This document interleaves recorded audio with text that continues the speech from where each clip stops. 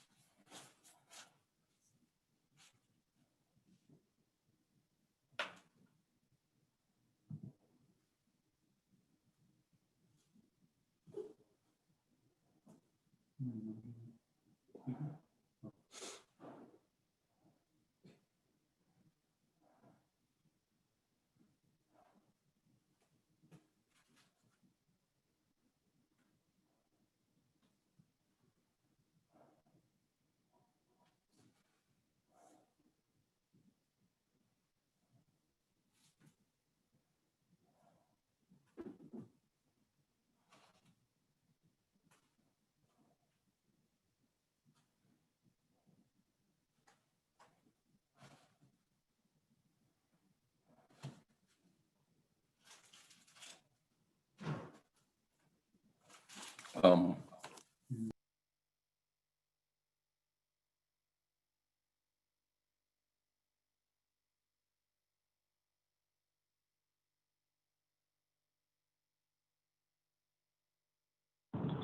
Good morning. Delegate Rick is on the line.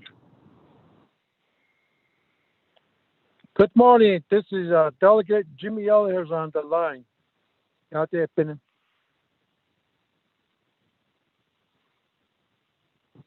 Yate Nantai. Yate ho.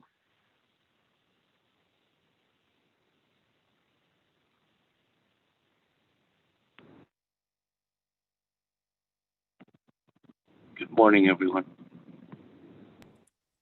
Good morning, everyone. Again, thank you very much for being with us here this morning. Looks like we have a quorum, or at least a two-committee rule, so we can get started. Again, Yate Bene to everyone listening in, not only to my colleagues of the 24th Navajo Nation Naabik'íyáti Committee, but also to all the staff members who are listening in, all the employees from the executive branch, judicial branch, and the legislative branch, and then also to Mr. President, Vice President. Good morning, Madam Chief Justice. Good morning. And good morning to all the chapters out there who are listening in too as well, and all our community members and everybody outside the Four Sacred Mountains. I know we have usual visitors, our listeners that are listening in from all over the world. So again, good morning. Thank you for being here with us. Today's a regular meeting for the Naabik'íyáti Committee of the 24th Navajo Nation Council. This meeting is going to be held via telecommunications this morning I'm here in Winter Rock, Arizona, at the capital of the Navajo Nation. I have my colleagues throughout the Navajo Nation who are calling in from their local communities. So thank you very much, colleagues. Today's date is Thursday, January 14th, 2021. The time now is 10:09 a.m. There's a proposed agenda before that was sent out, and that proposed agenda will become a full official agenda after we approve it. Presiding is myself, Seth Damon, Speaker of the 24th Navajo Nation Council. So with that, I called the meeting to order at 10:09 a.m. this morning. So order officially get us going, we need a roll call. So let's go ahead and get a roll call. Ms. Nota, you get a roll call, then we'll go on down to an invocation. Good morning, honorable members. Honorable Elmer Begay. Honorable Key Allen Begay Jr. Honorable Paul Begay.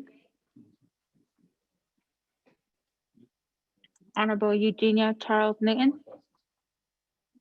Delegate Newton is present from Cuba City, Arizona.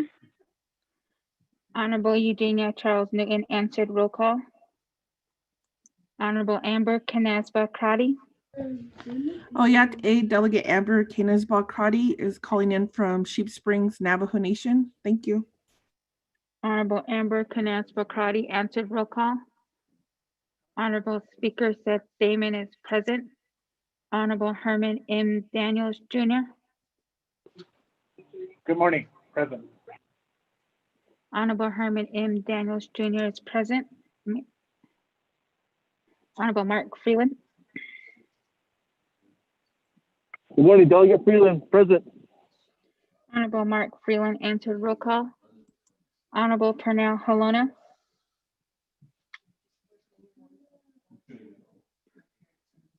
Honorable Jamie Henyo.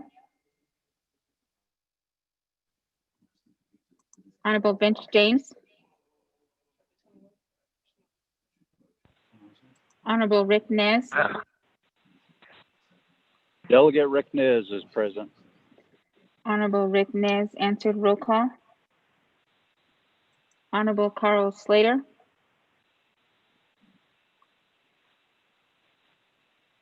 Honorable Raymond Smith Jr. Honorable present. Honorable Raymond Smith Jr. answered roll call. Honorable Wilson Stewart Jr. Good morning, present. Honorable Wilson Stewart Jr. answered roll call. Honorable Charlene So. Delegate So present. Honorable Charlene So answered roll call. Honorable Daniel So.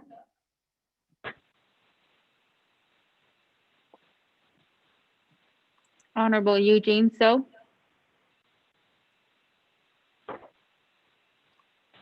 Honorable Otto So. Honorable Thomas Walker Jr. Honorable Edison Winika.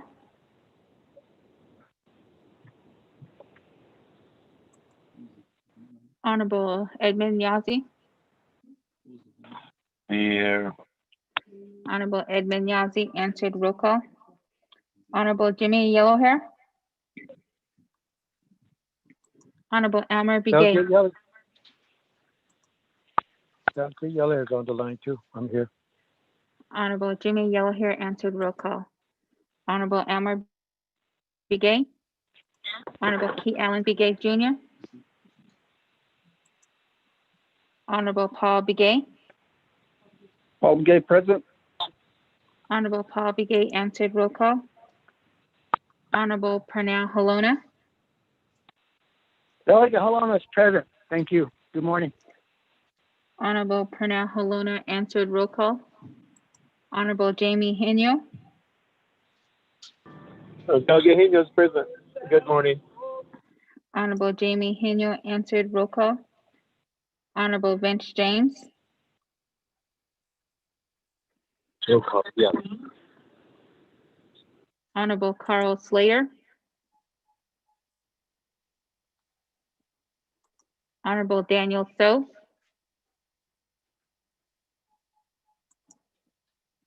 Honorable Eugene So. Honorable Otto So. Otto So is present for Tuba City, downtown Tuba City. Thank you. Honorable Otto So answered. Roll call. Honorable Thomas Walker Jr.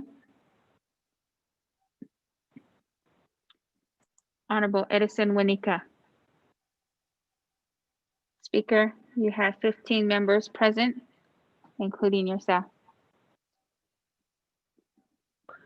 Good morning. This is Delegate Elmer Begay calling in. Honorable Elmer Begay answered. Roll call. 16 members present. This is Thomas Walker calling in.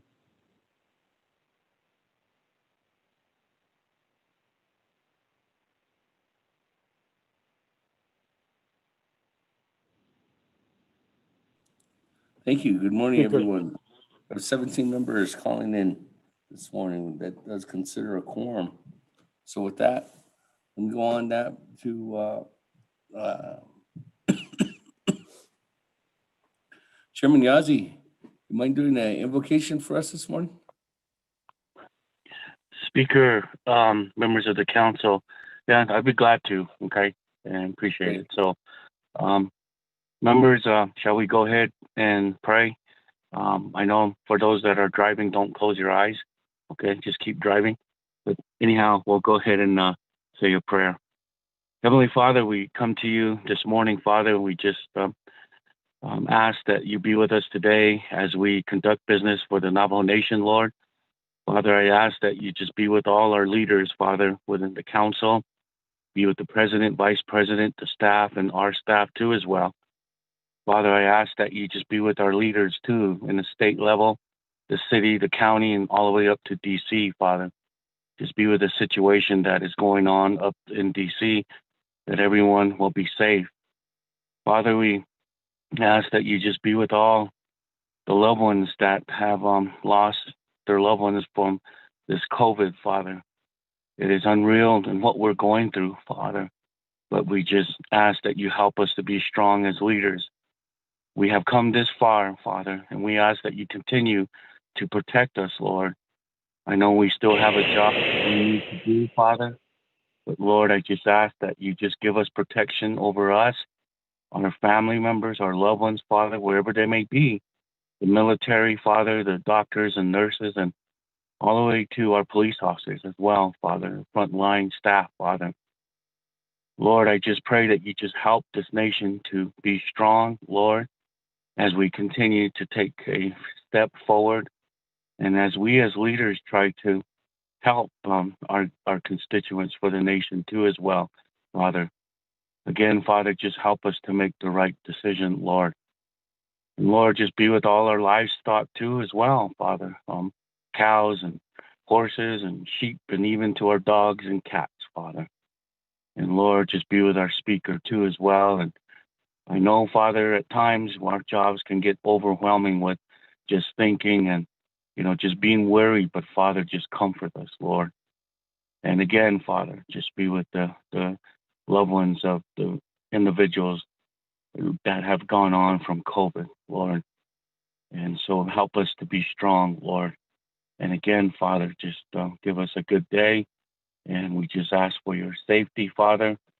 And Lord, just give us the guidance that we need, Father. And we thank you for what you have done for us, Father. And this we pray in the name of Jesus Christ. Amen. Speaker.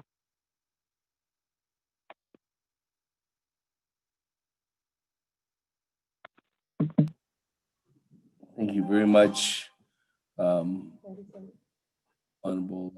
Chairman Yazzie, for that invocation this morning. And thank you very much for thinking of everyone. And thank you everyone for taking part in that invocation. So that, colleagues, let's go ahead and continue on as we did bless for the day and for the conduction of this meeting too as well.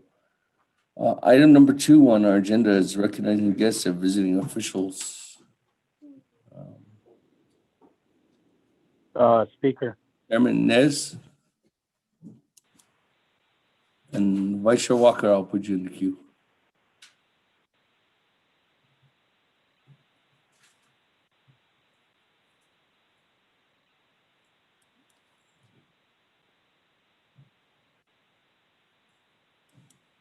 Chairman Nez.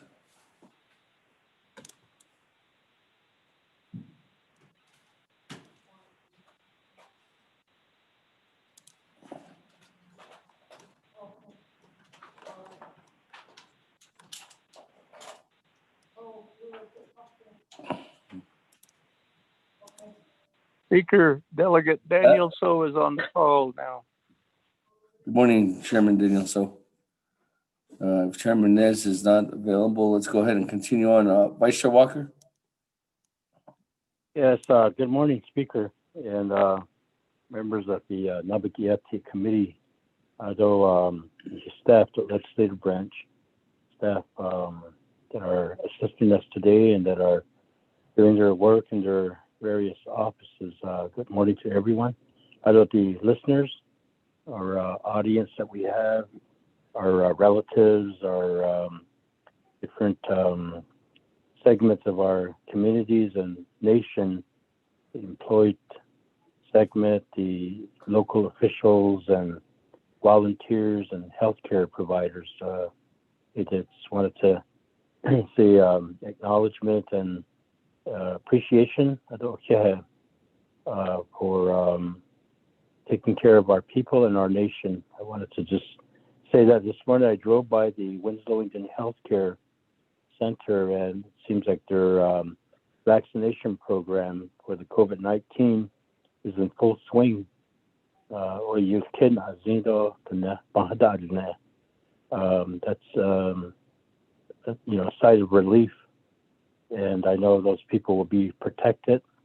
And in the coming days, there's more and more that will be receiving the vaccine dosages. So this is the beginning of closing that time period where we had to deal with a terrible pandemic, and it was pretty difficult 10 or more months with the echo. Just wanted to say that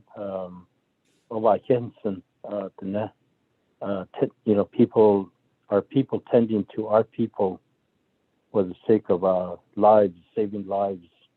I thought it was an awesome sight this morning. Hey, I want to say that, Speaker, and I'm on the call. I didn't answer the roll call. I tried fumbling with my phone. I was on mute to call. Thank you.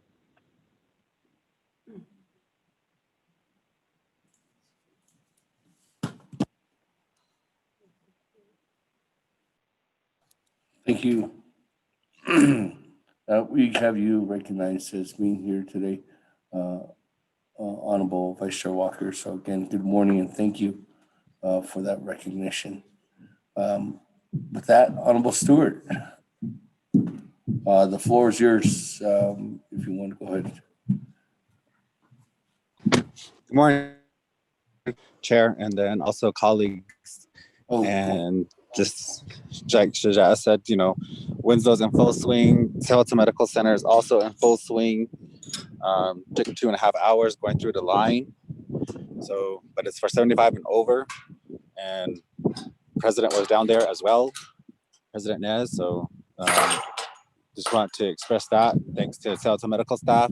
They have a good operation working with the Windsor Unified School District parking lot as well, and the security from both the hospital and the school are doing an awesome job getting the community members through. So thank you, Speaker.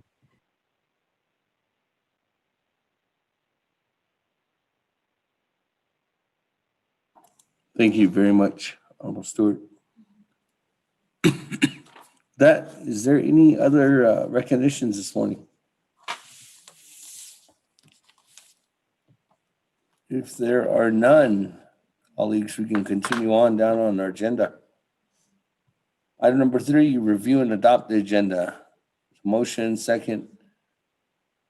Actually, before I get a motion, second. Mr. Rico, if you could read it into the record.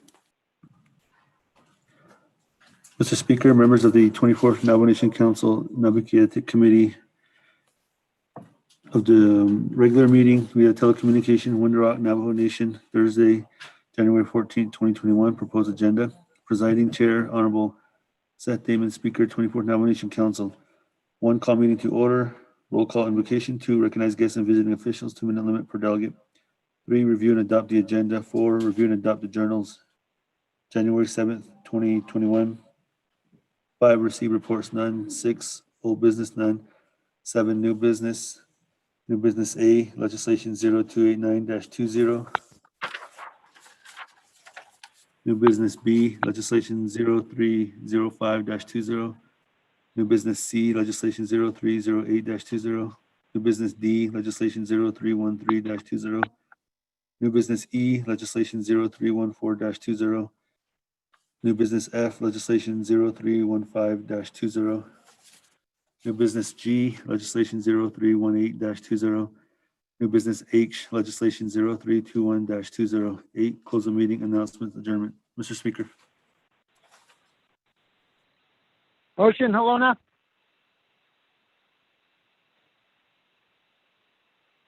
Second, Vice Chair Smith.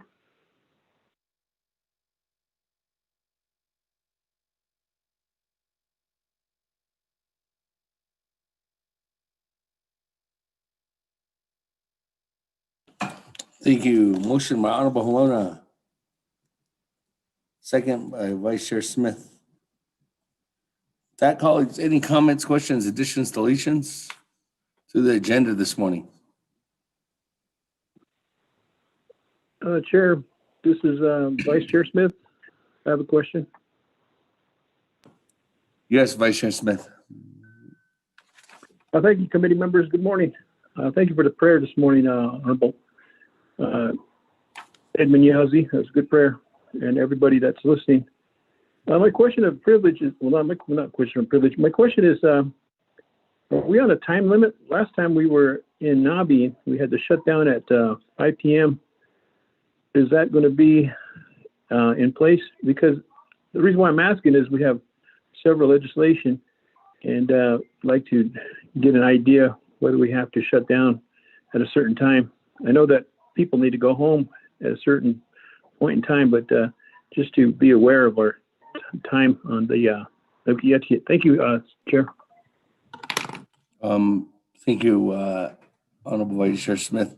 As of right now, there is no, we don't have to, the only reason why we had to shut down was one, that there was, we weren't going to have any kind of network services, so that we couldn't live stream, nor could we operate any kind of over the phone teleconferences with having an opening dialogue.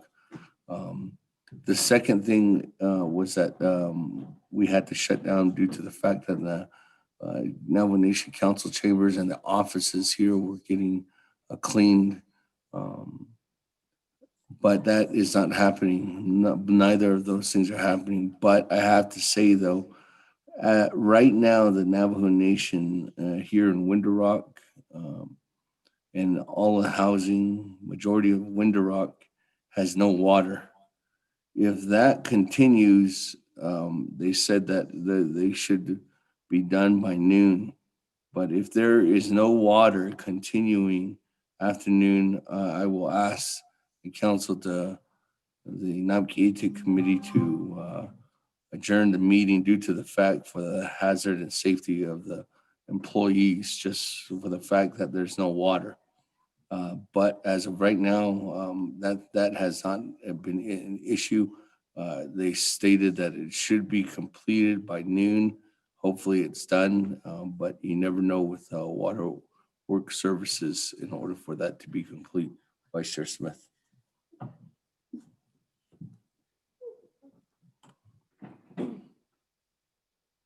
Any other comments, questions on the agenda? If there are none, we can go ahead and accept it. So let's go ahead and get a vote. Honorable Elmer Begay.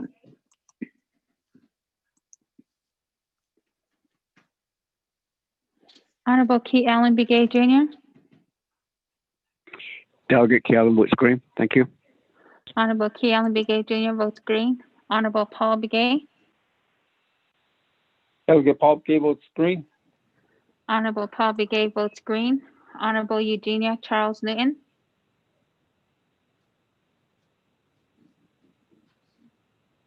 Honorable Amber Canesba Crotty.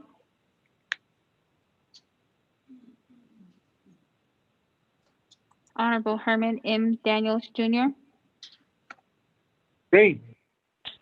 Honorable Herman M. Daniels Jr. votes green. Honorable Mark Freeland.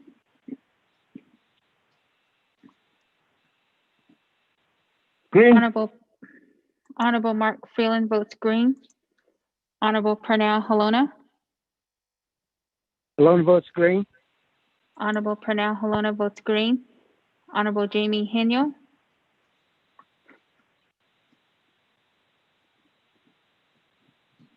Honorable Vince James. Honorable Rick Nez.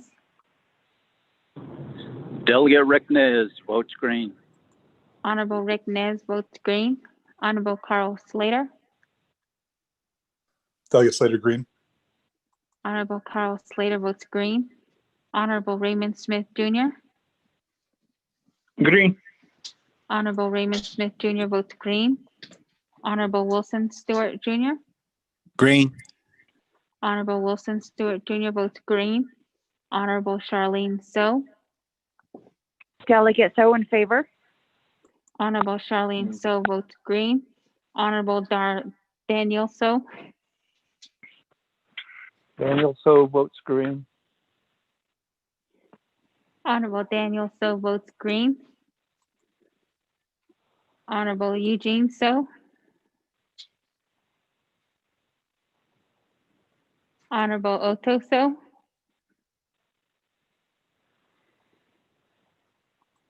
Honorable Thomas Walker Jr. Thomas Walker votes green. Thank you. Honorable Thomas Walker Jr. votes green. Honorable Edison Wanika.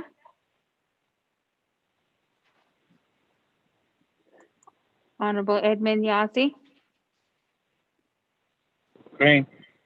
Honorable Edmund Yazzie votes green. Honorable Jimmy Yellowhair.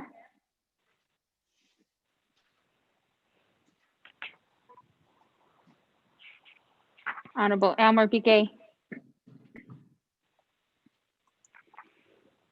Honorable Eugenia Charles Newton. Honorable Amber Canesba Crotty. Honorable Honorable Jamie Henyo. Henyo votes green. Honorable Jamie Henyo votes green. Honorable Vince James. Charles Newton votes green. Honorable Eugenia Charles Newton votes green. Honorable Eugene So. Honorable Otto So. I vote green. I got Honorable, off the force, so thank you. Honorable Otto So votes green. Honorable Edison Wanika. Green. Honorable Edison Wanika votes green. Honorable Jimmy Yellowhair. Delegate Yellowhair votes green. Honorable Jimmy Yellowhair votes green.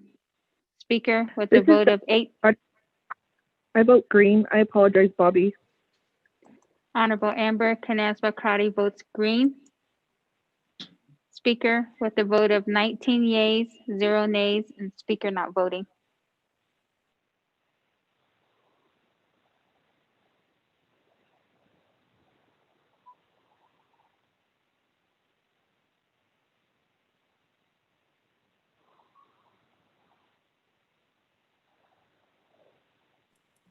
Thank you. With that, 19 in favor, 0 opposed. Chair not voting. Motion carries. Let's move on down to item number 4. We have an agenda before us. Reading and adopt the journals, January 7th, 2020, It's what we have. What's the will of the committee? Motion, Delegate Daniel So. Motion by Chairman Second, Daniel. Monica. Second, Alona. Motion by Chairman Daniel So. And then there's a second by Honorable Wanika. That colleagues, any comments, questions on the journals dated January 7th, 2021?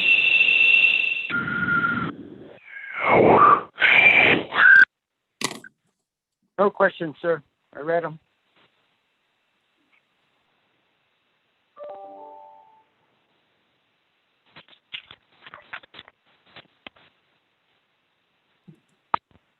Okay, thank you. There's nothing, let's go ahead and vote.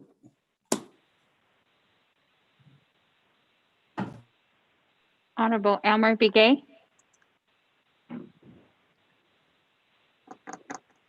Honorable Key Allen Begay Jr. Delegate Keala Woods Green. Thank you. Honorable Key Allen Begay Jr. votes green. Honorable Paul Begay. Delegate Paul Begay votes green. Thank you. Honorable Paul Begay votes green. Honorable Eugenia Charles Newton. Charles Newton votes green. Honorable Eugenia Charles Newton votes green. Honorable Amber Canespa Crotty. Delegate Amber Canesbaugh-Crotty votes green. Thank you. Honorable Amber Canespa Crotty votes green. Honorable Herman M. Daniels Jr. Green. Honorable Herman M. Daniels Jr. votes green. Honorable Mark Freeland.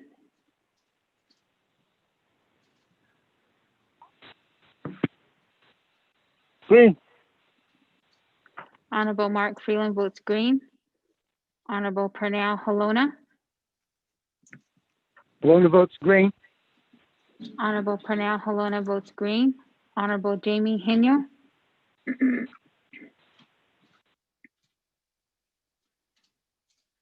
Honorable Vince James.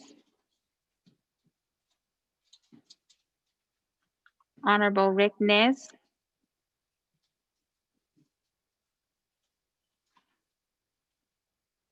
Honorable Carl Slater. Delegate Slater, green. Honorable Carl Slater votes green. Honorable Raymond Smith Jr. Green. Honorable Raymond Smith Jr. votes green. Honorable Wilson Stewart Jr. Green. Honorable Wilson Stewart Jr. votes green. Honorable Charlene So. Delegate So in favor. Honorable Charlene So votes green. Honorable Daniel So. Green. Honorable Daniel So votes green. Honorable Eugene So. Honorable Otto So. I vote green. Honorable Otto So votes green. Honorable Thomas Walker Jr. Thomas Walker votes green.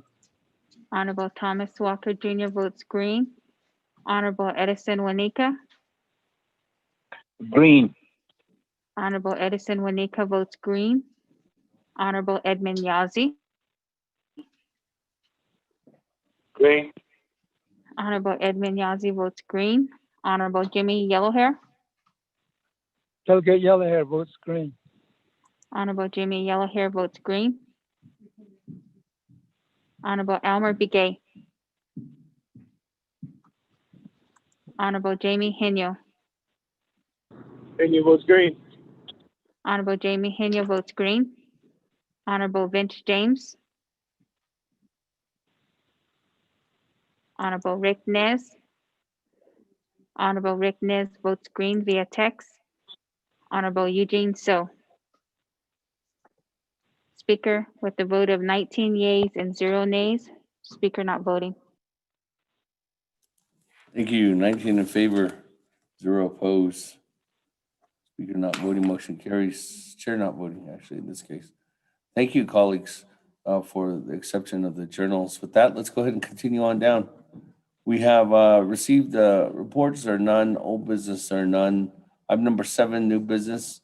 We have legislation 0289-20, and that is sponsored by Vice Chair Smith, co-sponsored by Honorable James, co-sponsored by Honorable Otto. So with that, Mr. Rico, if you could read it into the record.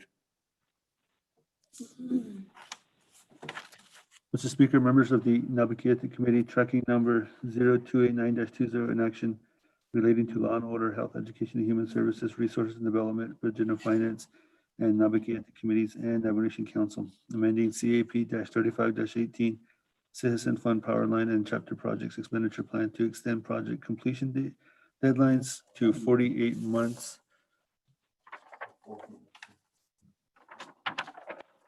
Sponsored by Honorable Raymond Smith Jr., co-sponsored by Honorable Vince James, co-sponsored by Honorable Otto. So you do have committee reports from the Law and Order Committee, Health, Education, and Human Services Committee, Resource and Development Committee, and Budget and Finance Committee. The Law and Order Committee recommend that it do pass with no amendment.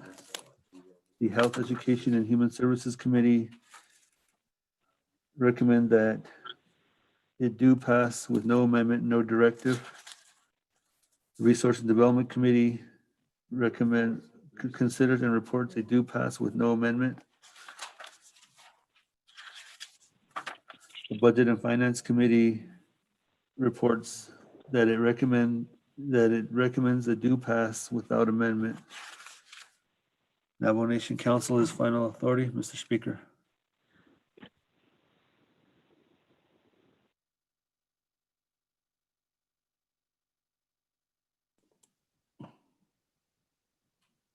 Thank you. That we'll go ahead and get is there a motion? Yellow hair. Motion by Honorable Yellow Hair. Morning, Honorable Yellow Hair. Second by Walker. Second by Walker. Good morning again, Vice Chair Walker.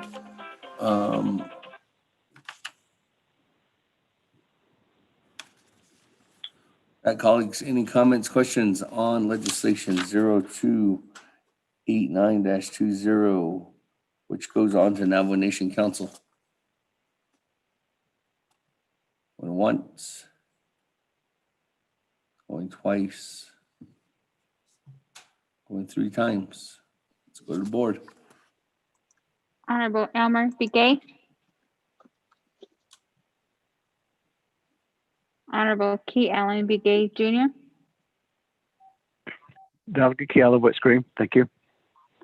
Honorable Key Allen Begay Jr. votes green. Honorable Paul Begay. Delegate Paul Begay votes green. Honorable Paul Begay votes green. Honorable Eugenia Charles Newton.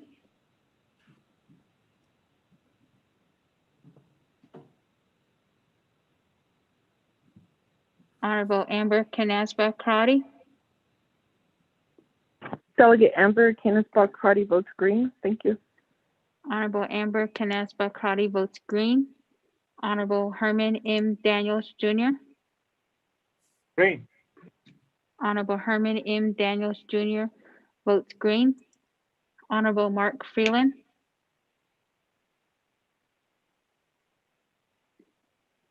Green. Honorable Mark Freeland votes green. Honorable Pernell Halona.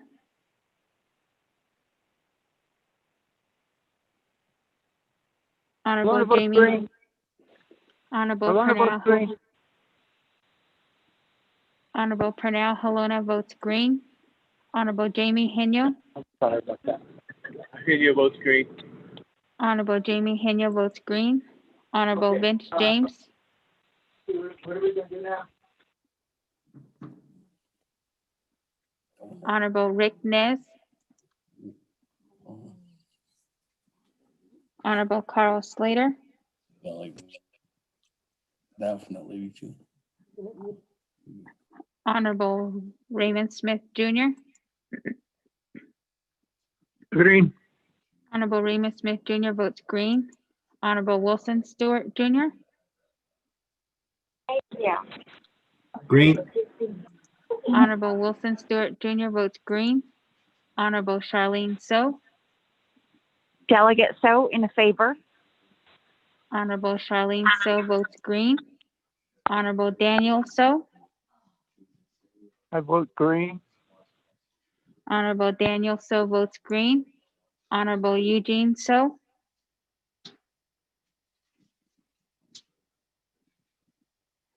Honorable Otto So. I vote green. Honorable Otto So votes green. Honorable Thomas Walker Jr. I vote green. Honorable Thomas Walker Jr. votes green. Honorable Edison Wanika. Green. Honorable Edison Wanika votes green. Honorable Edmund Yazi. Green.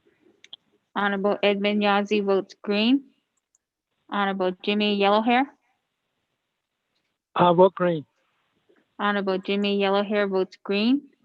Honorable Elmer Begay. Honorable Eugenia Charles Newton. Honorable Vince James. Honorable Rick Nez. Honorable Carl Slater. Delegate Slater, red. Honorable Carl Slater votes red. Honorable Eugene So.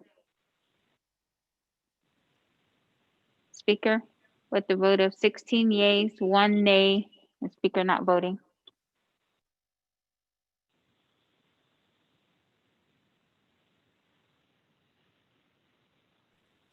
Okay, 16 in favor, 1 opposed.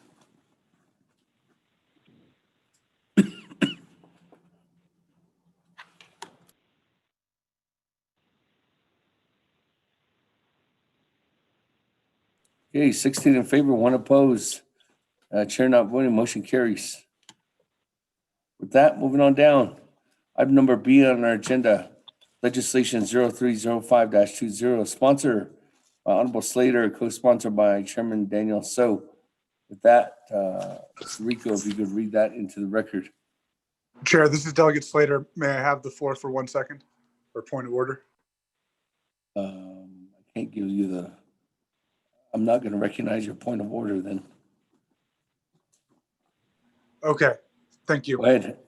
Before we go on, Honorable Slater. Thank you, Speaker. I asked that this legislation not be considered in the mix of things. I haven't had the opportunity to withdraw it, but the relevant deadline for the legislation passed at the end of October, and it's, I think, no longer necessary in the estimation of myself and Dodie. And I just ask that the committee not consider it today. It will be a fruitless endeavor. Point of order. Point of order. Vice Chair Smith.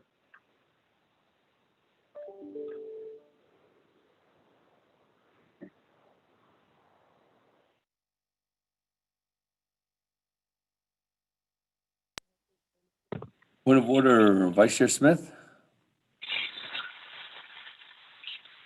Chairman Damon and Naabik'íyáti committee members, when we were adopting agenda, that's the time to either delete, add, or remove.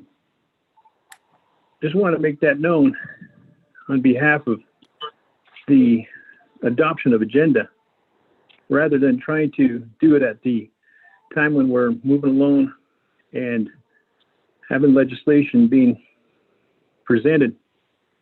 Thank you, Chair.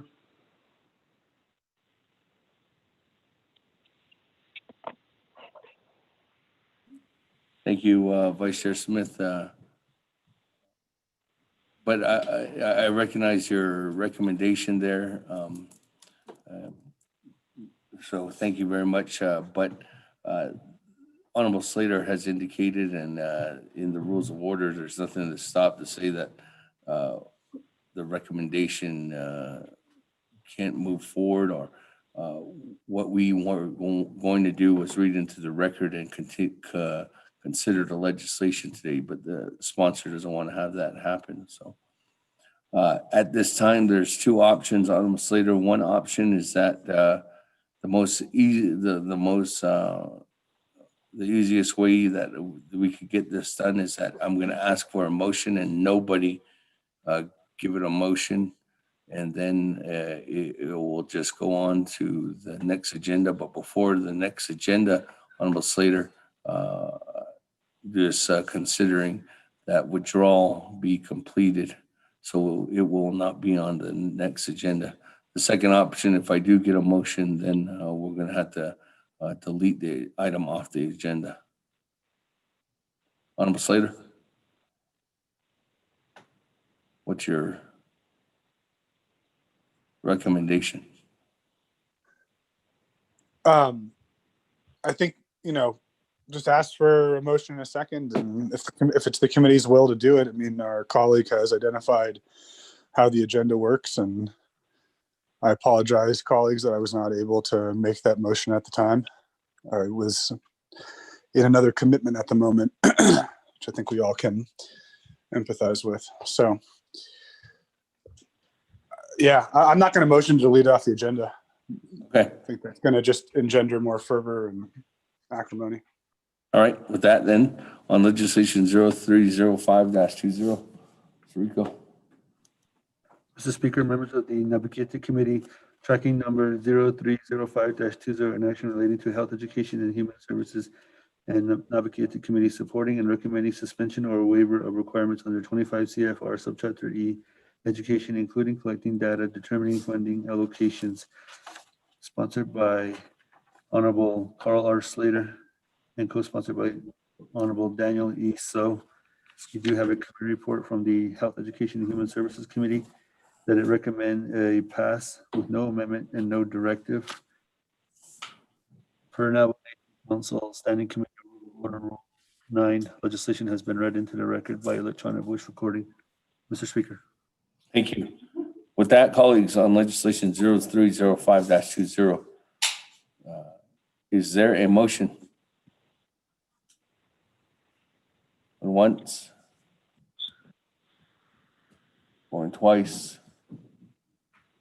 Yellow hair. Delegate Yellow hair motion. Honorable Yellow Hair is a motion. Is there a second? Going once, going twice, going three times. There's no second. Okay, moving on then. That item number C, legislation 0308-20, sponsored by Honorable Stewart. That, Mr. Rico, if you could read that into the record. Speaker Damon, point of privilege, Delegate Rick Nez. What a privilege, Chairman Nez. I was muted. I was trying to say second for the legislation for Honorable Stewart.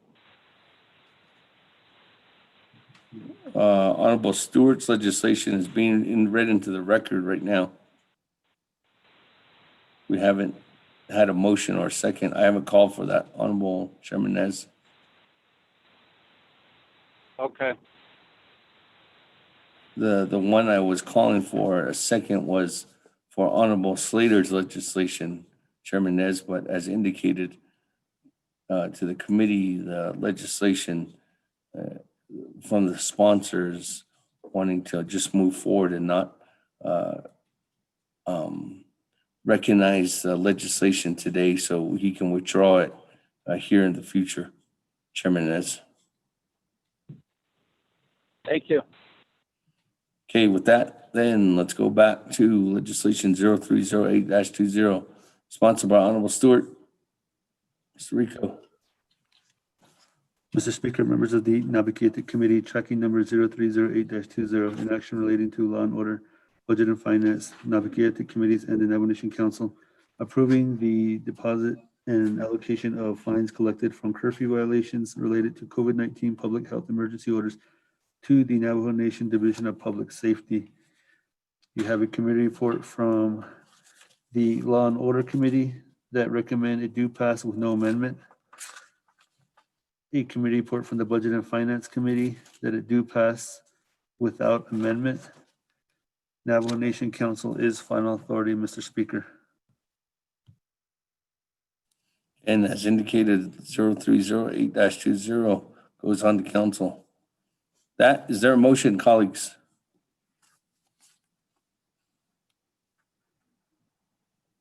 Motion going once. Motion by Delegate Vice Chair Smith, Ricknez, Chairman Nez. second Is there a Vice Chair second? Smith. Second by Vice Chair Miguel Smith. here. That, colleagues, any comments, questions on legislation 0308-20? Going once. Going twice. Going three times. Vote on legislation 0308-20. Ms. Nota, roll call. Honorable Elmer Begay,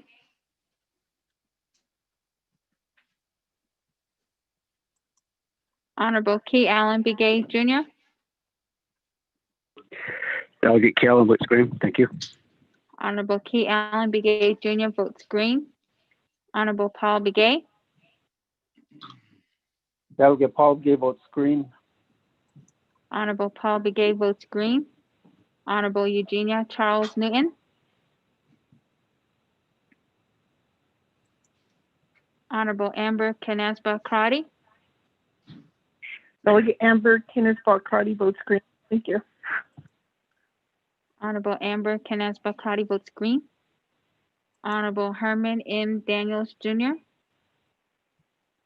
Green.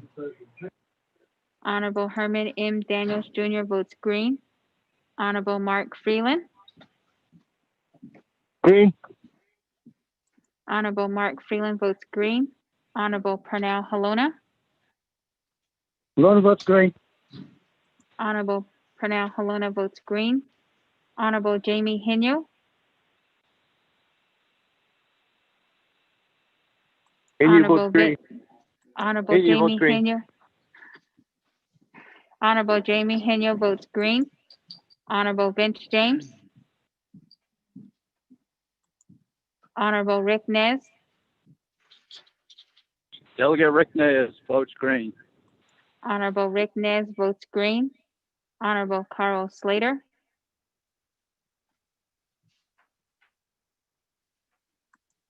Honorable Raymond Smith Jr., Green. Honorable Raymond Smith Jr. votes green. Honorable Wilson Stewart Jr., Green. Honorable Wilson Stewart Jr. votes green. Honorable Charlene So, I vote green. Honorable Charlene So votes green. Honorable Daniel So, Daniel So votes green. Honorable Daniel So votes green. Honorable Eugene So, Honorable Otto So,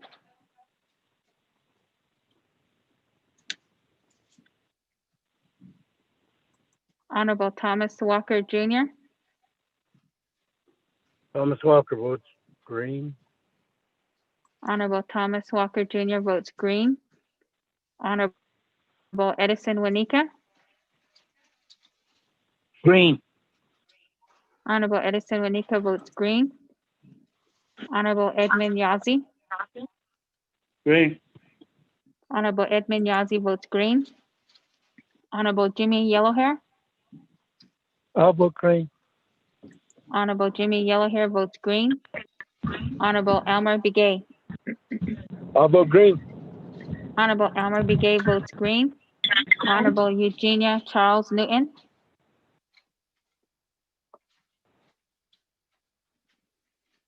Honorable Vince James, Honorable Carl Slater, Charles Newton votes green. Honorable Delegate Slater, Eugenia green. Charles, Honorable Eugenia Charles Newton votes green. Honorable Carl Slater votes green. Honorable Eugene So, Honorable Otto So, Also votes green. Honorable Otto So votes green. Speaker, with a vote of 20 yeas and 0 nays, speaker not voting.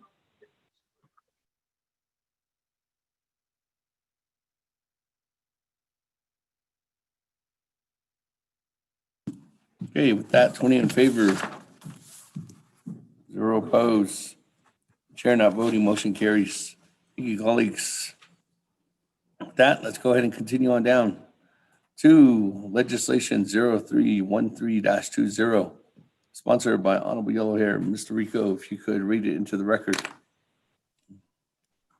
Mr. Speaker, members of the Naabik'íyáti Committee, tracking number 0313-20, an action relating to resource and development, budget and finance, Naabik'íyáti Committees and Navajo Nation Council, allocating $19,500,000 in the citizen funds to the Navajo Division of Transportation for the N8031/N4 road project, approving and adopting the N8031/N4 road project expenditure plan pursuant to 12 NNC section 2501 to 2508,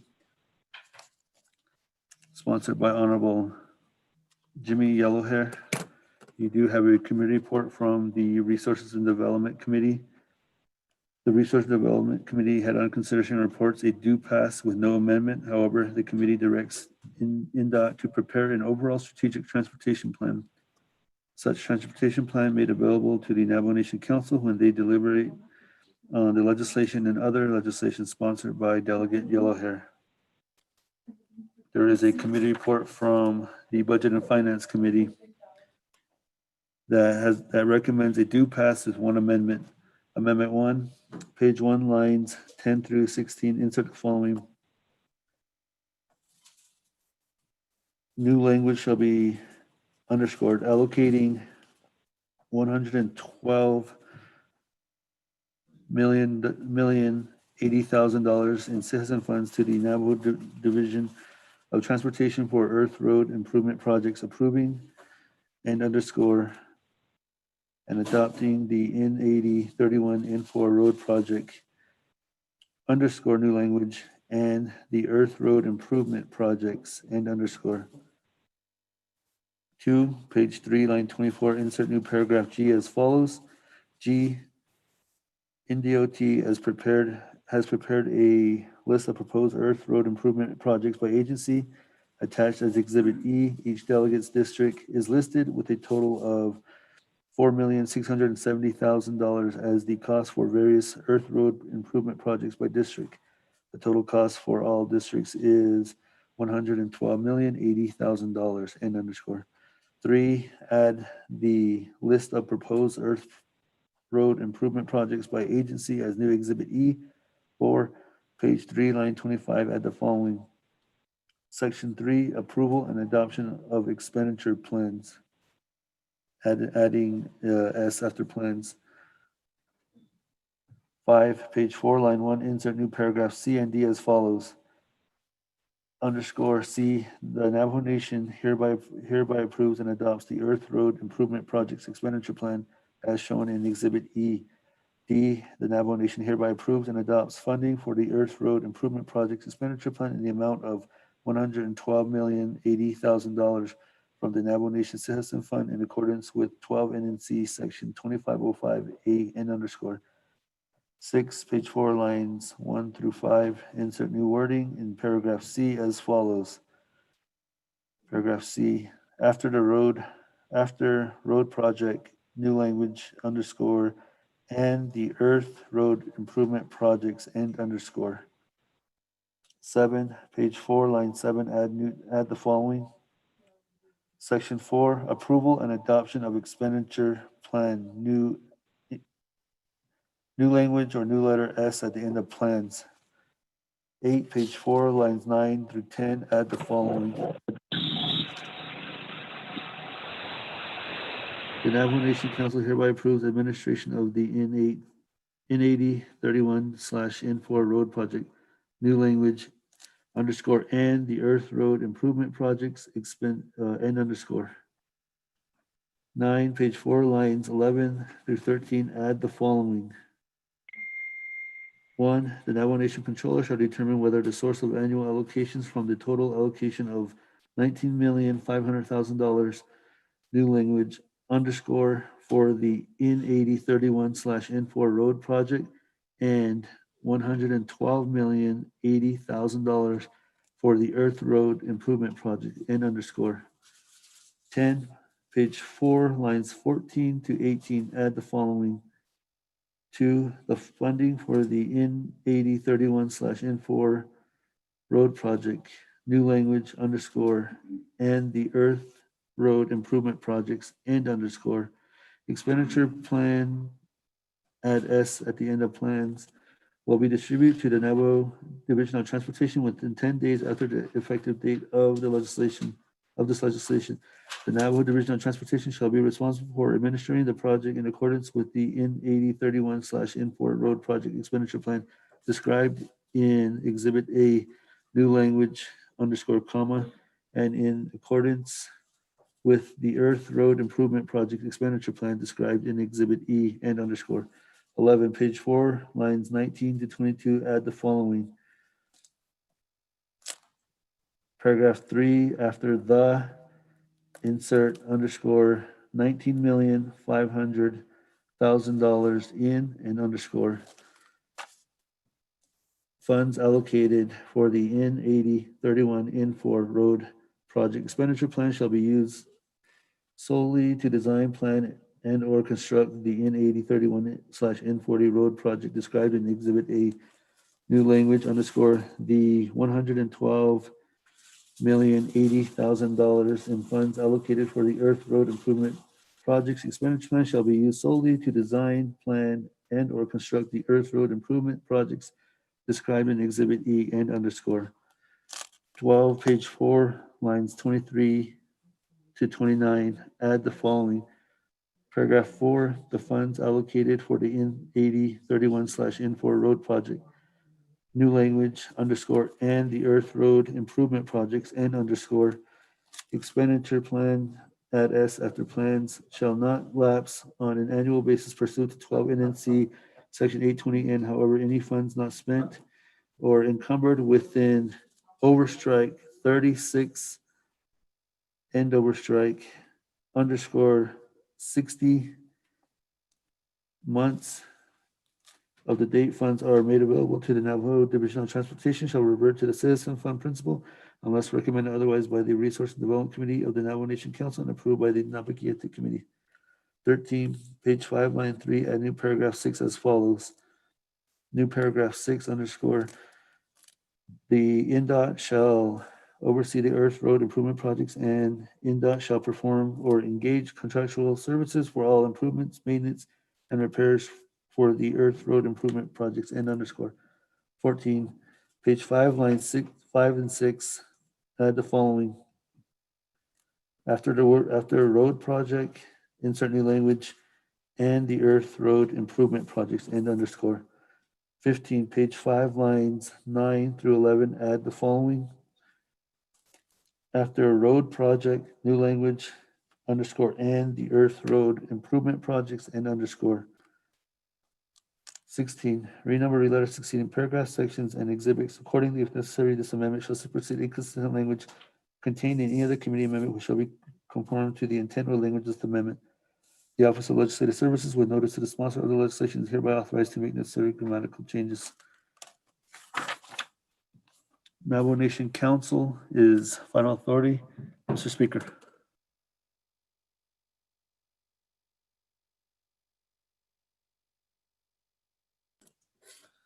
Colleagues.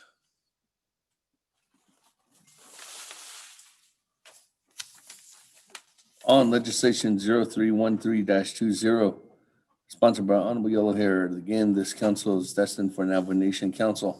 There's a motion by Honorable Naabik'íyáti. Is there a second? Eugene So. Honorable Eugene So. Colleagues, any comments, questions on legislation 0313-20? Mr. Speaker, this is Daniel. Yes. Okay, with that, Honorable Yellow Hair, floor is yours.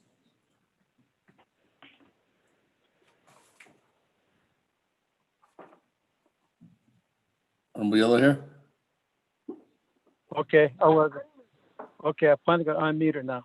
Okay, now, say, Shanant, speaker, Nhasan Tahe, Pesas, Anaya Tigi. I don't know that I found so. Nadine, Ben Hitachi, Navanishin Council, my colleagues. Yat Ependo, Yat Dide Tingi Koro, Aquije, Yabayat, Kadatash Latina, Haita, and Nakaya is still very nice.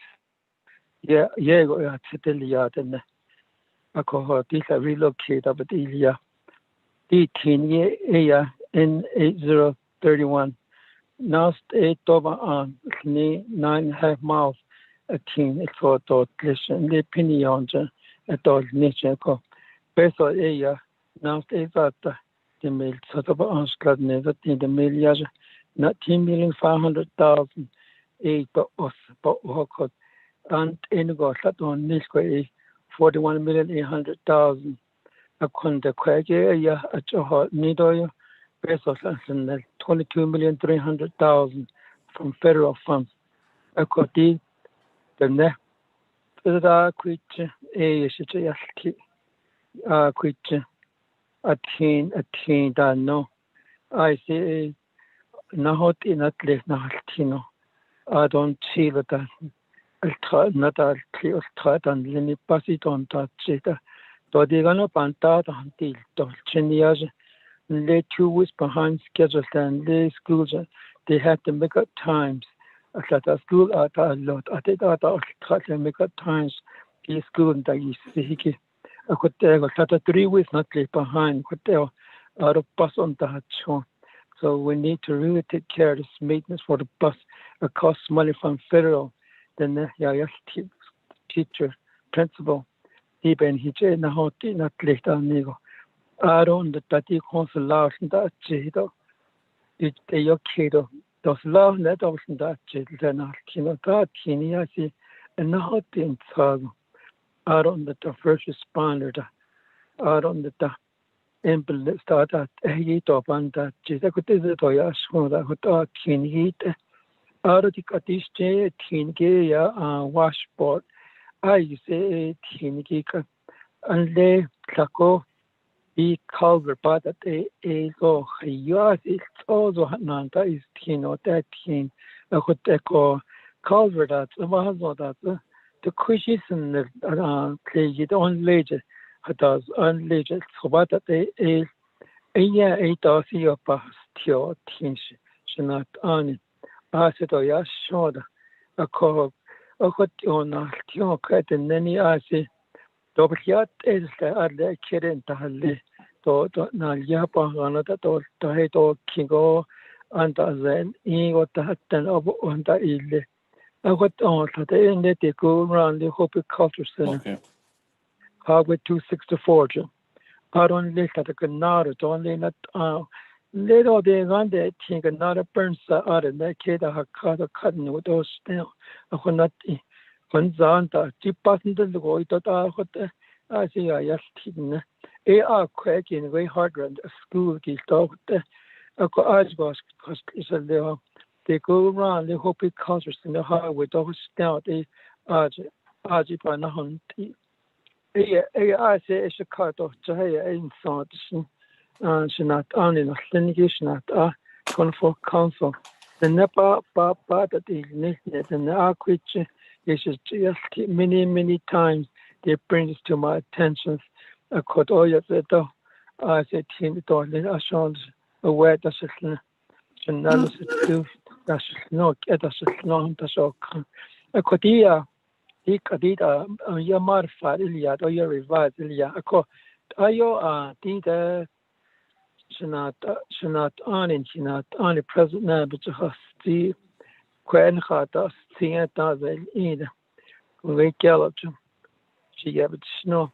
Oh, not la, do not lie, is to hot see. These in the door, no, let's work on it this summer at the day. Watch for us, Hozo. So it's a you should Hozo. Sad of us to the other hand, she should Hozo. I would, she should hot see, Kodika. The dirt road is 112,080,000. I know the North Carolina and so on. Just like I got in here, when they start doing bandwagon, they call you the legislation, you all in the home. Of course, thousand when I was a teacher. I watch my leaders when they do it, they overwhelm these overloading the legislation. At the tail end, I have seen at then also disapprove now the but they are the 108 on there. John that the nail to the cost of 112 million 80,000 so at Kisago, but they all bigger, of course. Nihit Kudisha or Lishan Janssen. When Sapaha stood up, I like to also my helper, Garrett Silversmith, Division Director, and his staff, Bradley, and also Black Horse. They're on the line, and others. About the Shanat Ani speaker. Thank you very much for giving me time. This is a great opportunity today for New Year. We don't want to be a failure. God bless you all. It's not about all this. Shanat Ani to the chamber. I'll go back on mail and return to speaker and let the give floor to Mr. Garrett Silverson. Thanks a million. Yeah.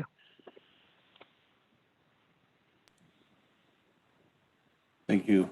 That Honorable Yellow Hair.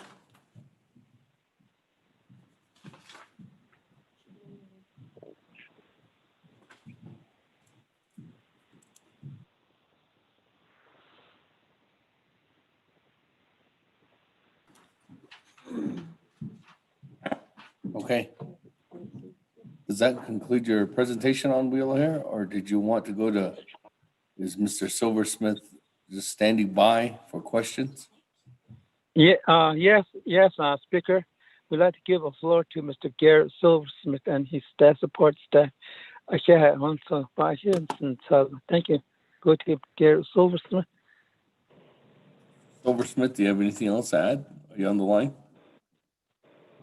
Greetings, Speaker Damon. Can you hear me? This is Garrett Silversmith. Yes, you can. Oh. Okay. Again, Yate, Honorable Delegate Speaker Damon, and honorable members of the 24th Navajo Nation Council, Honorable Delegate Yellow Hair, for presenting this legislation 0313-20. Garrett Silversmith in Shiak Kachini Shin Bashichi Aro Torichini Dashiche Hanawahni Nashanala. Thank you for giving this brief moment to present some supporting information to this route here, 8031, that starts, it ends and begins and ends, whichever way you want to look at it, from Pinon, Arizona, all the way to Hard Rock, Arizona, for a total of just under 15 miles. Presently, within our Federal Highway Administration funds that we have received recently, we have some funds identified for this route for eventual improvements of this route. And we have that amount available, $22.3 million. However, the legislation that Honorable Delegate Yellow Hair is pursuing is to enhance, to further improve, to supplement the improvements, the existing improvements that we have planned for this route. The present scope of work does not include asphalt paving for this entire route. So therefore, we have a shortage of funds.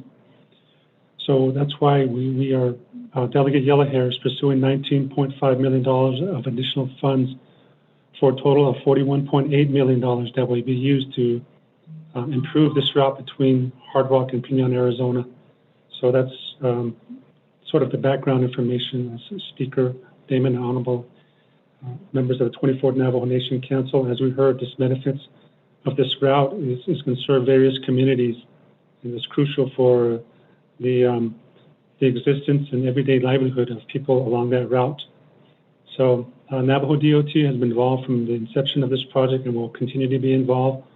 Also, the BIA Navajo Region Office has been involved from the beginning, and also the Hopi agency, BIA, has been involved. So all three entities plus other entities, we've been advancing this progress of this project as best as we can. So Navajo DOT stands further available to provide technical assistance under our Tribal Transportation Program as stipulated within our Federal Highway Administration. So in brief, Speaker Damon, thank you for this opportunity on behalf of Navajo Division of Transportation. Thank you. Thank you, Mr. Silversmith. Thank you for you and your team members to being on the line too as well. With that, colleagues, we do have a motion. We have a second. And let me go ahead and go to the floor. I do have Honorable Daniels. Honorable Daniels, floor is yours. Thank you, Mr. Chair.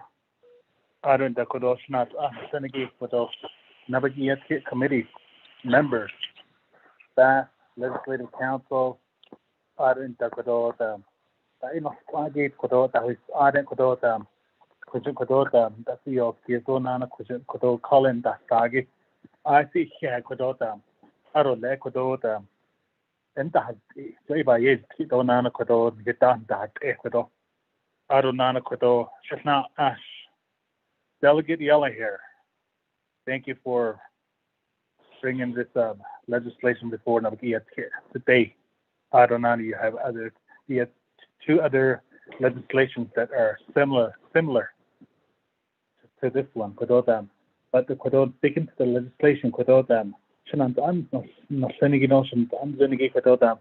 Delegate Yella here. Kodo Arunta, you have your agent to Kodo in that. Ajuda in Nish Kodo Shasna Ash. Mr. Silversmith, Kodo Nikashapan, Naso Kia Kodo, Ado Kodo Nagaitam, Onash Ego Kodo Nagaitam, these legislation, I knew that as delegate, a Kodo Juben Hoti to this sponsor legislation, to drop a legislation and whatnot. But Kodo Nagaitam, Pesona, Maliki, so Kodo, I see Kodo, Papansa case, Sobansa case, Kodo. Nagay Kodo Gipeso I Yego she Yardanek from Iban Bantas case Kodo. I don't know what it's gonna be like next year with on the FY 2022, 23, 24. Johan Zaba that's case of that did. I don't know Kodo Nagata send the Nelixi a Hanel not or that Kashi Hanel not as of today as we're speaking without them. The Quishi beats and the Shunqui, I don't know Kododam, Beso, okay, the Kododam, and legislation Kodo, get off again again. I knew what Ecuador and does the Ani Kodo. So I signed in a hot and from Papan, best case Kodo. I don't know Kodo, that was Argo, the Eastern Agency, Northern Agency, Central Agency, Western, and I don't know 45. Llego and that the other according to Kododa, like in my area, my region, Kododa, the 4 chapters that I represent, I yell team and that the other, especially the road between Ojeto and Navajo Mountain. There's a road, a tall mountain, also Paiute Mesa Road. So I'll say about Maggie, Ecuador Shashan Ash. The hotel teen, I see Natch Edge of Badan, Shingo. That road gets sandy. That's say in a hot I don't know in the winter season. When it snows, there's people they can't get out. So that that's physical. So Kodona at the last Naabik'íyáti committee meeting that Yati Kodon Hitan till I remember referring these legislations for a work session. I was there for the whole Navajo Nation. The 24 delegate regions. I'm trying to remember what has been said at that time, but I remember referring these legislations back to for a work session, and she agreed to that motion. So I see that he's now these need so Karina Sunana Nisako. So the great these legislations are destined for Navajo Nation Council. I see the is Kanda okay zone so the what indeed in the great amendments. So Shido no Banda is the given not the snatty she don't know the great basic so he could on dish. She's in my region, so not a husband or what on Mexico.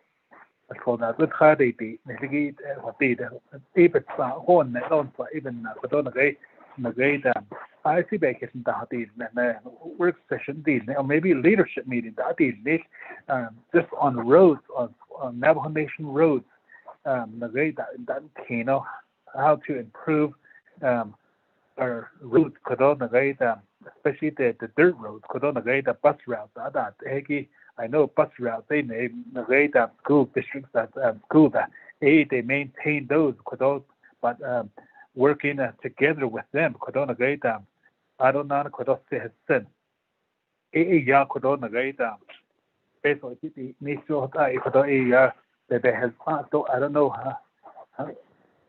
how much of the dollars are going to be matched with this with these the numbers that are on the legislation could on a great could a job vacation down these men for you could on a great are they can of all the legislation it's over $28 million. So that's a lot of money could on a great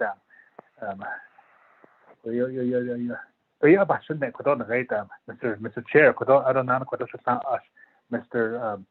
Delegate Yellowhair could the sponsor of the legislation could so Hazoba City could Hazoti Nisi could so Azoba is now the meant for you in the work session leadership meeting I think some dollars they could so it is about I don't I hear horse egg can't see so I think it's on that side on the call the rate the rate $100 million they have spent their last year I hear horse egg we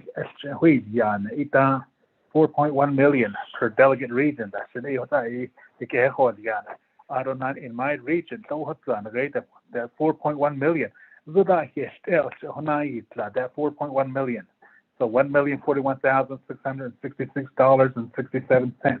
When the 4 chapters that I represent. So that I can a case with so bad so put it on at the central level. So what I see for those that I can still big case of the Zondo ethical.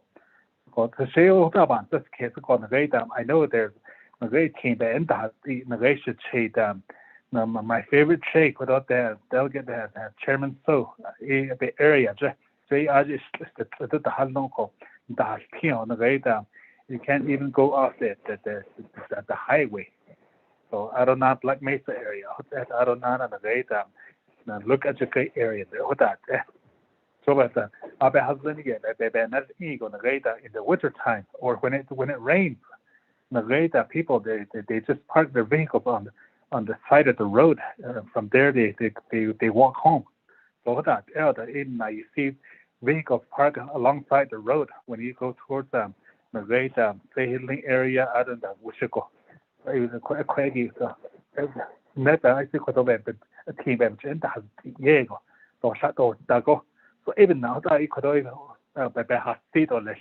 So do that the sneed at the but could I host ego can see case or less so the snow at the snake could Shashan Ash Delegate Yellowhair could I don't know could Shanat Senegi for the street could Mr. Chair, thank you very much.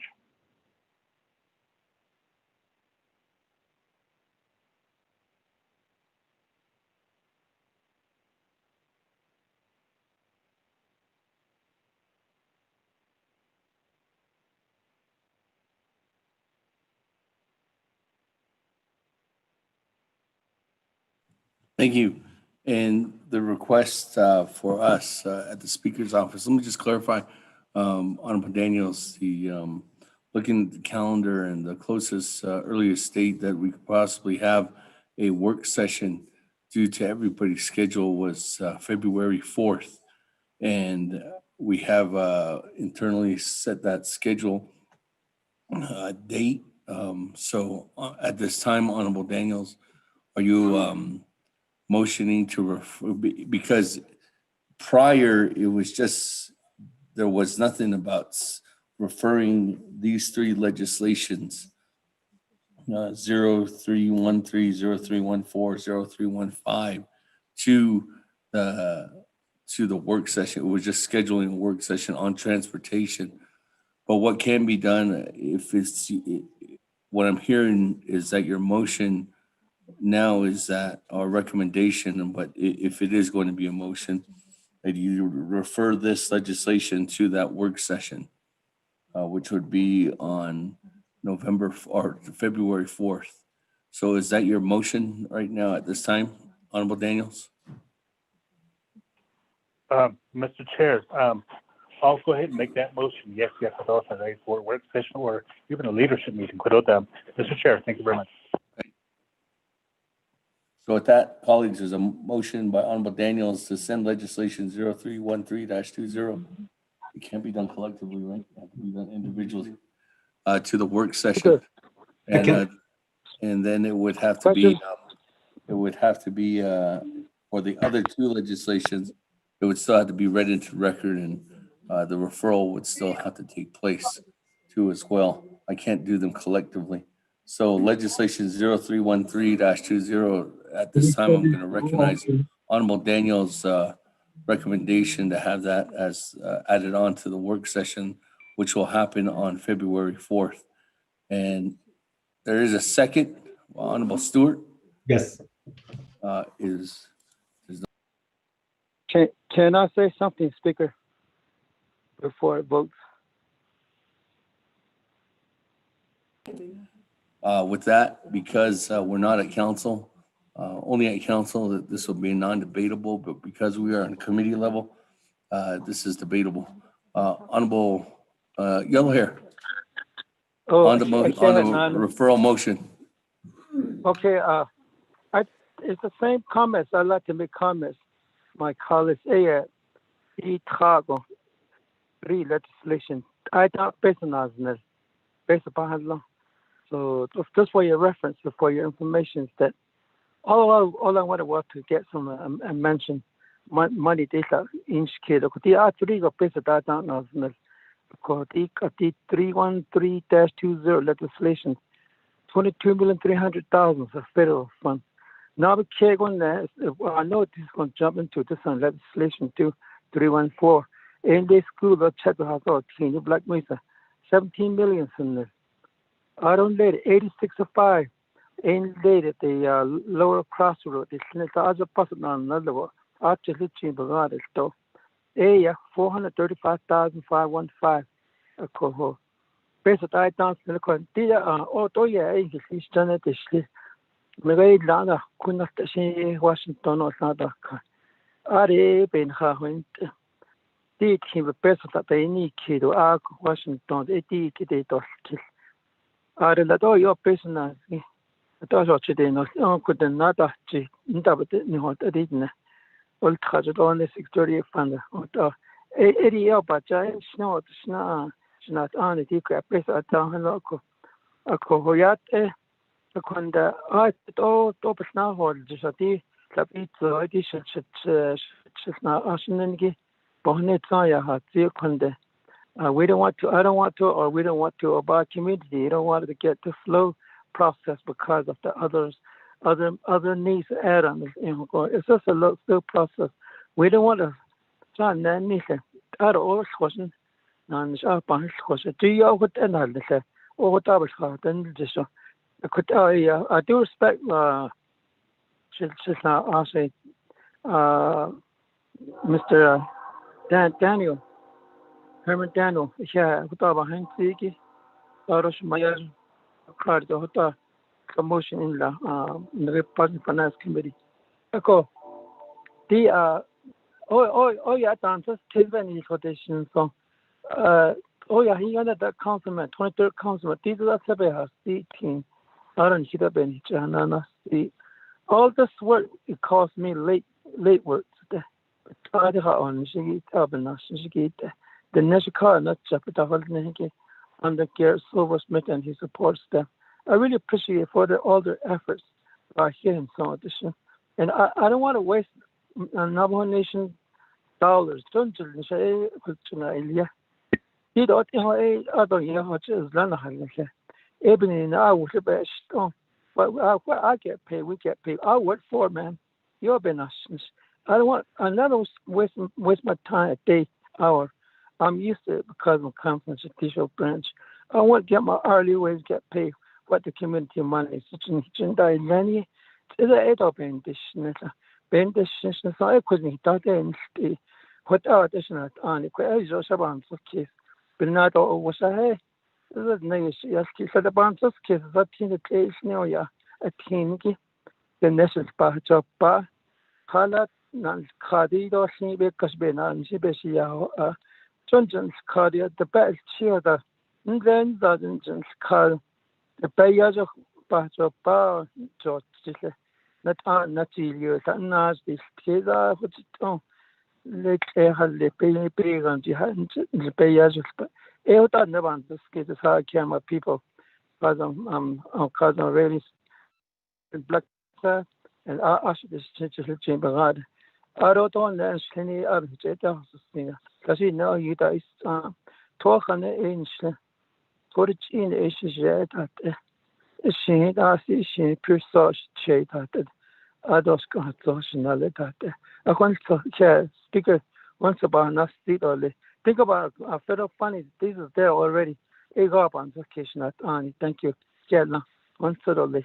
Unless somebody want to talk again, Mr. Gersos was fine. Appreciate it. God bless his staff here. Once so Ishlaway. Thank you very much, Speaker. Go back on mute now. Thank you. That on the referral motion. Thank you, Honorable Jamil here. Next, I have Honorable Naabik'íyáti on the referral motion. Chairman, the Naabik'íyáti committee members need Linigi. Other Kodo legislation hidahni source. Other Kodo not not to basla not to nisle. The only request I make Kodo maybe NDOT is still on the line. Division of Navajo Nation Division of Transportation. There's some areas, Joe, all of us, 24 delegates need Liniki. We always advocate on behalf of our chapter, though our region. I believe this legislation is in that situation. I'm sure all of us can introduce legislation as such.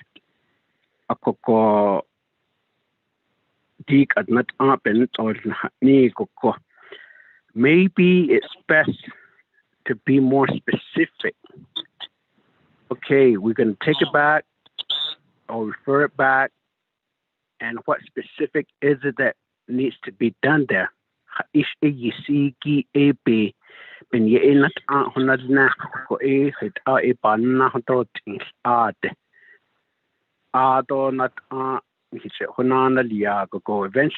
this legislation is going to come back before us again.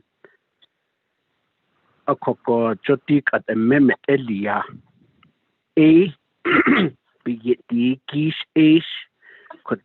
at Budget and Finance, be it the amendment will that address on some of the committees or some of the council members? Based on and over 100 million. Are those going to be divided up by the delegates region? Maybe if we go further and talk about that, maybe it could shed more light on that we may not need to refer this back. As an RDC member, having oversight to the transportation division, maybe provide the council, the committee, the overall process. We may want the thing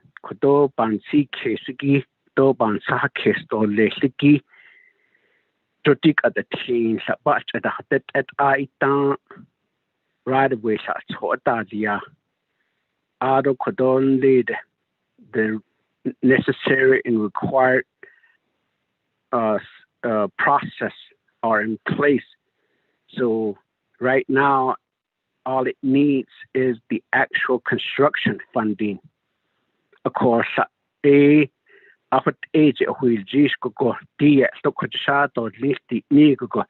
it's going to take several more years just to get it to the requirement of getting it project ready, so construction is just going to delay further of construction these roads. That's requesting Division of Transportation specifically these roads that we would like for our region. Certain roads mentioned in that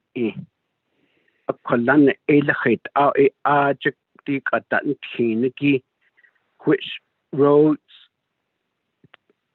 have completed everything, the right-of-way process, the art clearance, center lining, design, and all of that stuff. Maybe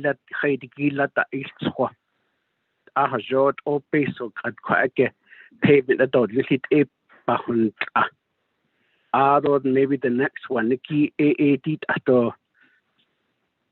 design at the right of way put that in another group. And then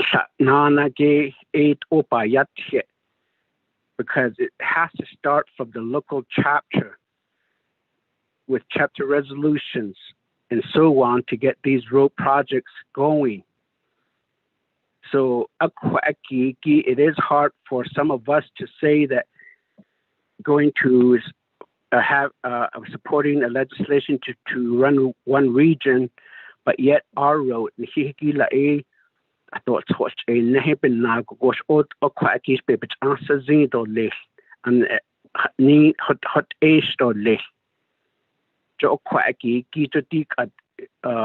working with the other tribes because a portion of this particular road runs through the Hopi Reservation, but it connects back to the Navajo Reservation. So the point is that this has been a cooperative way work that had been in place to get this particular road to where it's at right now.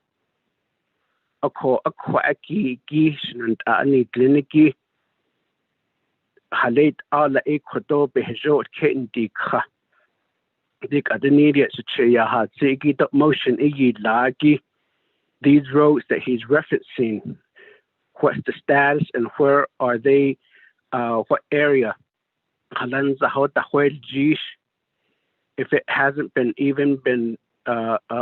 listed on the tribal BIA tip listing, I mean, what effort has each of the chapter had done?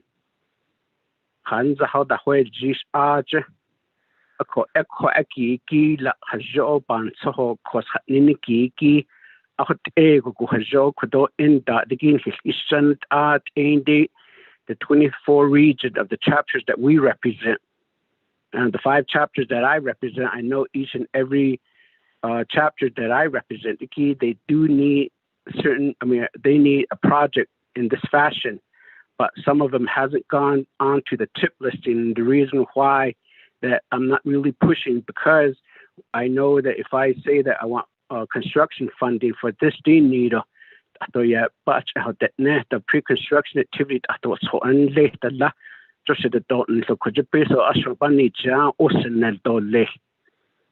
it takes years and years to get these roads to get it completed. So I think that would be more appropriate for us to, if we are going to refer this back, again, as an oversight, RDC members, being Gleniki, Khalid Allah, Hajo, Committee, Do, Hajo, Kodo, Department of Transportation, Hajon Hach, Ayit, La, Gugo, hot ago that's a baby not edit shato and here even if it's out of our district that we have to and somehow support improving a road pavement. I don't do could se has the base of the test either the UF base of base of a test either. I mean, this is the reason why, how, and how can the Navajo Nation continue to go back to BRA and start demanding to say that the 55 million annual allocation is not sufficient. Halit Alak at Aja in the Biden administration, ya al Deheki, Department of the Interior, BRA, Halit Ale Adan Aj, good like the Beso Yego Dit Ashato. For improvement the need out of the Quigo Peso Church another test consolidated appropriation at COVID-19 in the current administration at DC level that was signed into law and the specific funding that was allocated for tribes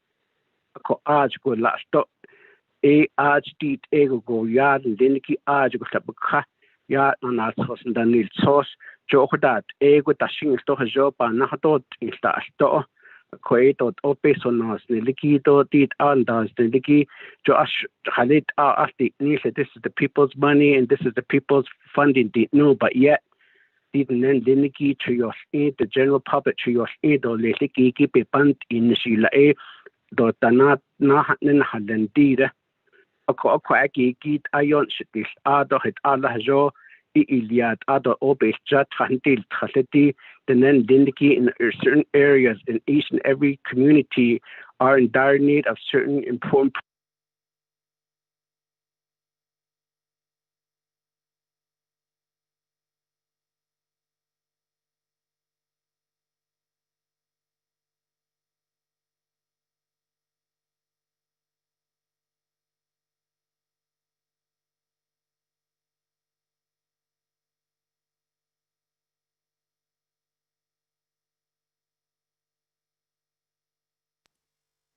Naabik'íyáti, I think his call has dropped. Texan? Yeah, he says his call's dropped. Get back on. I'll respond when he gets back on. Recommendations.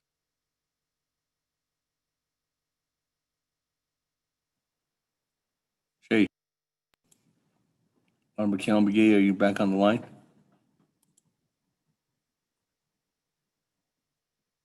Chairman, can you hear me? Yes. Okay. Well, let me go ahead and conclude my statement here. But I sincerely believe that this particular legislation should move forward in helping the people or the community, and even though people in certain areas is able to utilize this particular road. But the most important thing we always forget, Chairman, is the individual, the people that uses on a daily basis, which is our kids. Other than then, Lindiki Kodo, as a chida of Inigita. Other Kohit Ashin Kut a team Lindiki Cho Inigi, the connecting of these roads between certain communities. So it ash wanted all Kodo Papa na in Shkan, and Lindiki Ajokeda had Inigi, it a wishing Kunk at Yard and Lindiki do Kodo brother and Lindiki delegate yellow hair. I'm sure that he's not doing this just for his own purpose, but more of a demand and the input by the local community, the chapter officials. So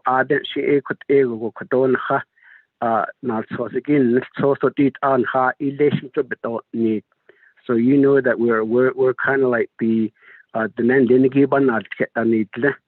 Koko Ada, Koko 8, and then Diniki did out in relation to the need or than hit the good legislations introduced a date in it.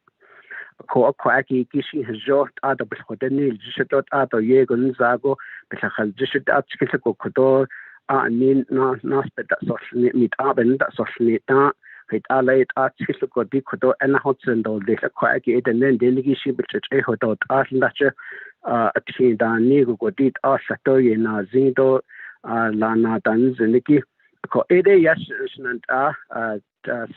Chairman Damon. Again, I apologize for taking up too much time, but I'm trying to make a point and advocate on behalf of the community that we represent from the central agency.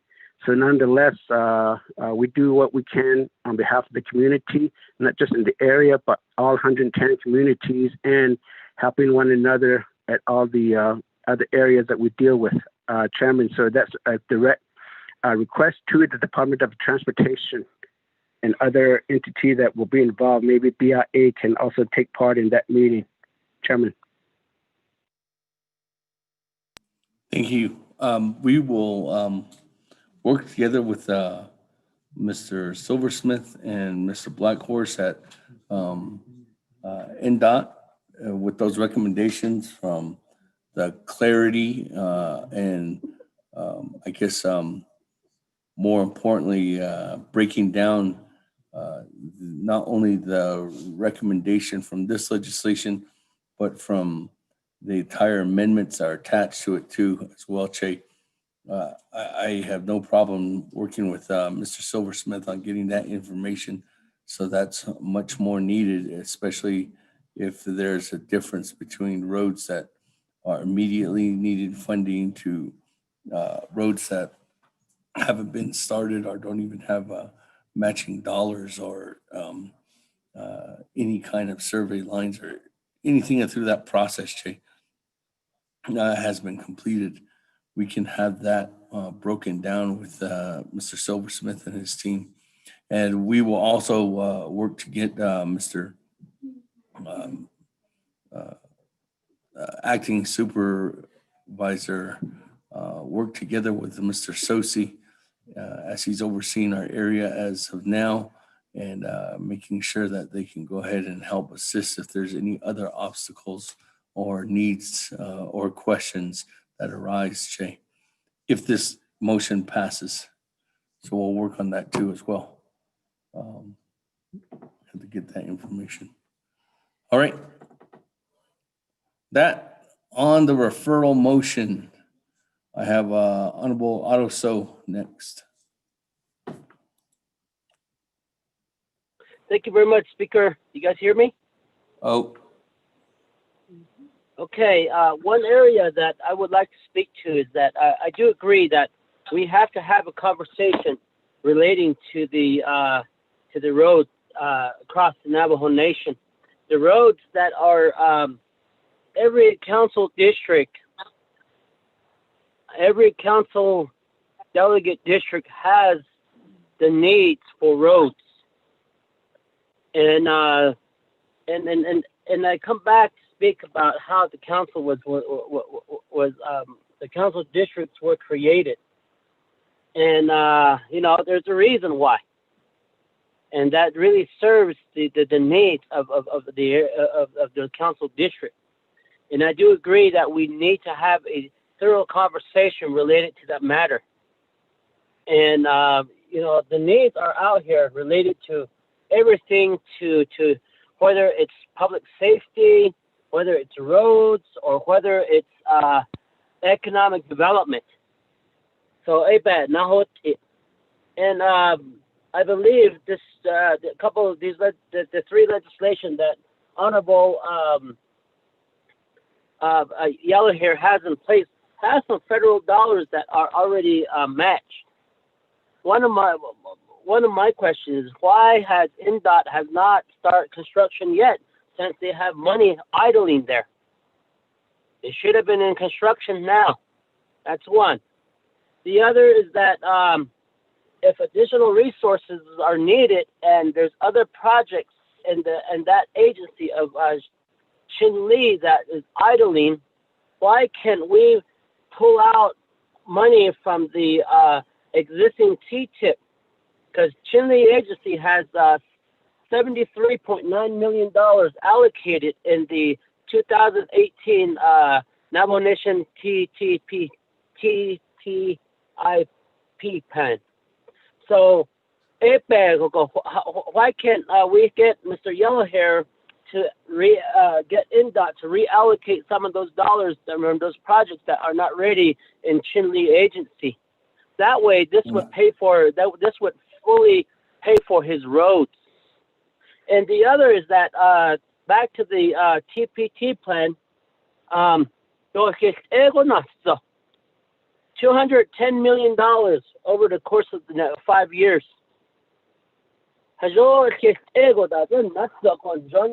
That way, every maybe agency could get 40. I'd say about 40 something $million, $42 million evenly. Or you divide that 210 million of the TPT into the 24 region, and each delegate region would get 8.7 million. That is a fair and equitable distribution form, because whether it's for instance, out here in Western, the road from coal mine to Loop, the road from copper mine to Kabato, I thought the net Aro ashe kwade Naabik'íyáti tiniki yego ben hije na hot che to che aje but na gahate to aje honorable public gay and honorable Herman Daniel le ya itin ko na kha tin le thona hele be ka shi thodo kha tin don le tsabi khije aje tin ajo so tin be na hot aton da then le thona hele but na has age ade so ade telecommunications abakha don le thoda koje chana tin che le be ka shi thoje ajo so tin anda hi Akon here thought teen ban hitch and the heat kote iniki. Ako hazot nile ito. Maybe the dialogue is that I really don't know how this formula was formulated, but in lieu of it, INDOT has a big how can I say had a big deal to be a part of it, and to have this uneven dollars that was allocated of $210 million divided into the 5 agency, and you have Chinle agency receiving 35%, 35.2% of the funding. 21% of the funding went to Fort Defiance. Eastern agency got 19%. Well, Northern agency got 18%. Western agency, listen, we got 6.5%, a small fraction of the 210 million. And it really makes me think, how did INDOT make these decisions?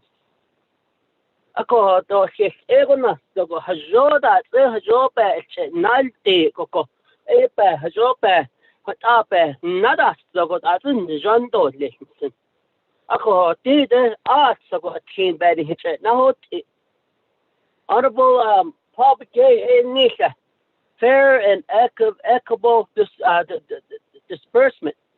I do agree to that.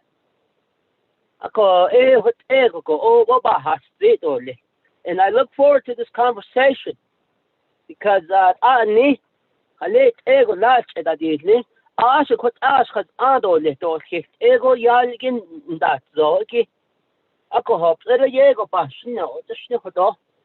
you know, I really hope that our Western delegates from an RDC is really looking at the interests of the Western Navajo. I really hope, because this shows that there's something going on. And I sure in the RDC but some people pull me out and put me back into law and order. And Diego na Ignado, Speaker, still hurts. It still hurts, Speaker. But the fairness is something that I look at. Whether it's infrastructure, community development, economic development, and so forth. Ako, what's up? But these are just some of my thoughts. And I'm glad that we're at this time period of the second year of our term. We have to have a conversation related to public to transportation, where we have an equitable formula that benefits all Navajo people. Transportation dollars is not based off of a certain agency on the Navajo Nation. These transportation dollars come down the pipeline based off of population of Navajo. Our Navajo citizens in Western agencies were counted also to the formula that that was distributed in the federal highway dollars. That's basically what I'm saying. And I see and I really hope that my colleagues and related to related to transportation, that we are getting our fair share in our agency. And I do agree that we have to have this conversation relating to having a thorough conversation on how these transportation dollars can be managed and equitably distribute to the region.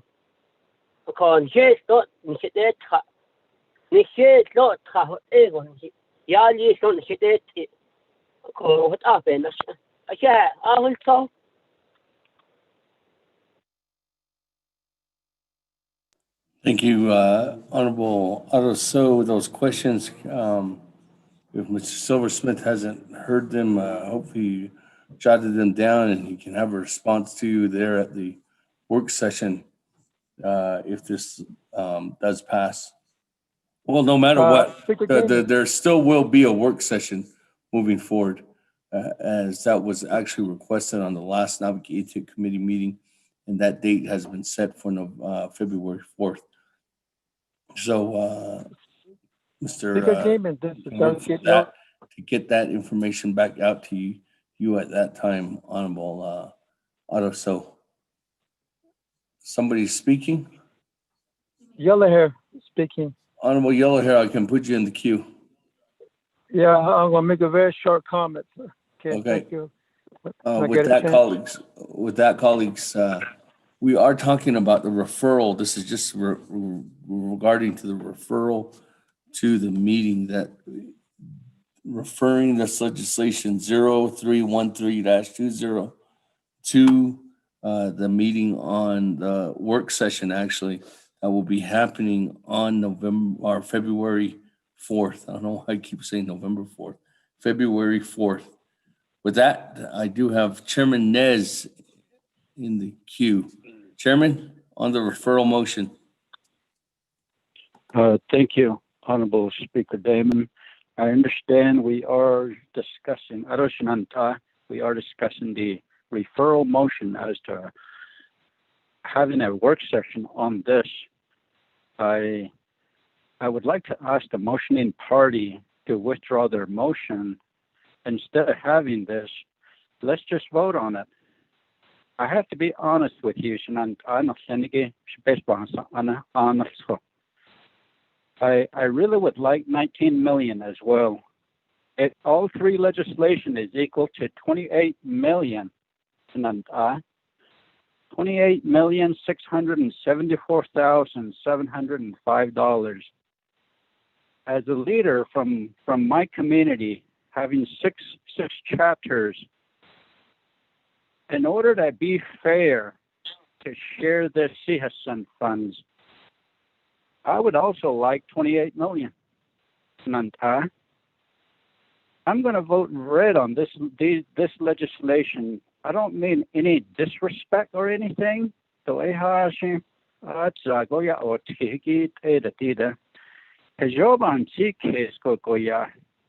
Let's be careful how we spend the people's money.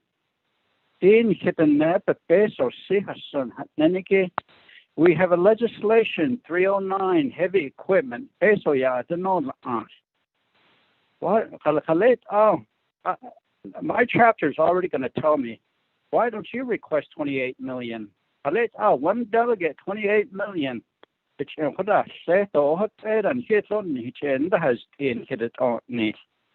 So my recommendation is to withdraw them with the motion to refer it back. But let's just vote on it and just vote it down. This is not right. This is not fair.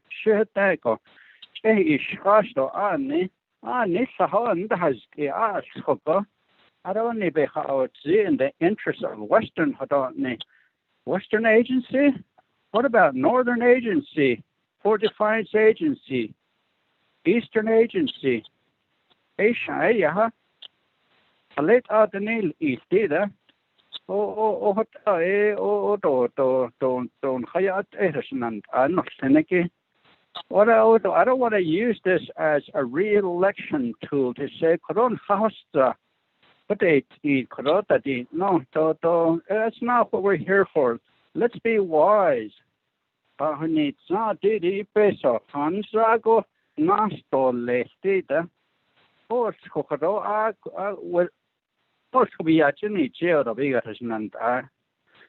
about the next leaders that come in 2 years? They're going to if there's no money here,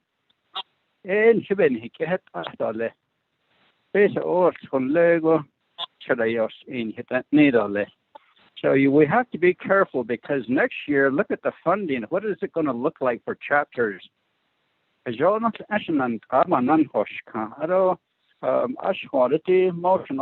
withdraw. Let's just vote on it because this is not in the best interest of the whole Navajo Nation.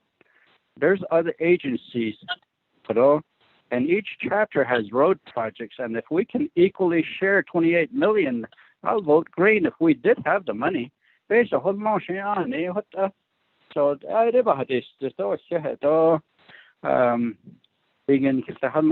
thank you, my colleagues. Speaker. Thank you. Who's Speaker, this is Edmund, sir. Chairman, I can put you in the queue.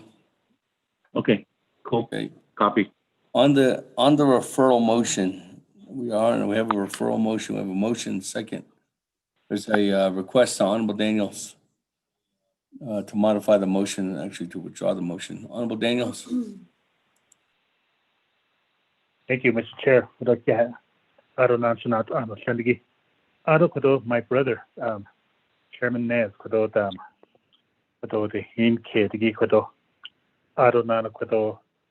Delegate Yellow here, the sponsor of the legislation. I thank for the done. I called we have seen to a car year, then car is shared of the snow or did them.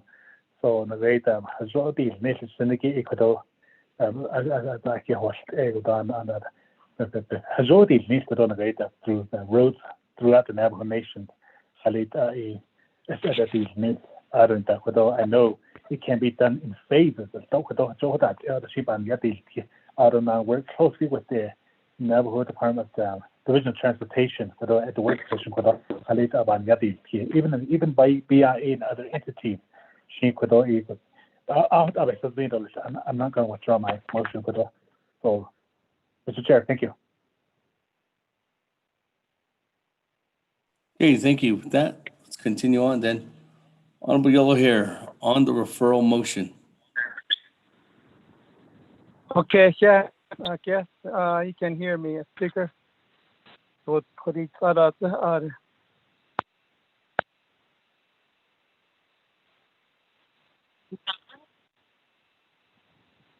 Okay, yeah, not 24 councilman by TG. These projects are already ready, shovel ready to go. On task case of the Obana Skelly aid additional on. But better you to know that we're going to complement this money. It's going to be legitimate expense for the Navajo and Black Mesa because we're in a higher elevation. What on that does it got this Eban Soke, so Osasano or Liaki Ada.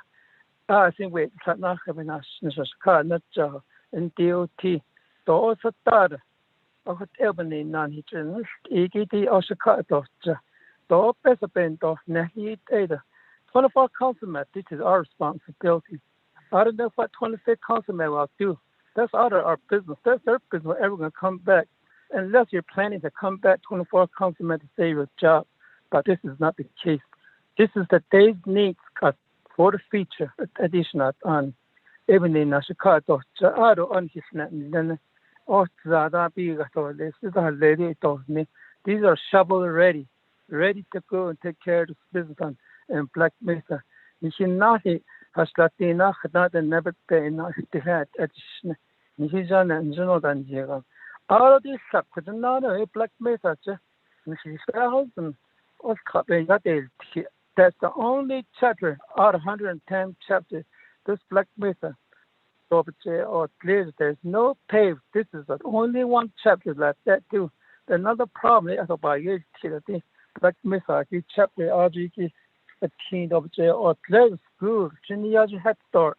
Trying to get a job behind on every RGK it's under a legislation 314-20 of a non at the for the Neda Nation, Nikati, Nikatos was Nishid never kai Jake in the president, no, you see at us. He said, Jinaya Neben Dajinstan, Katai Adayan, Seta, Kisbesa, answer, did I be a kai, not I, and he can't do Chachadan. I share by us, this is shovel ready to go. John Nisa, the Nisa, Dohotina, which means do it expeditiously, immediately. I don't have to come back and ask you one more time. This is what it means. The routine that never zabe yaki. Once to go shady kato yejo, but what I read of Nengi, I saw the man was considered. So Taisha, so isn't Job a nasty cut? Ben Saki, so there's not so. This is a hotel, no, not edole. See all your passes.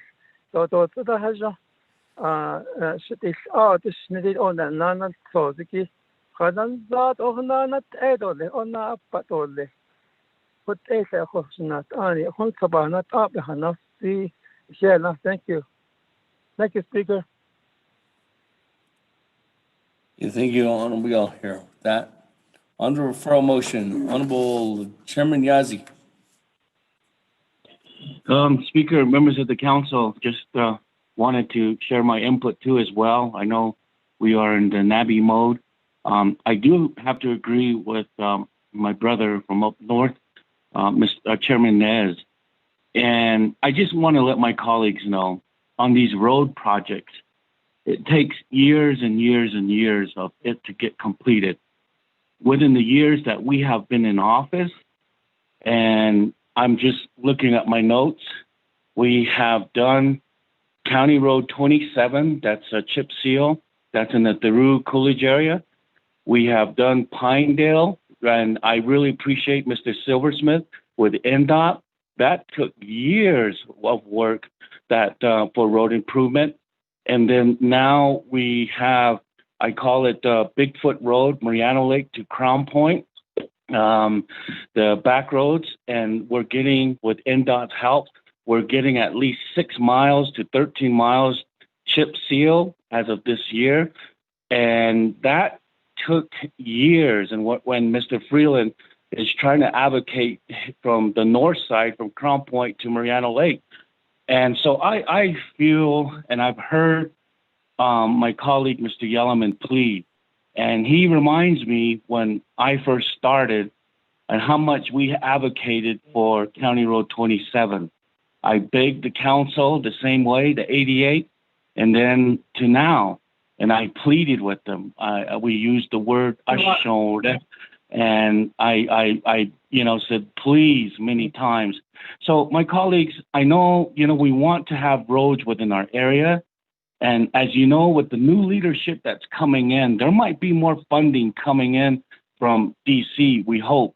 With the avocation of RDC and the council and the president and vice president, we may get more millions of dollars of transportation fund. Who knows? I don't know.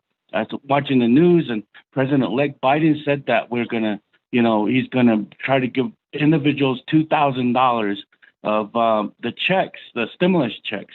So, hearing that, there might be more money coming down.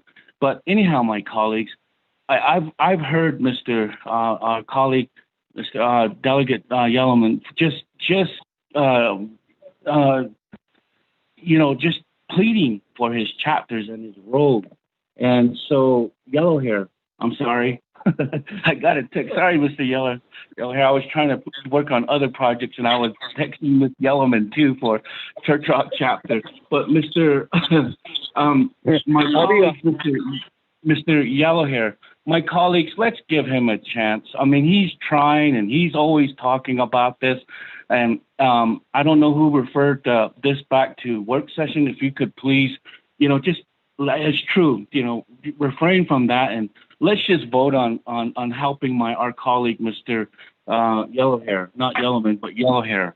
And so he can go back and say, my colleagues help me, and we're going to get this done. Speaker, sir.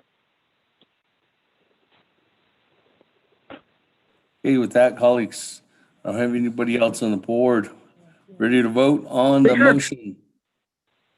Speaker, this Speaker, is Doug Slater. Talona? Texted you about 20 minutes ago. Honorable Slater? Honorable Slater, then Honorable Halona. Sorry, Honorable Slater, I haven't received anything. Did you receive anything? I haven't received a text message. I forwarded a text as well, Speaker. Yeah, it was sent to 12:32, but I can send it to Jalissa as well.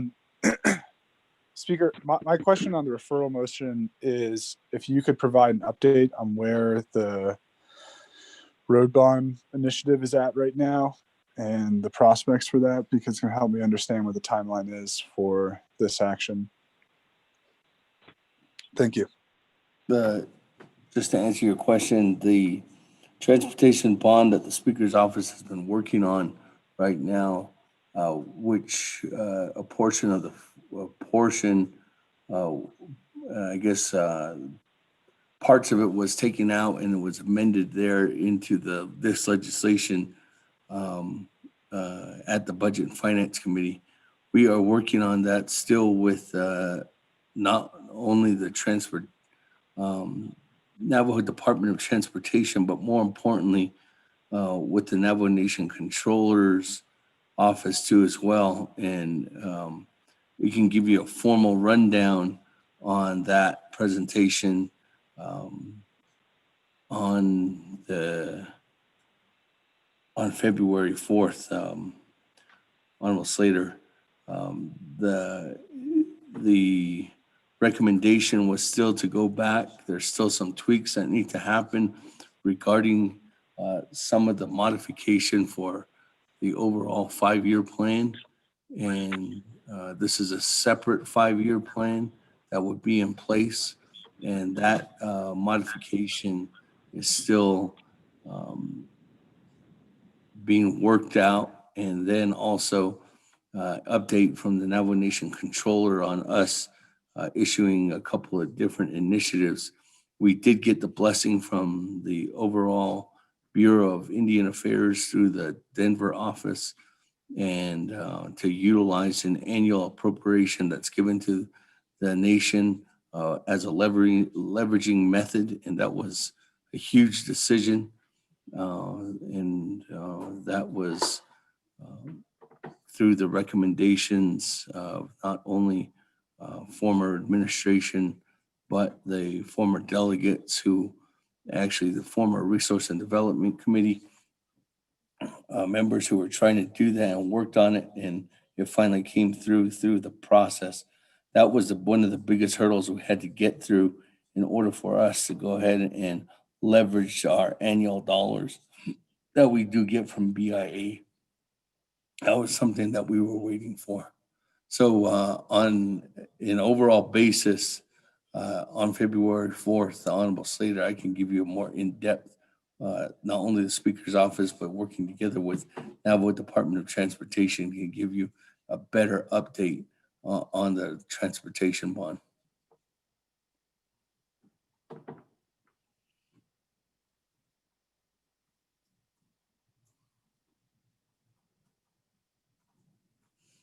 Anybody else? Comments, questions?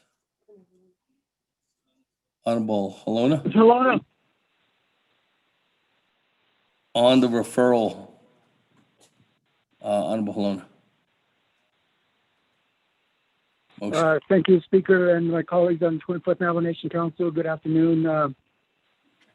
I just wanted to be really precise, and I support this legislation for Delegate Yellow Hair. He's been advocating all this time. I also want road money for our community over here. Everybody does. But we all know that it's hard to come by because building highways is expensive. The part about it is that Yellow Hair's area out there is third world country. For 50 years since the coal mine came out there, they promised money to help the community. It never happened, and 50 years later, here we are again. We're still talking about it. Something out there needs to change. That people out there have been in the dark for too many years. If we have a chance right now to help at least to extend the main highway into that community, maybe we need to go for it right now. We need to take that chance. There's going to be other money, other funding coming down the pipeline. But for this project, for Yellow Hair out there, he's been really advocating for it. I see the need. There is a great need out there we need to fulfill. Many of our chapters out here all across the reservation, we already got highway money over the years.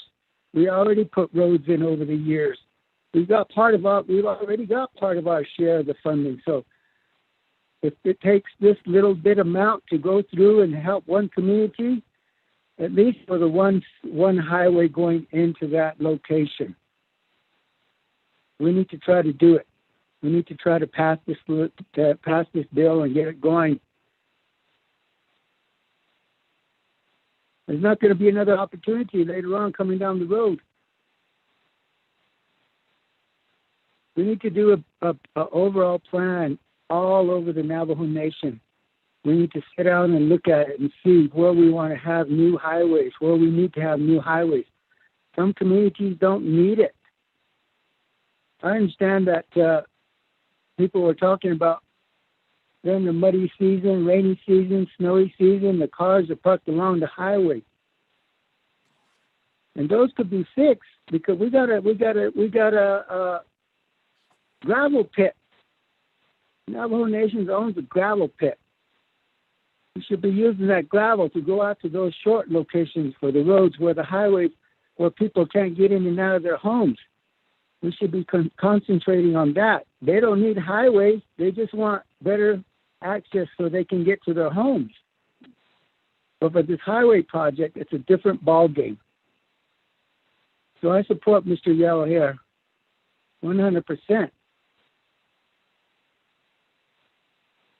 I think we need to move forward in that direction. He's got 3 projects, three legislations. Maybe we just need to get one going just to get the highway in there that he's already got federal funds setting on the side. And it's shovel ready. If we approve it, they can get their highway in there maybe by next year. But that'll be one less worry that we have to do for that community. But we would also get them back into the world where they won't have to be worried about all the vehicle repairs. It's an enormous amount how much money those people have to be spending every year. Can you imagine 50 years bouncing up and down a dang washboard road, 30 miles to get to their community?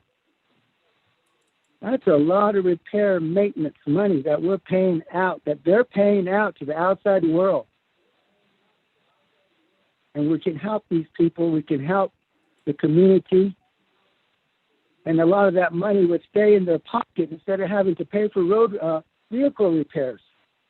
That's a lot of money over 50 years. Think about it. These people out there need help. So I support this legislation. Thank you. Speaker?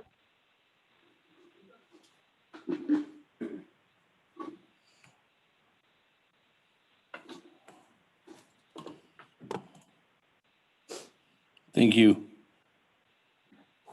With that, Honorable Lona. That, colleagues, we are on the referral motion for legislation 0313-20, referring to a work session which will be held on February 4th. At this time, I don't have anybody in the queue. Is there any more questions, comments on the referral motion?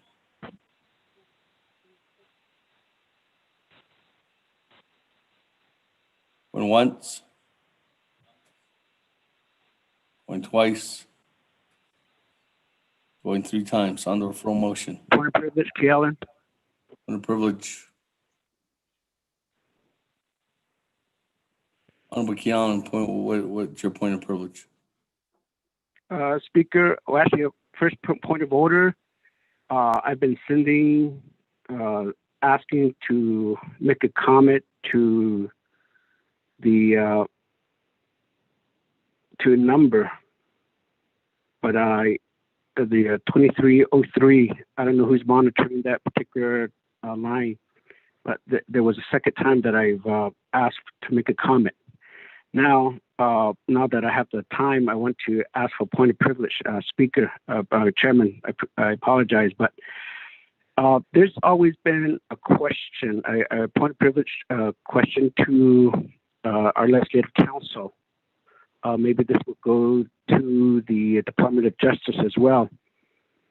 A lot of time we refer that any funding that we have fiduciary responsibility. The question is that this is the people's money. Okay, I mean, what people? I mean, who are the Navajo people that would be able to have the I guess the privilege, or that they'd be able to get these funding? The never base of the the Nahikila, the neb, I mean, they got lots of chapter has RGG, the Nella, or UK, or the Nash, A dash, Haled. So that's the question. Who are the people that we're referring to that this funding is that aid the never base at the Nikuko? When we receive funding, the funding allocations, the UFB, the citizen funding, and then now that there's a $10 million judgment as lien need from there was a press release that came out, the Gold King Mine. Now everything automatically becomes the people's money. Now when we go back to asking for these fundings for projects, who are, I guess, is okay to get these funding to the people that we're asking funding for. So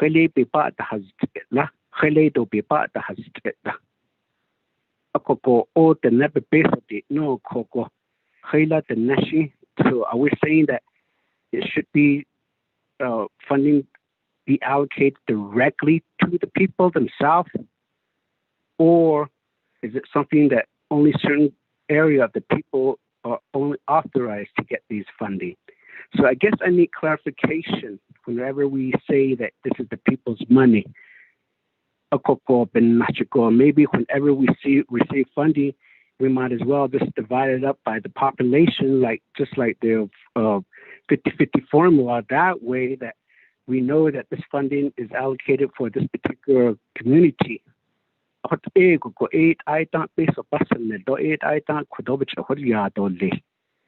Otherwise, certain area of the people are not benefiting, but one area, to some extent, Sanana's case.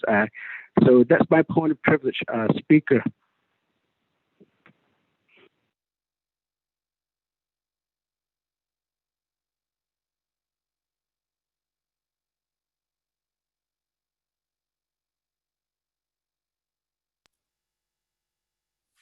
Thank you, Honorable Gay.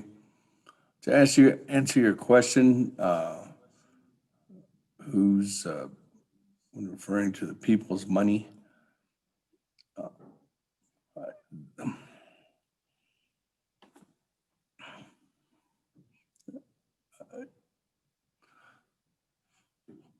Is anybody on from the Department of Justice?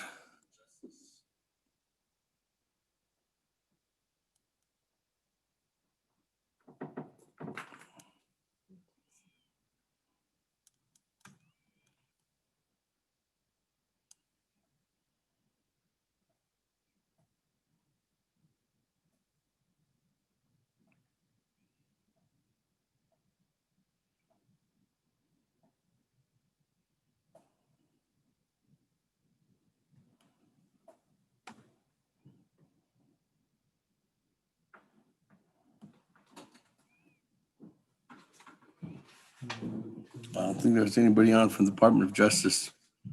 What I can say is, just to answer your question, is that dollars that come in from where, according to the laws that this council and past council have made, the past codes that the Navajo Nation Council and the president has adopted, according to the Appropriations Act, any dollars that are coming into the nation, whether they be through settlement or through just regular payments, annual payments to the nation, all those are collected by the Controller's Office. And at that time, it's up to this Navajo Nation Council to accept those dollars on behalf of the Navajo people.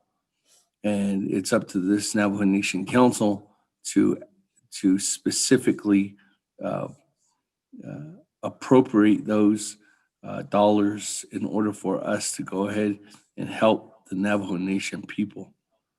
And the way that we appropriate them annually or quarterly or weekly, and in this case specifically for specific projects out there, it's up to us that we're elected by the Navajo people in a coordination to appoint these funds. They're collectively annual appropriations, annual income that comes to the nation. Is our annual appropriations, our annual or any kind of appropriation is given off any sort of revenue that comes in from the nation. And it's up to this council and up to the president to execute that through the appropriation that we hold in Title II as a Navajo Nation Council in order for us to function and utilize, I guess, the overall blessing, as it would say, the people's funds that are generated on an annual basis.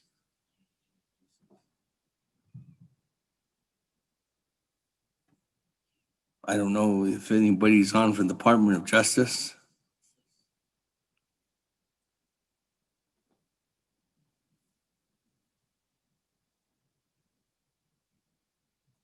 I'd like to add on to that.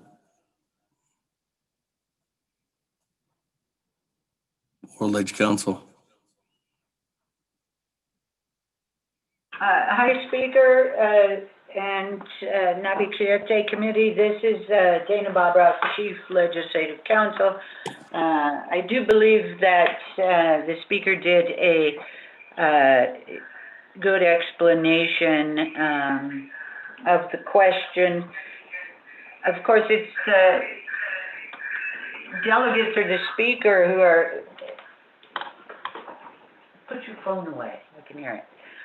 It's the delegates or the speakers, or the delegate or the person addressing the council who is using the term, it's the people's money. So it's probably their interpretation of what that means. But money is awarded, for example, lawsuits, federal funding, etc., on behalf of the people. That does not indicate that it is to go directly to the people in the type of disbursement that Delegate Kealan Begay was talking about, but it is the choice of leadership to act on behalf of the people and to make a determination as to where that funding is going.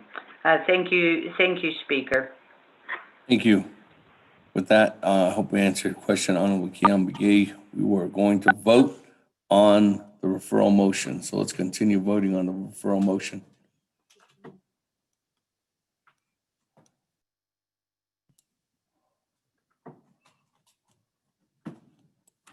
Speaker Damon, this is Delegate Rick Nez. Request to speak.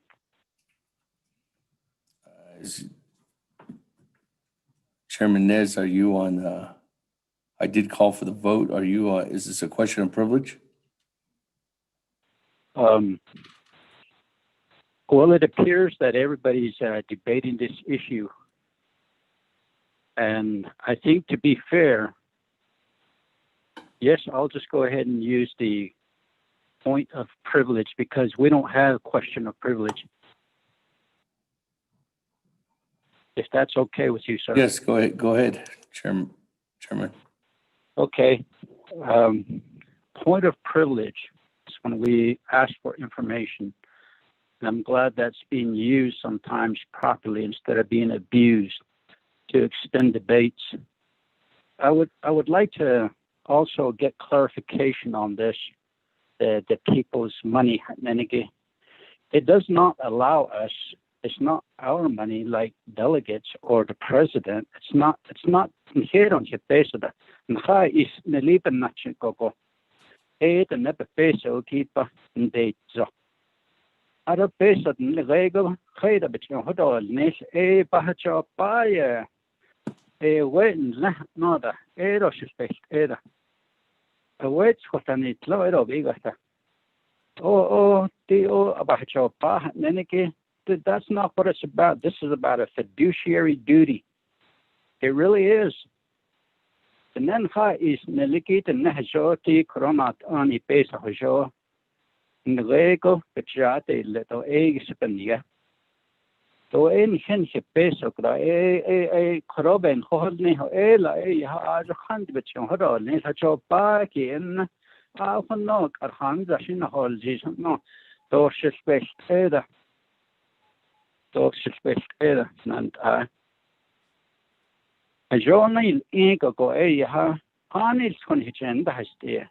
My chapters, two of my chapters need a new chapter house.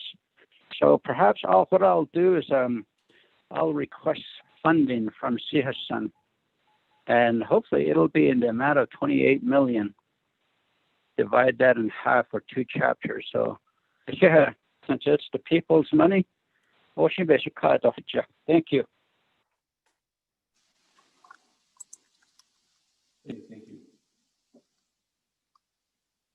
With that, Secretary, you want to go ahead and take a vote? Honorable Elmer Begay. Honorable Key Allen Begay Jr. Referral motion, Kiel McGay Jr. votes red. Thank you. Honorable Key Allen Begay Jr. votes red. Honorable Paul Begay.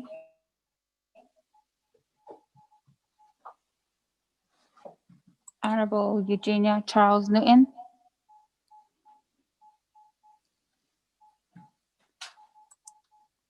Honorable Amber Canasba Crotty. Delegate Amber Canisbal-Crotty votes green. Thank you. Honorable Amber Canasba Crotty votes green. Honorable Herman Charles M. Newton Daniels. votes red. Honorable Eugenia Charles Newton votes red. Honorable Herman M. Daniels Jr. I vote green. Honorable Herman M. Daniels Jr. votes green. Honorable Mark Freeland. I'm going to vote red. Honorable Mark Freeland votes red. Honorable Pernell Halona. Halona votes red. Honorable Pernell Halona votes red. Honorable Jamie Henio.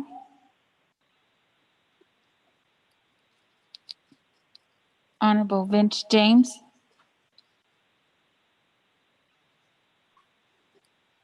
Honorable Rick Nez. Delegate Rick Nez votes red. Honorable Rick Nez votes red. Honorable Carl Slater. Delegate Slater, red. Honorable Carl Slater votes red. Honorable Raymond Smith Jr. Red. Honorable Raymond Smith Jr. votes red. Honorable Wilson Stewart Jr. Green. Honorable Wilson Stewart Jr. votes green. Honorable Charlene So. I vote red. Honorable Charlene So votes red. Honorable Daniel So. I vote green. Honorable Daniel So votes green. Honorable Eugene So. It's green on. Go ahead. Thank you. Honorable Eugene So votes red. Honorable Otto So.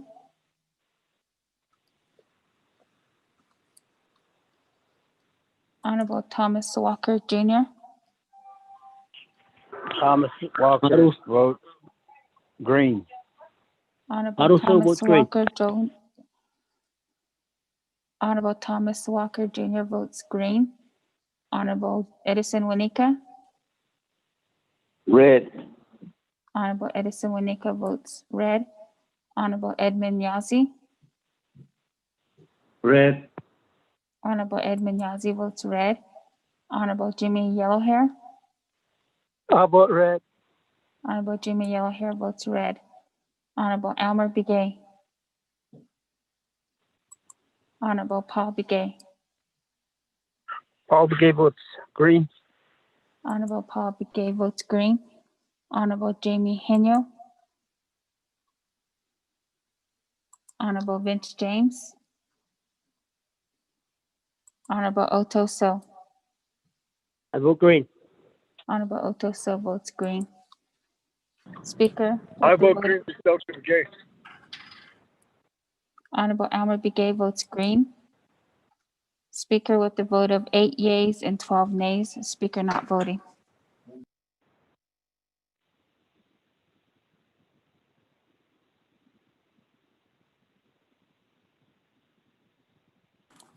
Thank you. With that, colleagues, motion for referral vote is 8 in favor, 12 opposed. Chair not voting, motion fails. That back to the main motion on legislation 0313-20. We're ready to vote. Again, colleagues, this legislation is destined for council. This is Delegate Crotty with the question. Okay. Oh, actually, we have you, Madam Chair, in the queue. I have 3 individuals. Madam Chair, Amber Crotty, floor is yours. Yes, thank you, Speaker and my colleagues. I appreciate the discussion. I'd like to go back to the debate that happened at Resource and Development. Director Silversmith had indicated that the president, can you hear me? Yes. Okay, that the president had indicated that he supports the $19 million road proposal. When reviewing the legislation documents, I didn't see a memo or any indication from the president's office that they're supporting this project. I'd like to get that document in writing. In speaking with the chapters in our district here at Northern Agency, there has been no opportunity for their projects to be or have the president's office indicate that they would be supporting any of their funds for their projects. I think this is raising some concerns in terms of how roads will be funded through the CIHACIN. So that would be my first request or my first question to the sponsor and the agent. The second area, and we could wait more for when we finally have our work session, is an understanding in terms of what work has been done only with the TTIP and the FET, but how it is prioritizing roads based on their average daily count.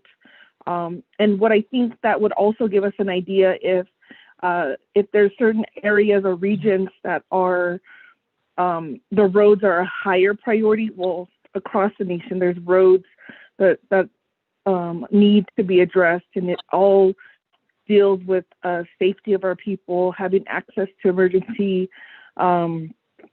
attention, education, for economic development. And so this council or this committee needs to develop a strong response and position when it comes to roads.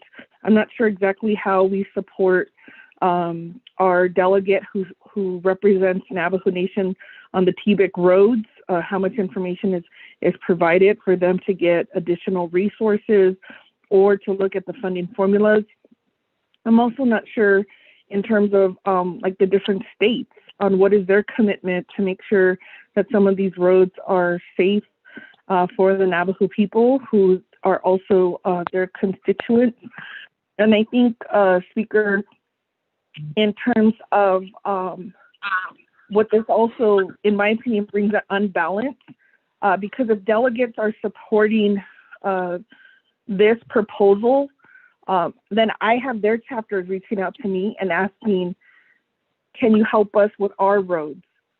And so it creates an issue with delegates in terms of, that's why we're always asking for equity, to have an equitable distribution, so that chapters that their delegates may support this, and they're saying, well, where's our proposal?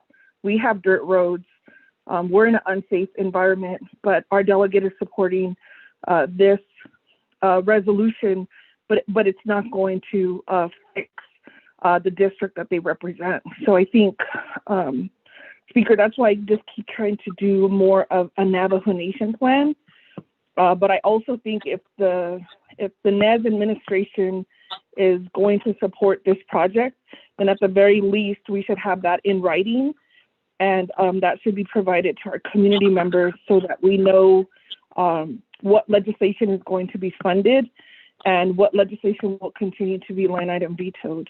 And I could see that it has heightened some emotional levels at the committee. And I think that all could be avoided if we have either going back to the long range transportation plan, or at least this council develops something, a funding proposal that will meet all of our needs. And so that's what I wanted to offer at this time. And if you could just let me know when that work session is scheduled, what documents are going to be provided, because any other constituents or members that are represented by another delegate, I just want to provide them that information and invite them to maybe listen in so that they could hear the conversation on how the delegate that they represented or that represents their district is advocating for those roads. I'd appreciate that. Thank you very much, Speaker.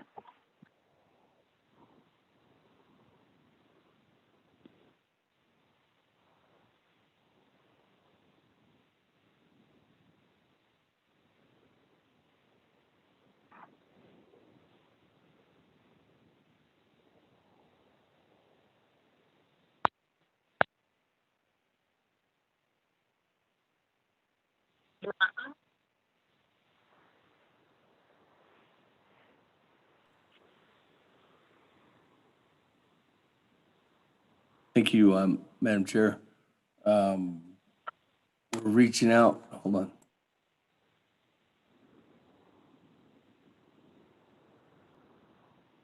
We're reaching out to executive if there's any supporting documents. I just now asked the team, Madam Chair Naabik'íyáti, did you say that there was a letter or something that was given in a writing at the Resource and Development Committee? Because I'm looking at Office of Legislative Services staff, and they said that they don't have a record of any kind of document that was given there. Speaker, no, my request is to get that written document at the RDC meeting. The Division Director Silversmith had indicated that the administration supports this project. And so I'd like to have that in writing because there's a lot of verbal agreements that take place. And in my experience, then then items become, they're either vetoed or line item vetoed, and it's so I'm requesting that that document be provided in writing so that I could share that with Northern Agency. Thank you.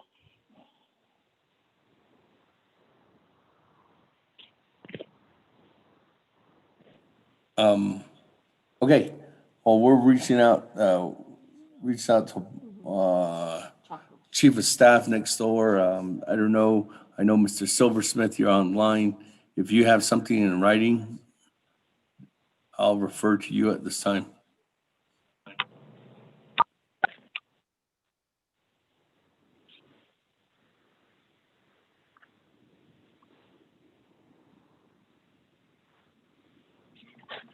Silversmith, Mr. Silversmith, Garrett?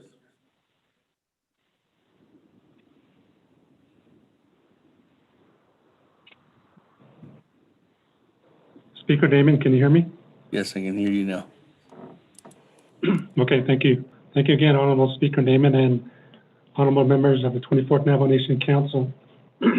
So I'm having two points of clarification here.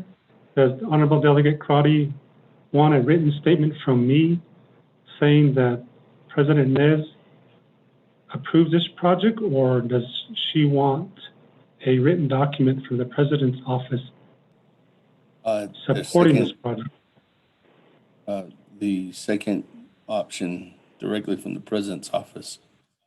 Mr. Silversmith, do you have anything in writing? No, sir, I don't. That would have to, you would have to work directly with President's office on that, directly with him, his administration. All right. Thank you. Thank you.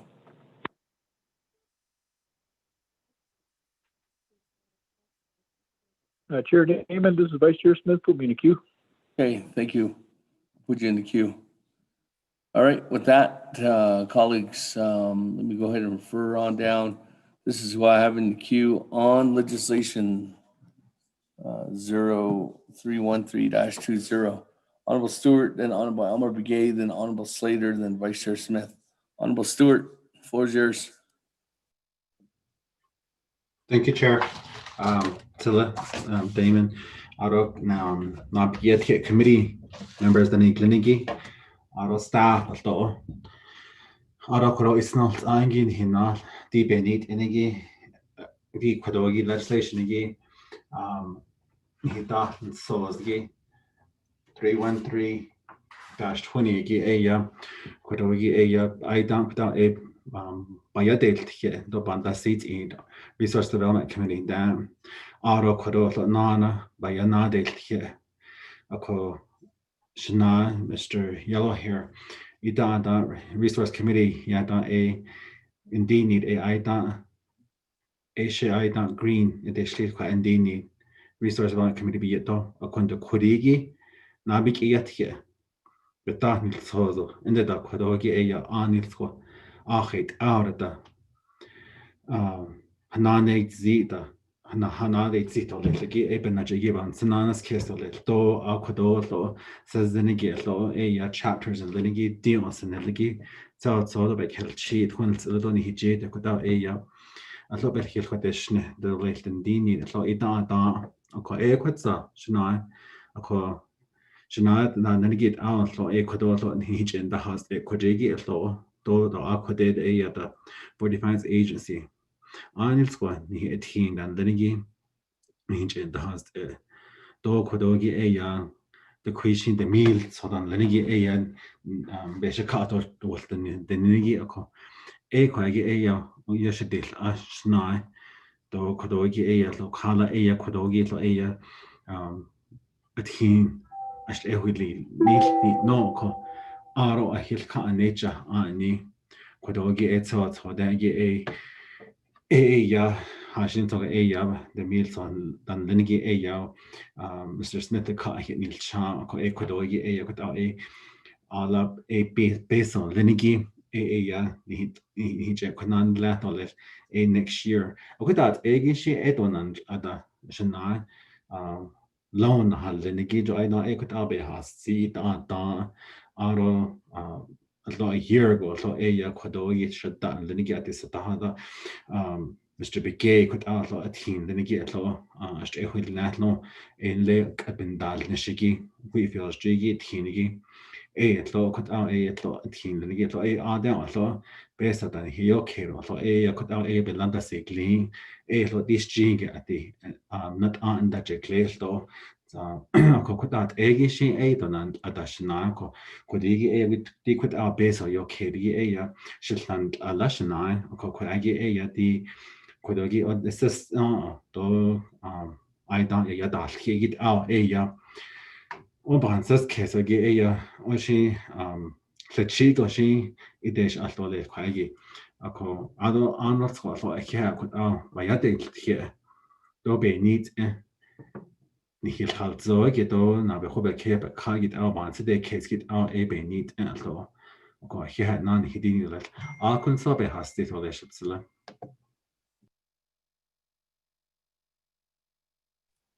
Thank you. Honorable Stewart. With that, let me go ahead and continue on with Honorable Elmer Begay and continue on from there. Honorable Elmer Begay. Thank you, Speaker. Yate, Ado Chino, Mr. Yellow here. I don't know, Mr. Silverstone there. I think I have a question for you. I know that, like I mentioned it before, there's some funding that became available since almost about 6 years.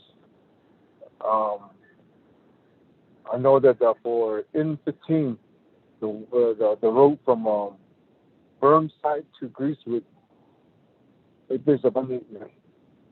And I know that there was at that time, about 7 years ago, saying that it's going to be in phases. So the first one, we head into a public hearing. From which part of it? No, it's a night they chose from Burnside, the only cornfield job down there.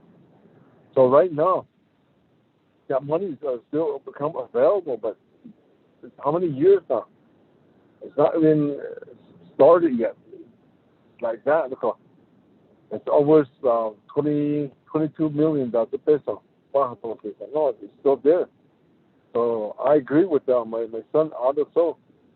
He don't think I just why can't we start it? You know, we're waiting for how many more years of the second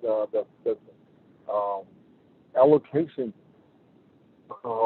Why can't we this funding that you have for Mr. Yellowhead?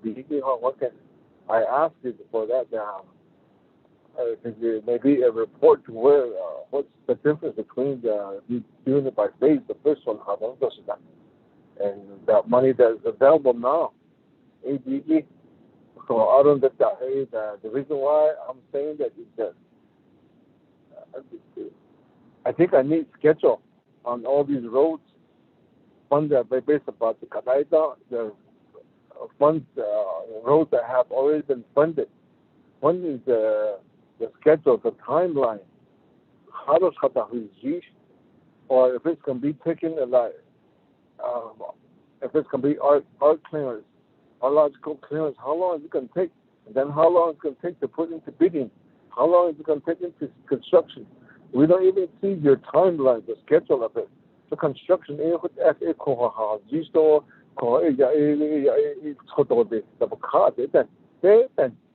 know. We don't even see a schedule on it. Maybe we start looking at your schedule of how these funds are available now that you have with the NDOT. And the roads are being selected, prioritized. To be in phases. Again, in each case, I think that's why we have a lot of questions on these. So it's like how other people, how other delegates and how our community are requesting it. We have a lot of in downtown area and East Togo, Indian Wells, and Greasewood. They have a construction ready projects But you see the funds adequate and that you need more funds. Almost more than 10 years ahead. So I think we need to look at how these things should be scheduled out. This case, so the speaker, that will be my question to you, Mr. Silverstein. Thank you. Hey, thank you. Let me go to Honorable Slater, and then I'll go back to Mr. Silversmith and to the sponsor, Honorable Yellow Hair. Honorable Slater? Thank you, Speaker Damon. I'm reviewing the legislation and the attachments. It looks like we got an updated email with new attachments included. And I'm really struggling to follow along with what's going on here. I know this road. It's a bad road. And I can think of a half dozen roads right off the bat within my 5 chapters that are equally or worse than this road. So I think when it comes to equity and the conversations about how to move forward intelligently, the comments that Delegate Nez stated regarding fiscal responsibility are incredibly important. We could deplete every single fund and every single dollar that the nation possesses right now on worthy causes. Let me say that again. We could deplete every single dollar that the nation possesses right now on worthy causes, including our roads. We know if we were going to pave every single road, it'd be about $22 billion, but those are costs have probably increased as well. So that's not feasible. It's not something that's going to happen tomorrow. And it's something then we need to have a logic to move forward. So the logic that the nation has adopted is using the Tribal Transportation Improvement Program with the federal highway dollars, and then supplementing through the FET process, expending those road fund dollars.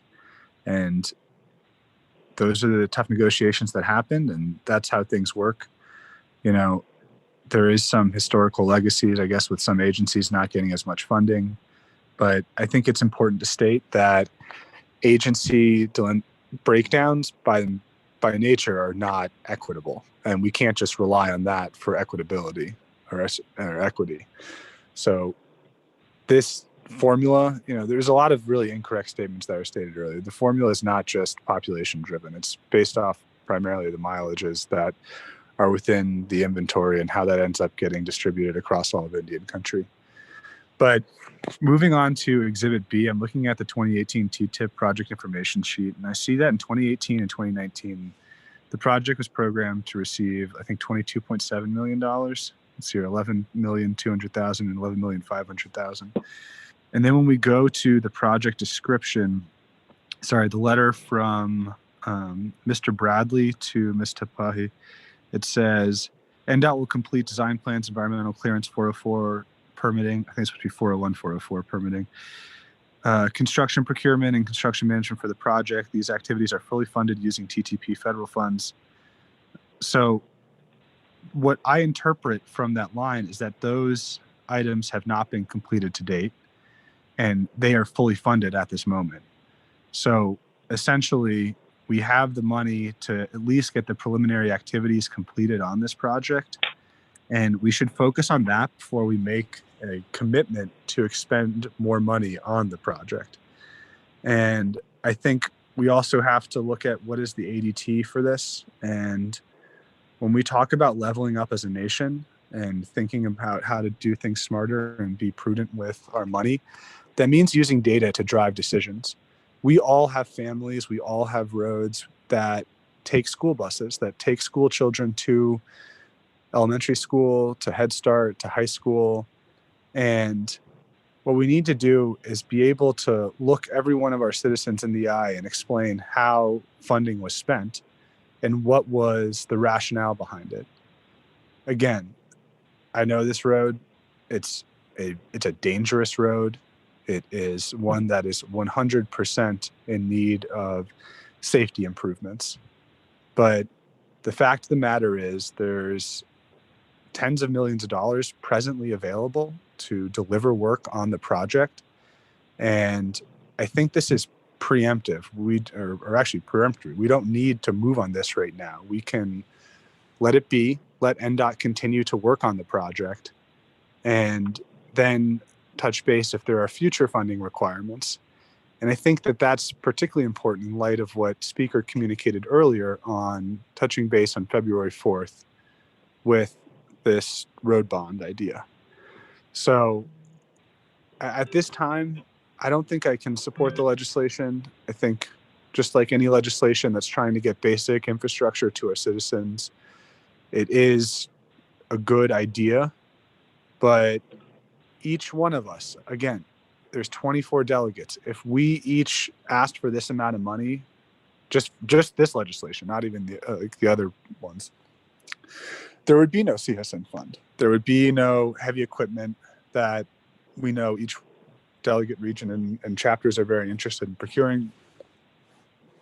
There would be no funding to continue to deliver water projects. There would be no funding to fund scholarships for our students or to engage with our educational institutions. Again, we've never fulfilled that purpose out of the CSN fund. We have funded roads, we have funded water and power, but if we pass this, then the precedent is set that each delegate can go before council, grab as much as they want, because they're all going to be worthy projects, and then we're left with no money. And then once we're out of CSN dollars, we're going to look at our permanent trust fund. So instead of spending money, we have this maybe $30 to $60 million hole in our budget. We need to plug it with funding from the income of the permanent trust fund. We're going to start going after that. And then all of a sudden, our general revenue, general funds budget is going to be reduced about $30 to $60 million. We're definitely not going to be encouraging economic activity because we're going to have this haphazard development across the nation. And I'm sure some contractors will make a ton of money, but those aren't really sustainable businesses, right? Being a contractor, they'll tell you it's boom and bust. So once we have no money as a government, those contractors are going to leave, those jobs are going to leave.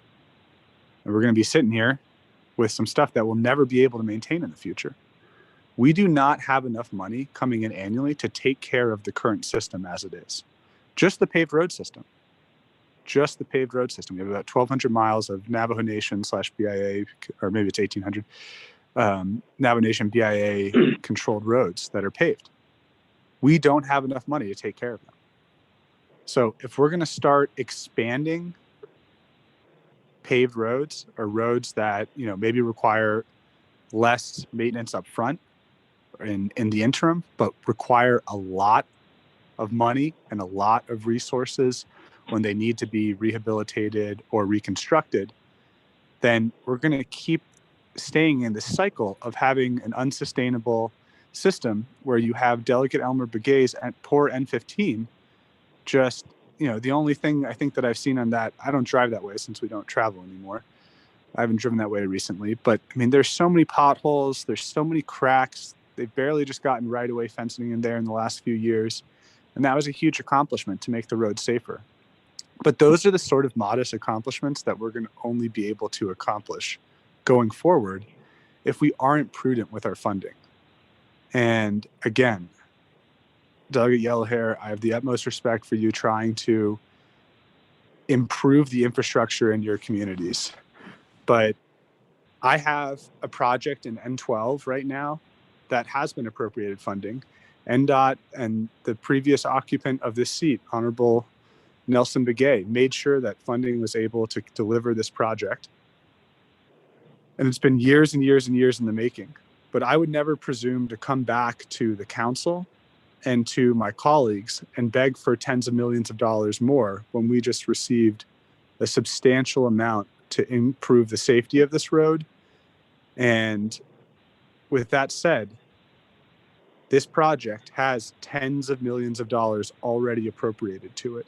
And what we need to do as a nation is figure out how to build more efficiently, how to get more bang for our buck. That does include the gravel pits. That does include looking at alternative methodologies to get a safe road surface. But we have to change the expectation that every single road can be paved, that every single road will be paved. Instead, looking at these regional systems for maintenance, if we're going to have graders purchased by tractors with this new legislation, just being smarter with our dollars. So my question to Director Silversmith is, what is the average daily traffic for this road? And how does that compare to other roads, say within, actually I won't ask, I just want to know what the average daily traffic is for this road. Having driven on it before, I've seen that it doesn't have the traffic that really should justify this improvement according to the long range transportation plan, but that's just anecdotal. Maybe counters have been put out more recently and things have changed, but we've invested in a system. And for us to upend the logic and just say that we're not going to follow the long range transportation plan, or we're not going to follow the protocols and the processes that we've put in place, what's the point in having a government if we're just going to contravene our word every time we put it out there? So again, I appreciate the legislation. I appreciate the intention behind it. And I really would like to support it. But at this time, if these preliminary activities have not been completed with tens of millions of dollars, then why should we put tens of millions of dollars more into it? Thank you, Speaker. Thank you. Let me go back to Honorable Yellow Hair and to your agent, Mr. Garrett Silversmith. Honorable Yellow Hair.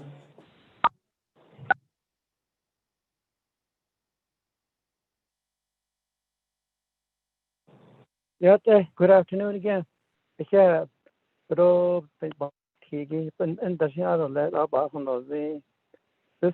work was starting since last year. I joined the 23rd Council 1 month of replacement to Weatherspoon. I'll start just at that first day meeting. I did not just dream about it. I did not just grab $28 million. That's not the case. It's not on. Or why not on this case? $28 million. The T has job on this case on this car. Jotalia, Ebikalia. T are the Nasa is on the Tashi. She's on me.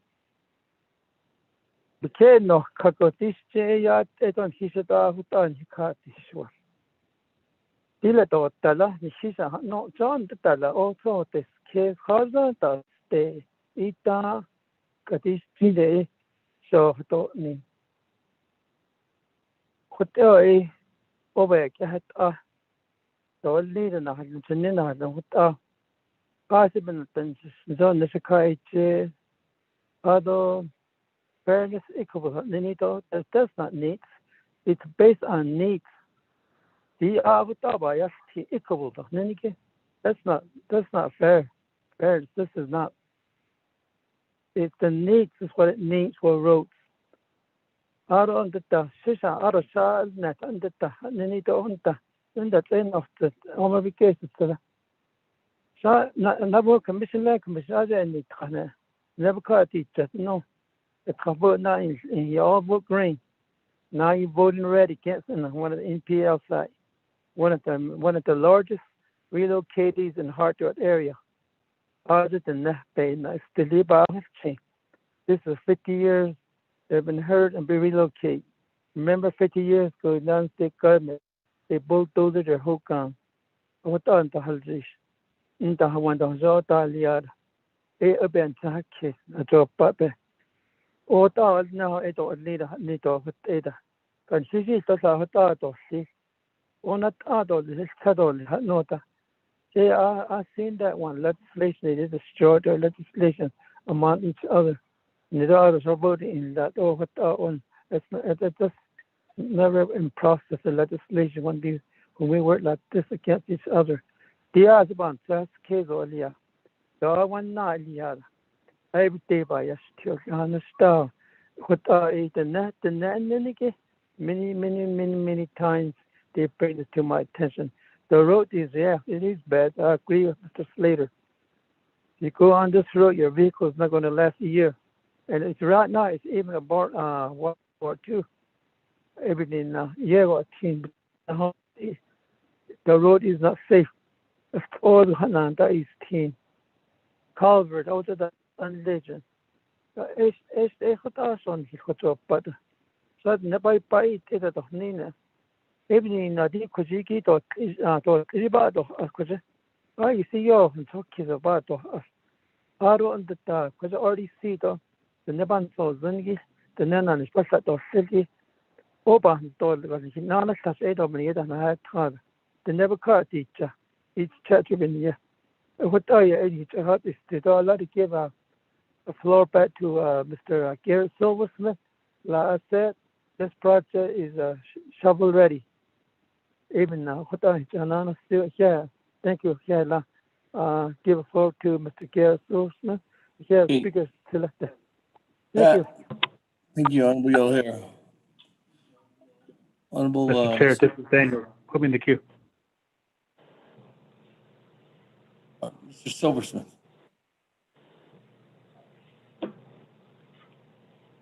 Speaker Damon, I'm here. This is Garrett Silversmith. Can you hear me? Oh, yes, you can. Okay, thank you again, once again, Honorable Speaker Damon and the Honorable members of 24th Navajo Nation Council. So in response to the various questions that were posed this afternoon, you want me to start from the beginning with Delegate Elmer Begay and progress from there with the various questions that were presented to me? Yes. Okay, thank you, sir. So I missed Honorable Delegate Stewart's question. If there was a question, I was on the phone with OPVP communicating with them on Delegate Crowley's request. So I apologize, I missed Delegate Stewart's question if he had any. I did catch Honorable Delegate Begay, Elmer Begay's question on, he talked about two subjects, N15, the route from Burnside to Greasewood, Arizona. And he also talked about, of course, 8031 between Pinon and Hard Rock. And he both, well, for 8031, the subject of this legislation we are talking about, he said, does there a schedule that exists for the advancement, the progression of this project to get it eventually completed? And yes, we do have a schedule on that. Every month we have an environmental meeting on these projects here in various formats and various stages that they are in. So we do have an existing schedule. And another question that he asked was the existing funds, the $22.3 million that is slated for 8031. Why can't these funds be used in phases for that route instead of speaking for the entire 41 million to pave it? Yes, we can. We can do that in phases. We can do it, but it's like we mentioned, the route is just under 15 miles long, and the entire route needs improvement. So Honorable Delegate Yellow here is looking at the overall benefits of this route to get it entirely paved. So thus he has the 41 point. He's seeking for the $41+ million to pave the entirety of this route. Now switching over to N15, his question there is, yes, there have been monies sitting there for N15 and other projects. So in 2022, next year, we are going to receive the remaining amounts for the first phase from Burnside to Cornfields. So one of his questions were, his question was, if a project has money in there, and he used 8031 as an example, why can't we move on? Why can't we move on it? Aside from my earlier explanation, well, in a perfect world, we have a plan, and in this plan, there's a prelude of steps that are necessary to get it to that construction-ready phase. Now, in this plan, we do have funds, like I mentioned, for 8031. But, however, in the preliminary alignment that was established years ago for this route, there was known archaeological sites at that time. So when we started our preliminary activities to eventually get this route construction ready, we ran across some ARC sites. So in our partnership and our discussion with Navajo Nation Historic Preservation Department and other entities who are involved with this project, we have to select an alternative route to avoid those to those sites. So a second alignment for 8031 was established. So now we have the establishment of this second alignment of 8031 between Piñon and Hard Rock. So again, we've come across with at least five archaeological sites that have been not found, but have the potential, the likelihood of them existing beneath ground. So now we have a what they call, I believe it's a cultural resources plan to further investigate research in these 5 sites to see the determination of what's this going to do for the alignment. And we're going to be relying on HPD's advisement on that. So again, I say this, if this is a perfect world, transportation world I'm talking about, we come up with these instances on a route that we choose, that we select, that we choose to pursue. And these sites, they're beneath the ground. They're 5 feet, 10 feet, 15 feet under the ground. But you see remnants, you see evidence of shards of prehistoric, not prehistoric, but archaeological activity. So we have to investigate. We can't go in and cut down, remove hills, mesas, remove trees. These have a large sensitivity, large significance to our ancestors and moving forward. So that's my response to Delegate McGay's question.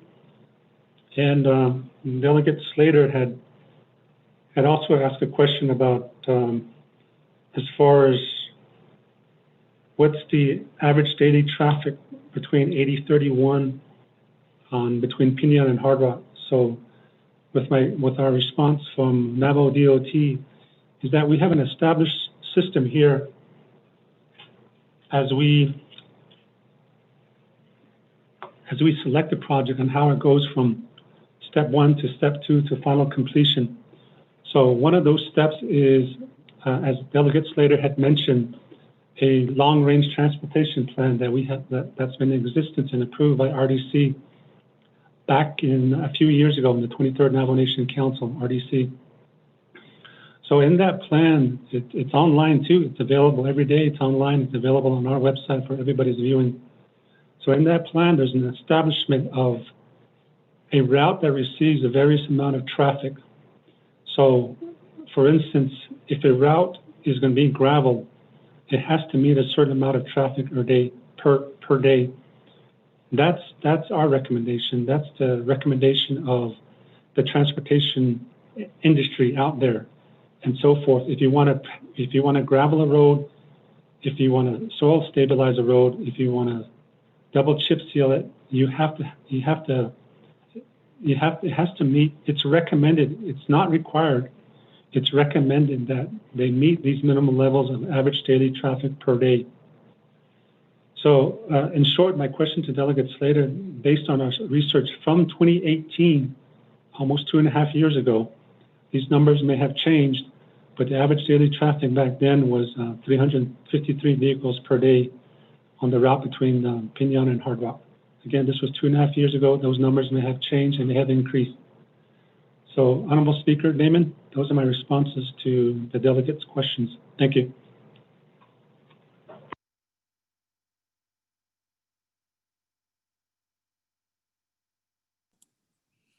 Thank you. Mr. Garrett Silversmith for that response.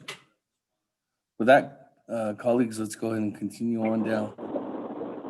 I do have Honorable Vice Chair Smith, Honorable Daniels in the queue at this time. Okay, so with that, Honorable Smith, floor is yours. Thank you, Chair of the Naabik'íyáti Committee and those that are listening. Also, Garrett, Shichay for putting this legislation in regarding 19 million. And on top of that, we're adding more money to this legislation. However, I don't know if this would be a question to NDOT our BIA, but looking at the Dibble engineering report on Exhibit A, it has the NORA 4, NORA 8031 Hard Rock Pinion project summary. It says there is one major crossing of Oribe Wash located on Hopi land at station 4+400. My question is, has Hopi given the consent to cross that? Has Hopi given a letter to BIA and DOT letting this project go across their land for 2.8 miles?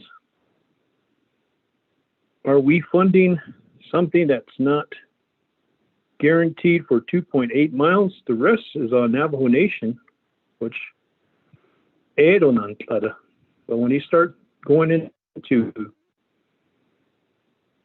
Hopi country, that becomes questionable. And the question on that too is 2.8 miles on Hopi land. What's the cost on that if we're going to do a paved road across there? The other question is, I heard Mr. Garrett Silversmith saying that there was no archaeological sites at that point in time, but now they've found 3 and they're realigning the road. And by reading what's in the legislation here, most of this is 95%, which is not shovel ready. And in the question I have too is looking at the FY 2018 TTIP project information sheet. For 2018, 2019, and 2020, there were funding appropriated for construction, preliminary engineering, and also construction engineering, and a total amount of $23,450,000. 2021, am I reading this correctly? There's not going to be any funding.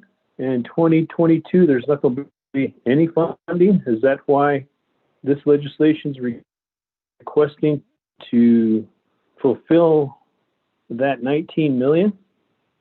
Or is there funding coming in for 2021, 2022? Reason why I say that is because I'm really thankful for Honorable Stewart and helping me to get that bridge under construction, which is going on right now. And that money that's supposed to be for the bridge will be reimbursed to his project in the amount of a little over 2.5 million, I think.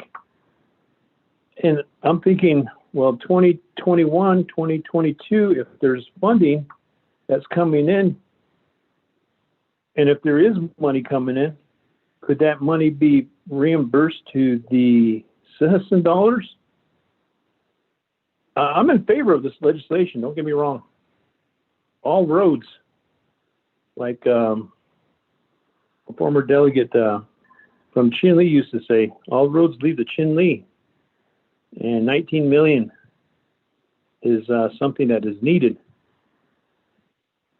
So is that how I read this on behalf of the construction? Because in that TTIP, 22,300,000 to construct grade drain structures and gravel surface construction for 12 miles. That's only 12 miles. Maybe that's the minus of the Hopi portion of that, because I heard earlier the 19 million would fund the whole 14 miles, 14.7 miles. And has that been taken care of on the 2.8 miles with Hopi land? Have they gave consent? As you well know, when it comes to projects like that, even allotted lands, you have to have consent. You have to have a certain percentage of saying yes. And I know that the whole Navajo Nation needs a whole lot of lands too. I mean, a whole lot of roads. There's all kinds of roads out there that are really, really bad. And these are the questions I have that I hope that I can get an answer on it. The other one too, Chair Damon, is in this legislation, Budget and Finance made an amendment. And I don't know if Navajo Department of Transportation has this document, but in there with the amendment, it talks about a new Exhibit E that's supposed to be attached to this legislation regarding the additional funds that's going to be proposed in this legislation, the $112,080,000. There's supposed to be a Exhibit E. NDOT has prepared a list of proposed earth improvement projects by agency. Exhibit E, I don't see it in the legislation. I even looked at DIBS to see if there is that Exhibit E. If we don't have that, I'd like to request that this would be part of the legislation, because this is going to council, and I would like to see what my area is on the Exhibit E. And I'm sure other delegates would be interested in what the Exhibit E for each delegate district listed, for a total of $4,670,000. So, Shenandoah, I appreciate the time, I appreciate the dialogue, and I know that this is going to take 2/3 vote, but our folks need good roads. Our folks need roads that are all weather, because our kids need to get to school, our elders need to get to their hospital appointment, emergency operations, medical, fire, police services, just to name a few. It's imperative that we have these roads. And also, some of us sit on the Navajo Land Commission. Maybe we could draft a letter to O'Halloran asking him to support, if Hopi says no to the 2.8 miles. That's a stretch that is probably one of the worst too, to negotiate with the Hopis. I mean, are we paying a road for the Hopis? Are they for it? Are they against it? I don't know. These are the things that are in my mind, and I'd like to have clarification on that. And we need support from our congressional people, because we didn't say this is going to be Hopi land, this is going to be Navajo land. It was all the federal government's doings, and they need to step in and also provide funds for that 2.8 miles. I don't know what the cost is going to be. So thank you, Chair. Those are my comments and those are my questions. Yeah.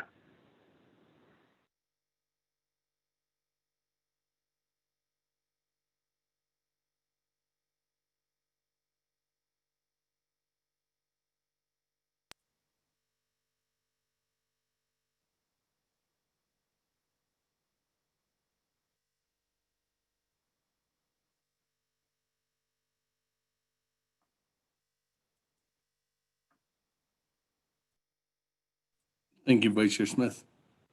With that, before I come back to you, Honorable Yellow Hair and Silversmith on the response, let me go ahead and go on down. I have Honorable Daniels, Honorable Charlene So, and Honorable Otto So in the queue.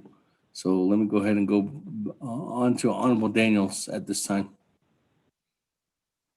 Thank you, Mr. Chair.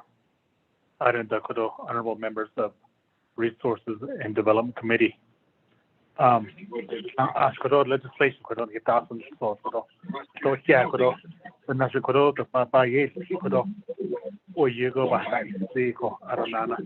referral or work session at all. So it's not us. We're trying to help you. Could I see could I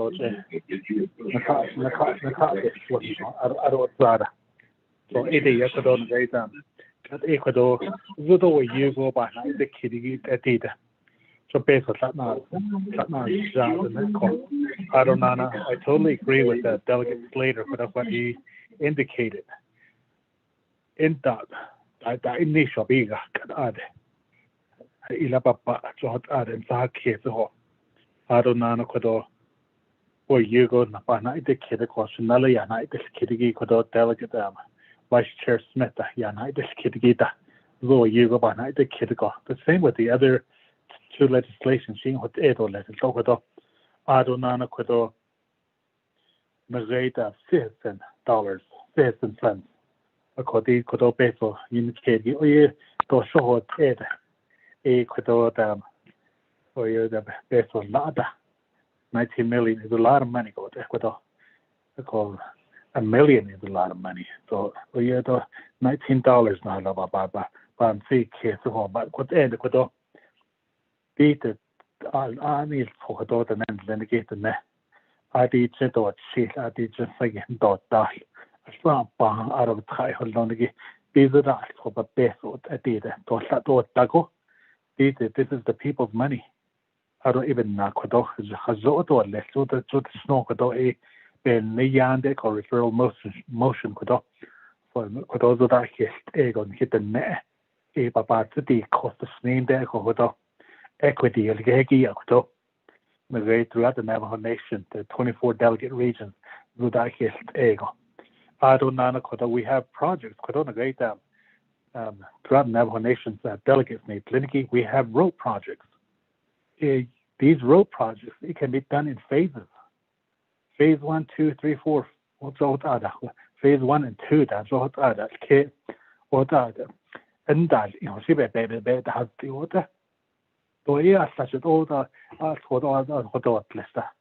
I call by phases. Go it's what I because of it because basically the business they be got Kodo. So I don't know Kodo baby has been here. Navajo Nation dollars, Kodo citizen funds. I don't know to go down. This is going to be some Ligita. In his eye, no. Oh, yeah, I'm betting so they be very go.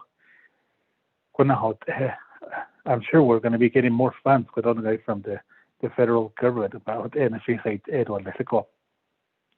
So Kodona Great at the Senate in my area we have a one of the major proposed road project. The road at the Senate Mr. Silversmith husband Kodona Old J2 to Navajo Mountain Road project. That's going to cost us over $100 million. But the state of Utah,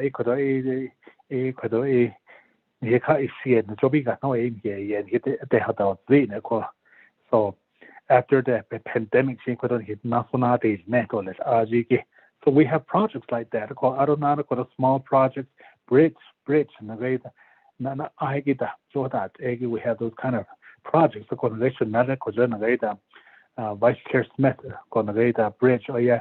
Yasabi Hill, now, so what that ego could have Jodi made snow by being there for air, so bad could on a great I go saying could Baba Yale, she found hard or got, but I see for me to yeah, I'm ready to vote, I see on all the three legislations, so Kodona, so Magado Kodon Juno had be Kodona great delicate crowdy, so Kodona Juno Yash, oh, you go by the kid or let it go. I don't know is this legislation. It's going forward to Navajo Nation Council. I don't know tomorrow that you're going to put it on the agenda or winter session that for net or let it go. I think that amendment will the or let my husband out or husband. I call it that. So even I was trying to help you Delegate Yellow here by doing a work session so with that said, I'm like I indicated, I'm ready to vote on these three legislations kodo. So it is kodo. Mr. Chair, thank you. Thank you. Let me continue on down. Honorable Charlene So.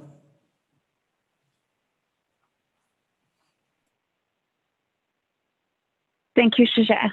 Nana Shiyaj, Jimmy Yellow Hair, Honorable Delegate, 24th Navajo Nation Council, Naabik'íyáti Committee members. I really appreciate this legislation. It is a major need for your community and district, Shiyaj. I really do understand that. I really support this legislation. The health concerns that your community faces, I understand to some degree. Of course, the thing that I'm concerned about, Shiyaj, is, this legislation where we have a lot of money that will be allocated to this project. And as my Honorable Daniels knows, the road to Twasakan, we did it in phases, phase 1, phase 2, phase 3. Today we're in the last phase, but we're also having difficulty getting that done. And that's not what I want for you. If we do it in phases, I would support it. But I also want to make sure that the funding for this infrastructure is going to be coming in through and channeling through simple and because as with my project, we've been waiting for some years. And there's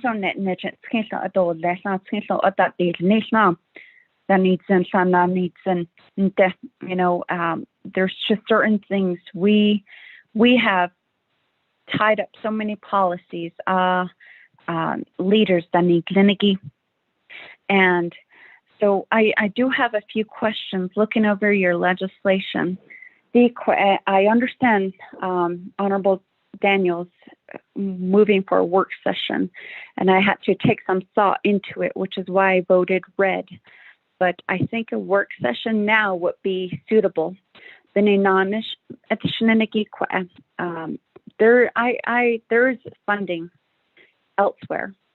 And, sometimes I'm not always looking to Windrock to get some of my community initiatives through. State basal federal grant that energy caution for applications by Arizona state legislators, Ms. Nonsense Netco. If we could get some of this going with the state priority. Naabik'íyáti state task force, and I know that was one discussion that we did have with the Arizona state. And willingly, we, the state task force committee, are always trying to push you through, like with mine.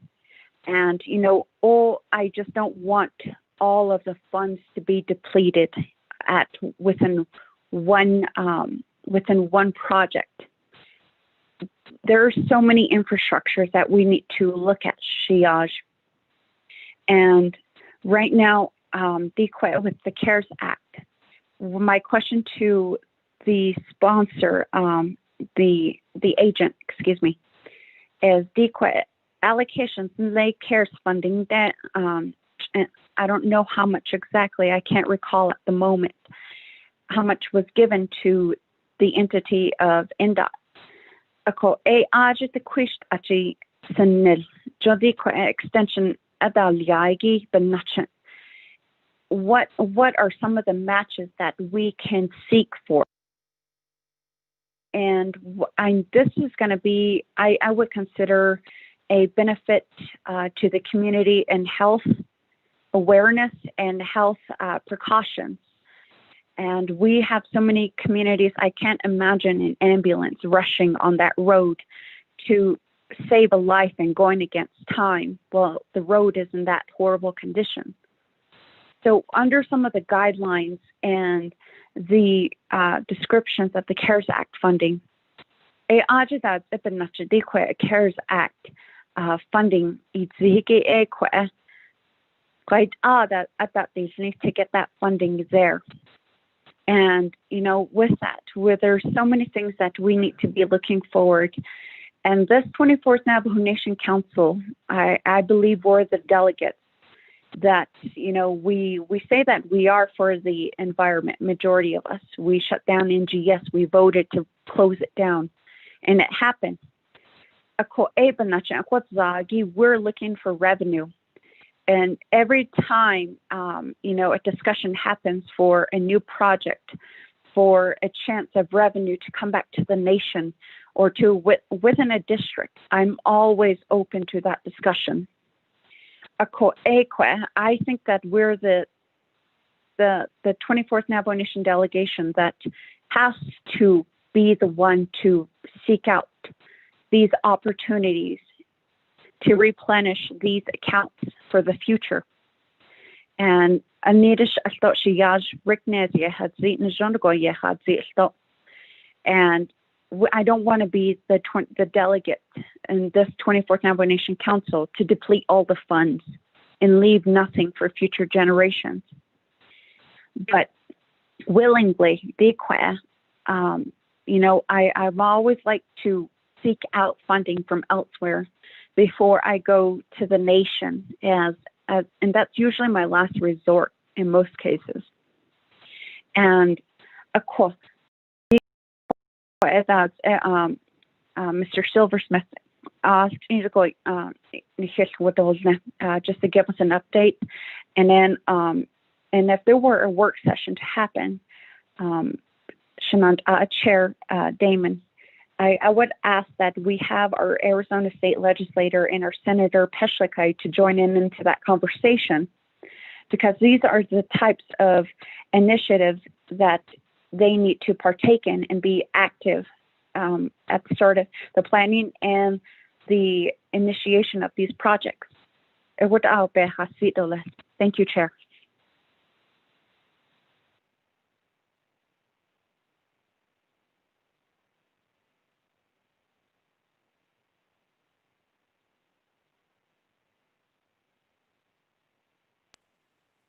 Thank you, Charlene. So with that, we'll go ahead and go on to Honorable Ottoso, and then I'll go back to the sponsor. Honorable Ottoso. Thank you very much. Mr. Silversmith, we know that this project is on the 2018 TTIP listing. And we know that the project has some money allocated in the amount of $22 million. We know that they're still in the preliminary stage to how you describe the project. Where you're at on that, you're talking about additional 5 possible archaeological sites that need to be excavated. We don't know when and how long those excavations will take place. Our sites are different. Some might be small, medium, or large. But again, it sounds like you're still in the preliminary stages of it. And what's your guesstimation and timeline to get out of that time period for the excavation period? The other is that the right-of-way and so forth. Is the right-of-way 100% in place? Then the other is that the recommendation is that why don't you shorten up this 12 miles and do 6 miles so that the 22 million can fund the 6 miles 100% with the grading up graded road improvement plan and the asphalt. That's one suggestion. The other is that on the current TTIP, why can't you look at the projects that are sort of at the bottom of the list that has funding, but it's not going to get done until many years later, that's on the money allocation from Chin Lee? Why don't you pull money out of there and redirect the dollars to this project so that you have 100% funding, so that you guys can meet your goal. And to reshuffle some of the $73 million that's allocated under the TTIP plan right now. Thank you.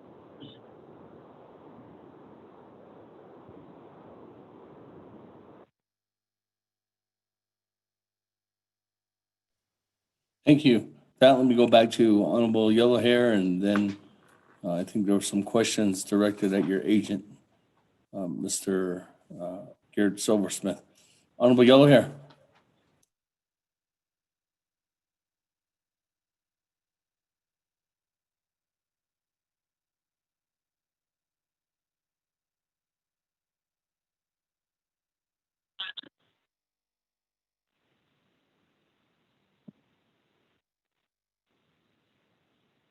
Okay, right now I'm unmuted right now again. Find the share $9. Pero Naabik'íyáti tinigi. According to my people, the very community, hard to attend opinion but try. The net on Nigo Iyati Kisani. La Sling. La no need a tin on the need leisure that say pay the road done. Epic echo dalia. Her lady, it's fortunate. It happened for us. That hope he said, okay, pave the road. But I didn't need a say, so say, and that I thought, okay, listen there. I said, about you, listen there. A Kotik Adeya Kodo on his quotation and so yeah. This is not just for Hard Rock and Pinion. This is in the Black Mesa regions. It's been used by almost all chapters, Chantos, Kiyenta, they made straight cut through Black Mesa to Flagstaff or Phoenix or to medicals. They travel long distance to get to these areas. Because road here are needed and connect to people in the region. What does what they can as a teacher on the pass go not what our creature. He knows he's not all it according to what I think on the Senate. But that I won't think on the opinion, pass what on the Snat Annie. The Osne, not yet, Baha, not the Shaftans and Chingan with the Shaftans. A petit tingy or daughter, see, Ben daughter, or opposite the cardinal alliance that case or that. Evening, Aya had order. I sit all related, obedient, had Aya even so kiss. Or situation has Ajwaya Kiko. So Arjun Hiji by Yanana Kinan. A Cosida Adan Haba has Stida Ajiki.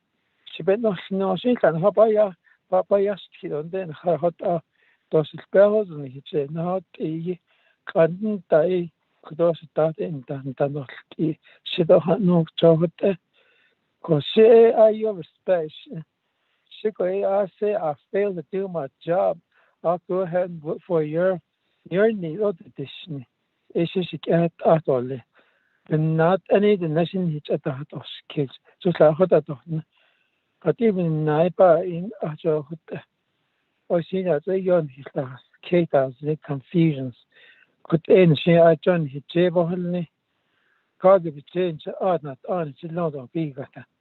Even in the hot eat out on here. This year, the hot eat singing.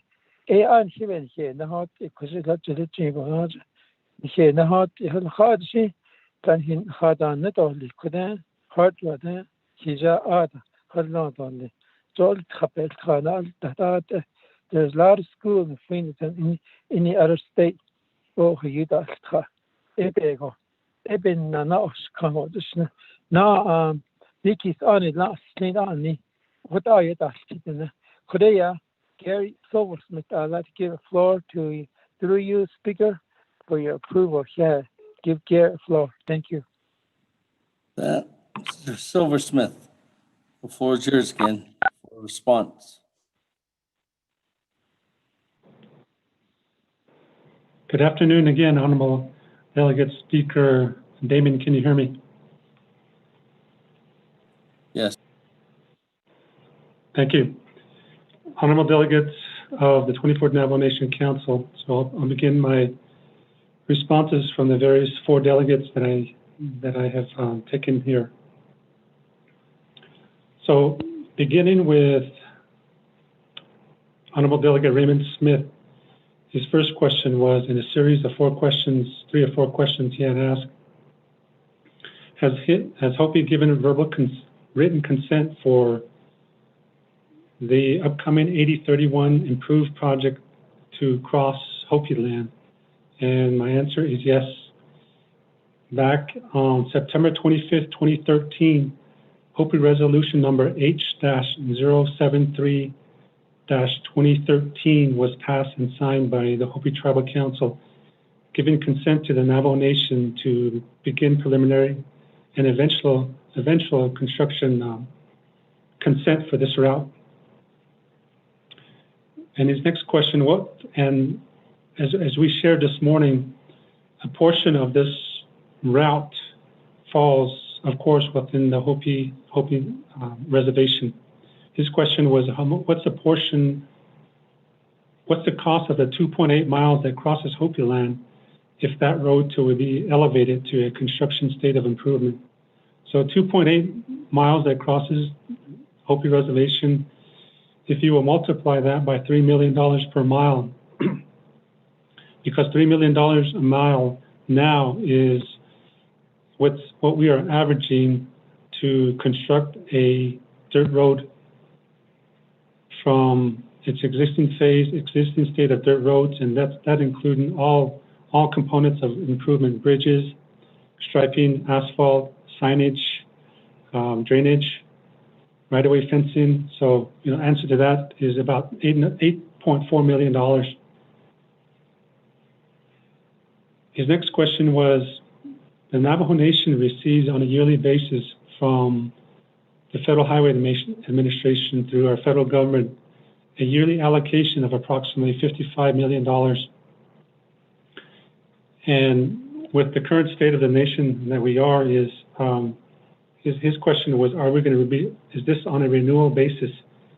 And my reply is yes. So there's a high percentage that the nation will be receiving this allocation every year of $55 million. And his next question was, knowing that a portion of the current 9402 bridge that's currently under construction in Lupton, Arizona, a portion of this money was received from Delegate Wilson Stewart's region to fund that bridge in Lupton, Arizona. With these funds that's forthcoming to the Navajo Nation, will we replenish those funds in Delegate Stewart's region? Yes, with these funds we will. And finally, his last question was, he mentioned an Exhibit E, and that wasn't attached to his collection of documents that he had. I believe this Exhibit E is, I might be mistaken, Honorable Delegate Smith, but I believe that Exhibit E is specifically attached to amendment to Delegate Crotty's amendment there. And in that amendment, that exhibit is a collection of routes within each delegate region's high priority dirt roads improvements. Moving on to Honorable Delegate Daniel's question. Well, more of a comments for the listening audience. He talked about the $19.5 million that's slated for this project. This is the people's money. And let's not forget about looking at the 8031 improvements from the perspective of a phased approach. So we talked about that at various points during today's discussion as well. Moving on to Honorable Delegate Charlene So's question was, she approves this legislation, or she supports it, and she knows that from experience with a current route or past routes or upcoming routes in her communities that'll be completed in a phased approach. Her question specifically to myself was, did the Navajo Nation Division of Transportation receive any CARES Act funding? Well, for fiscal calendar year 2020, we did, transportation was an ineligible recipient for funds to receive funds here on our Navajo Nation transportation-related projects. So no, we did not receive any funds for transportation improvement projects. However, we did receive through the executive branch supplies and materials for PPE. We did get funds for that, and we did use that to, of course, to purchase PPE for usage by our staff here. Now, to further supplement that question or that reply is that in my personal understanding from within the calendar year of 2021, there is either a recent passage or discussion of the Consolidated Appropriations Act by our federal government. And in this forthcoming 2020, there's a plan for funds to be, a second set of funds to be forthcoming to tribes across the country. And in these 2021 funds in the Consolidated Appropriations Act, Federal Highway Administration, now these are my numbers, and hopefully I'm not, I got my information correctly conveyed to me, is the Federal Highway Administration is going to be receiving approximately $114.6 million. And the intention of those funds are to go to the Tribal Transportation Program for all 12 regions across this country of ours. So yes, there's, out of that 114, if you split that up between 12 regions across the Navajo Nation Bureau of Indian Affairs regions, on the high end, the Navajo Nation could receive $9.6 million. Now you subdivide that into 5 agencies, that's $1.9 million that potentially the Navajo Nation could receive. And additionally to that, the Bureau of Indian Affairs Department of Interior is going to be receiving approximately $58.4 million for categories within the Department of Interior, and that includes housing improvement, road maintenance, attorney fees, litigation support, land records improvement, and the Hopi Settlement Program. So if you split this 58.4 into six categories, road maintenance, Department of Interior, Bureau of Indian Affairs is going to receive approximately $10 million. Now that's potentially, so if you divide up to 12 regions across the U.S., because 12 regions, of course, exist across the U.S., each of these 12 regions could potentially receive $833,000. So on the high end, the Navajo Nation could receive $833,000. Subdivide that by 5, and you get about $167,000 to each agency within the Navajo Nation, and we can use it for road maintenance needs. Now, this isn't the Navajo Nation funds, that's the Bureau of Indian Affairs, their road maintenance program. Moving on to Honorable Delegate Otto So's question about, he posed several comments and questions to the division here, and he mentioned about the current funding of $22.3 million that is identified for this project. And yes, it can happen in preliminary phases. And that's something we talked about here. And there's still a good potential for that to happen if there's no additional supplement to this within this legislation on 0313-20. Now, he also asked the question of what's the timeline for completing the Cultural Resources Plan in partnership with Navajo Nation Hopi or Navajo Nation Historic Preservation Department. That's really a question for Cultural Resources under the Navajo Nation program, under that Division of Natural Resources. That's really a question for them, but I can provide an answer, of course. So it's going to really be dependent on their workload. Right now, they are working with us currently to mitigate and to find resolvement for these sites that may deem archaeological sensitivity, and we have a plan, so we are working with them. And I can't say a timeline. Again, it's depend on their workload, how deep these cultural archaeological sites can be. You may just see a small portion on the ground that protrudes from the ground at maybe in a diameter of 5 feet. But the more you dig, that 5 feet might dig out to 30 feet, 40 feet, 50 feet. You might discover a whole kiva or some sort. So it's hard to say until you actually discover those archaeological sites. I'm giving an accurate timeline on when these mitigations can be taken care of. And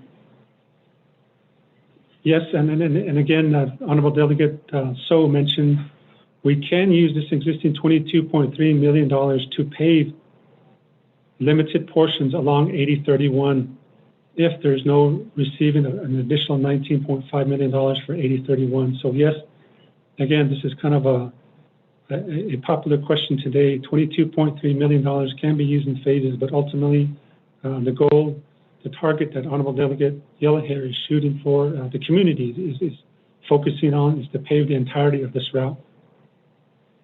And yes, his last question is yes.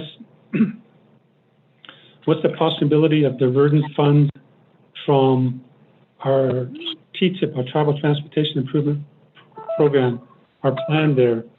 We have a 5-year plan. What's the likelihood of moving those funds that are in year 5 upwards to year 1? That way we can supplement and fund this 8031.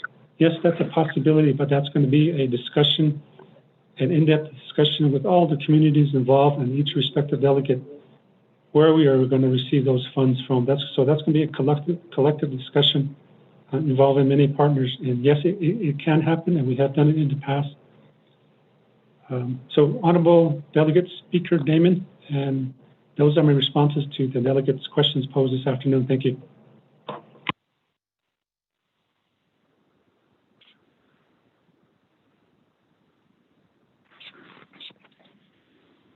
Speaker, I'd like to speak for a little while again. Thank you very much for those responses. Right now, colleagues, I don't have anybody in the queue, but let me go ahead and go back. Eugene So. Honorable Yellowhair, then Honorable Eugene So. Honorable Yellowhair. Oh, Chair, Nana Tilla, he had 24 councilmen by ST, I see not by ST. But our broadest issues before the state task force, Mr. Mark Freeland, Chair, Hodav Jahas, Didi Kajigi, Eban Suskation at Ani. I can't take a rest, and I'm not going to take a rest. I'll have other than the bananas in the Lisland. So I thought about Suskis, the Atlantic and Suskis. Even in Mr. Carlos Gay, as for the address, the Dabi K, the Hannes Nangi, Town of Holleran, and the Jamie Bishop Grader, the Representative Sosi and Teller, the address with that kid called that Ishley through a Naabik'íyáti State Task Force. But all the time, just keep it such not on. I had heard that she is in the Shabbat, that so you want to. I could what answers kids, but they gave me the floor at the last week meeting. I brought to their attention. The just oh, you and the hot is not on. In the very opinion, the criminal case is really high, crime is high. If the court engaged a bit of that, the veteran, well in the sinners, but man, it's the oh, you on each and this, but out there. I seem to you begin out of the door. You start to none. It's not fair, not of the door. I don't each and not this. I couldn't the DRDA state task force of it in this industry. Democrat on this money. I thought was a lawyer. Great out of the Johnson. Democratic, which is on bed out of 8 hours. Chicago, just to Mr. Kiel, the key, as you conditions. So, it would I obey Janet this year on the not only one totally although the baby son over the thing she oh the kid in the Beijing if you forgot he should have said that but I'll leave up to you Penny she drop up only I think the couldn't see what the it's not only all of people back to referral and not getting so content on so quite a pandemic 19 I see of need to wait not and it's happening all over the world continent our creatures or he caught a con he gave up kid in a cohort over the sheet that on his whole car with a condition so with Italy as in not understanding Italy we had 2 years last year though so late run I came on the 23rd last month of the December. Nothing happened to the council. Everybody's gone, and there's no quorum too. With Craig Pinion, the complex have a lot in there. There's no quorum. If I thought me, or not this. I thought it's still with us on that one too. Thank you for your help. Yeah, that's not on. So let's call some time speaker. Thank you. Go back on mute now. Hey, thank you very much for that, Honorable Yellow Hair. That, let me do go on down. Honorable Eugene So, on legislation 0313. Yate, Alan, Ashene. This is the dish news on of the Eastern Australia. So she had the con based upon it in it, and be what I had all this. I let be a Halan, Muzinigi, the killer had all this.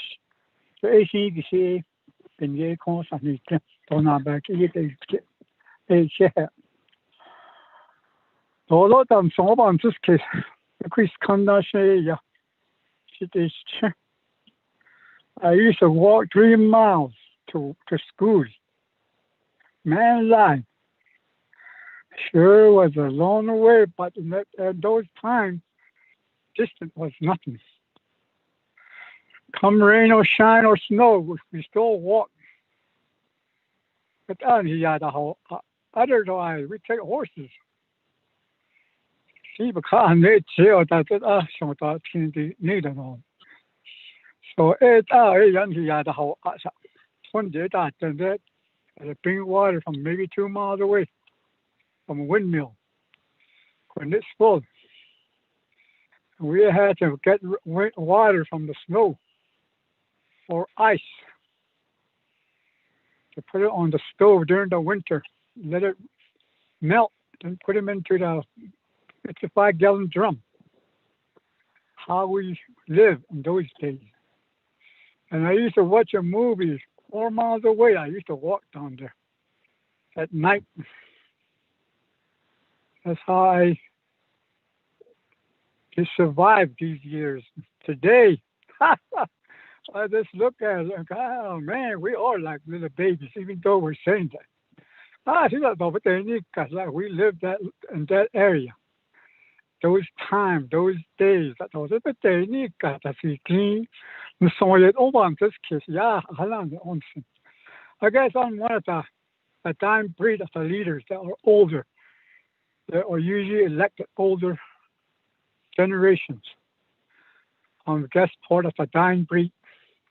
All the younger ones, they're in the race. Racing or fame, materialistic. Education, you see, if you get materialistic, become a millionaire. So that's what kind of a race we're in right now. It sure is coming to effect. So this money, because the roads, I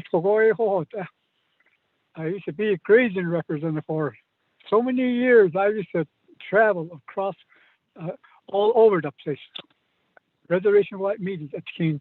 The main road I really always think about is the road from Burnside to all the way to Indian Well. The road that way. Man, that's bad road.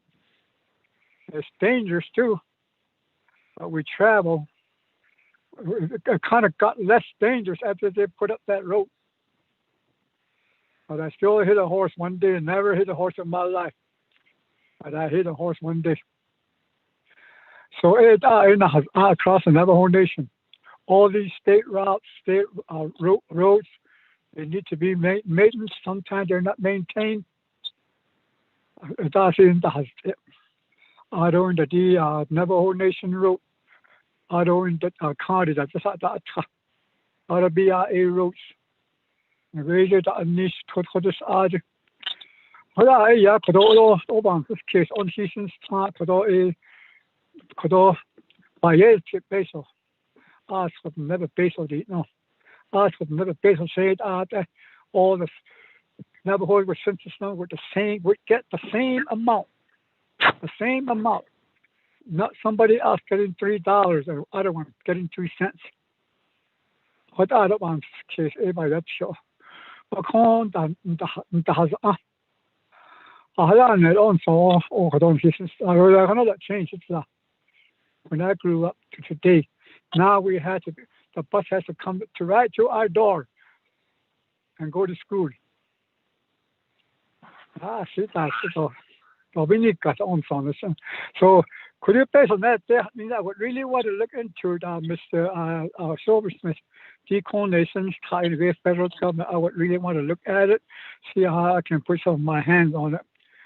Yeah, because I need a bridge down here in Chinley. There's only one bridge. I see nothing does it. Completely not it. It wash away about maybe the 4 or 5 times. So just we're in the flood area, Chinley. But my people here wants a strip just like Las Vegas. About 3 miles out all the way across to Chinley and over about another 6 miles down towards mini farms. Strip so we can make money. A lot of casinos. That's just their dream over here. I don't know, they're thinking about putting a canyon. Maybe we need some roads in there.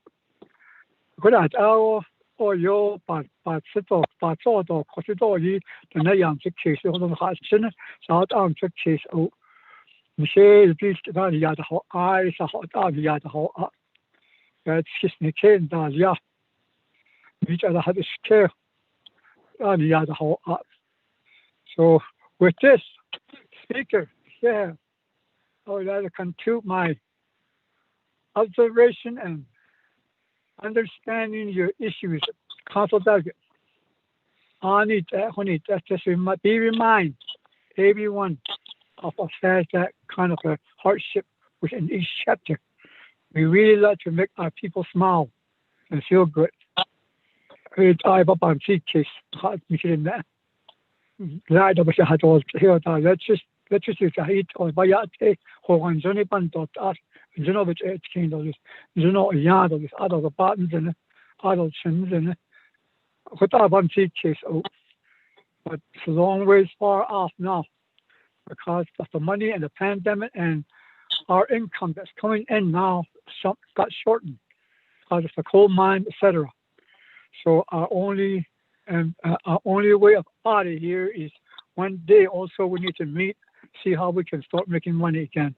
CD cut up on the economic part. But I could only see Mr. Silversmith, the one you mentioned regards to the funds coming down the federal government, I would really like to have that in writing and just shoot it to me. Share it on this. Thank you, Speaker.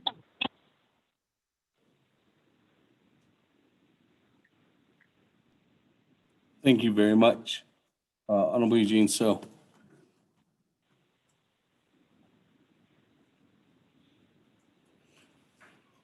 With that, colleagues, I don't have anybody else. And I think that was just a request to follow up. So, Honorable, Mr. Silversmith, if you could email that information over to Honorable Eugene So, that'd be great. If there's no more discussion, colleagues, we can go to a vote on legislation 0313-20. Going once, going twice, going 3 times. Let's Go. Hon- Roll call. Honorable Elmer Begay. Honorable Key Allen Begay Jr.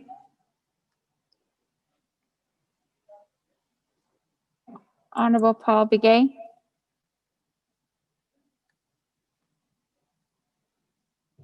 Honorable Eugenia Charles Newton. Honorable Eugenia Charles Newton votes green via text. Honorable Key Allen Begay Jr. votes green via text. Honorable Amber Canespa Crotty. Delegate Amber Canespa-Crotty votes green. Thank you. Honorable Amber Canespa Crotty votes green. Honorable Herman M. Daniels Jr. I vote red. Honorable Herman M. Daniels Jr. votes red. Honorable Mark Freeland.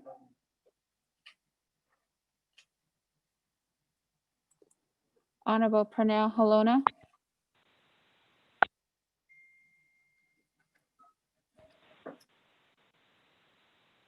Honorable Jamie Henyo. Halona votes green. I'm sorry. Halona votes green. Honorable Pernell Halona votes green. Honorable Jamie Henyo. Honorable Vince James. Delegate James votes green. Thank you. Honorable Vince James votes green. Honorable Rick Nez. Delegate Rick Nez votes red. Honorable Rick Nez votes red. Honorable Carl Slater. Delegate Slater, red. Honorable Carl Slater votes red. Honorable Raymond Smith Jr.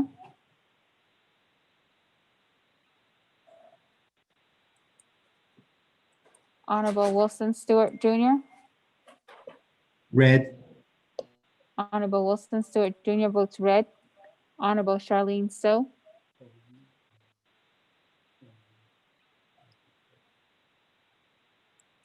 Honorable Daniel So. I vote red. Honorable Daniel So votes red. Honorable Eugene So. Let's keep all this. Thank you. Honorable Eugene So votes red. Honorable Otto So.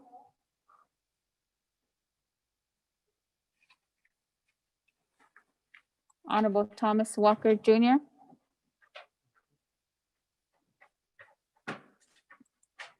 Honorable Edison Wanika.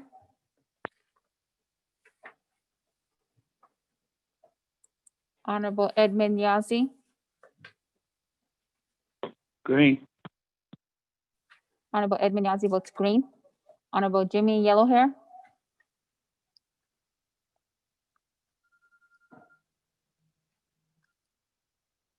Honorable Elmer Begay.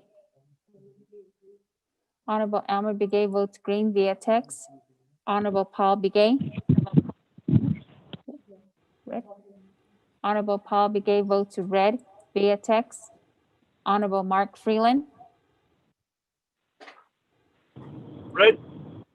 Honorable Mark Freeland votes red. Honorable Jamie Henyo.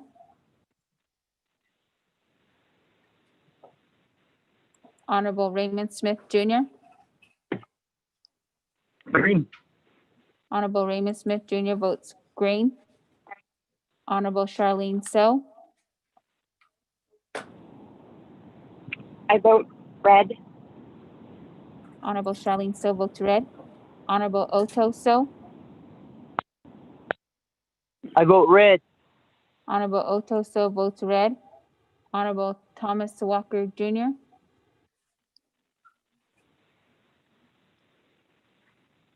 Honorable Edison Wanika.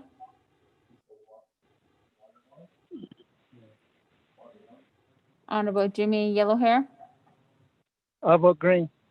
Honorable Jimmy Yellowhair votes green. Speaker. Wanika votes green. Honorable Edison Wanika votes green. Honorable Jamie Henyo. Henyo votes green. Honorable Jamie Henyo votes green. Honorable Thomas Walker Jr. I vote green. Honorable Thomas Walker Jr. votes green. Speaker, with a vote of 12 yeas and 10 nays, Speaker not voting. That, colleagues, 12 in favor, 10 opposed. Speaker not voting, motion carries. Chairman, point of order, Keelan. That legislation moves on to council. But at council, that legislation is 2/3 vote. Thank you.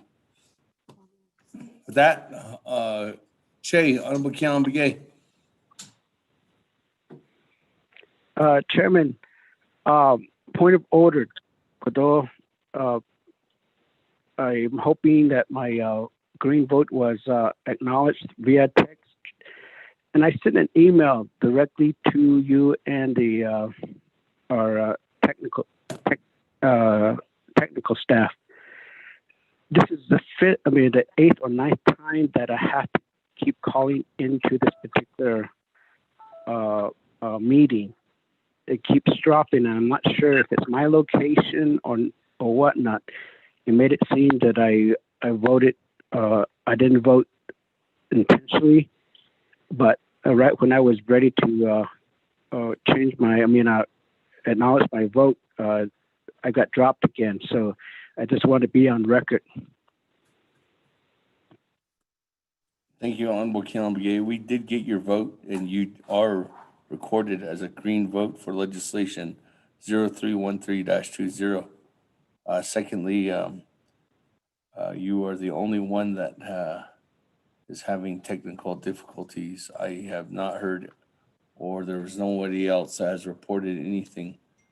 And here in Window Rock, the network is working as well as it possibly can.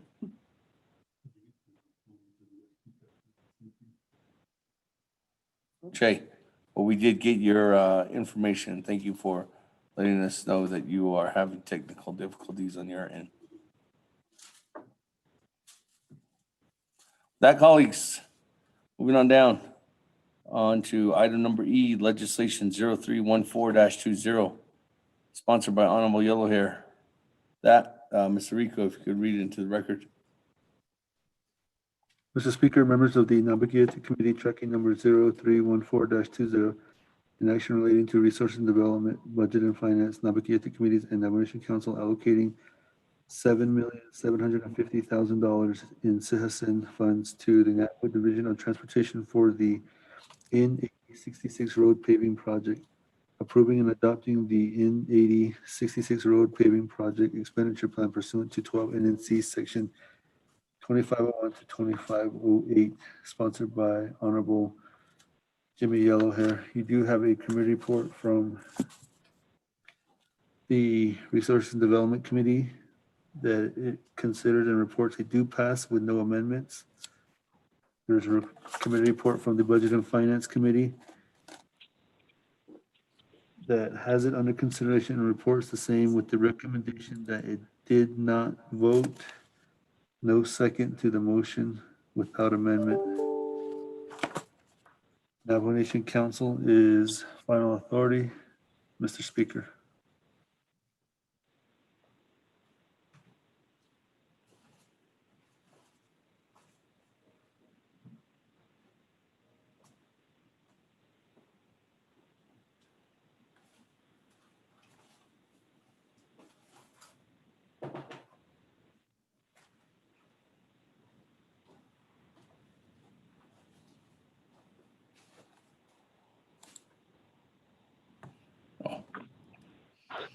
Okay. With that, colleagues, is there a motion?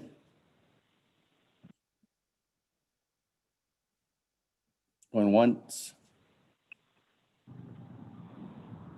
Yellowhair. Oh, Yellowhair. Is there a second? Hello, second. From Helena. That, colleagues, any comments, questions? This legislation is destined for council. Going once. Going twice.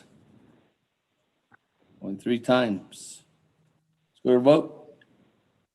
Honorable Elmer Begay. Honorable Keelan Begay Jr.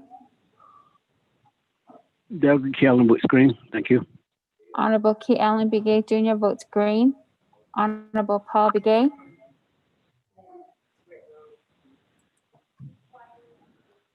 Honorable Eugenia Charles Newton.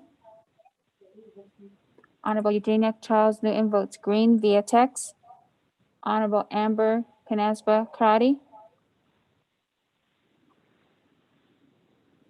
Delegate Amber Canisbach Cardi votes red. Thank you. Honorable Amber Canaspa Karate votes red. Honorable Herman M. Daniels Jr. I vote red. Honorable Herman M. Daniels Jr. votes red. Honorable Mark Freeland. Red. Honorable Mark Freeland votes red. Honorable Pernell Halona. Honorable green. Honorable Pernell Halona votes green. Honorable Jamie Henyo. He votes red. Honorable Jamie Henyo votes red. Honorable Vince James. Delegate Vince James votes green. Thank you. Honorable Vince James votes green. Honorable Rick Nez. Delegate Rick Nez votes red. Honorable Rick Nez votes red. Honorable Carl Slater. Delegate Slater, red. Honorable Carl Slater votes red. Honorable Raymond Smith Jr. Green. Honorable Raymond Smith Jr. votes green. Honorable Wilson Stewart Jr. Red. Honorable Wilson Stewart Jr. votes red. Honorable Charlene So. I vote red. Honorable Charlene So votes red. Honorable Daniel So. Daniel So votes red. Honorable Daniel So votes red. Honorable Eugene So. Thank you. Honorable Eugene So votes green. Honorable Otto So. I vote red. Honorable Otto So votes red. Honorable Thomas Walker Jr. Walker votes green. Honorable Thomas Walker Jr. votes green. Honorable Edison Wanika. Green. Honorable Edison Wanika votes green. Honorable Edmund Yazi.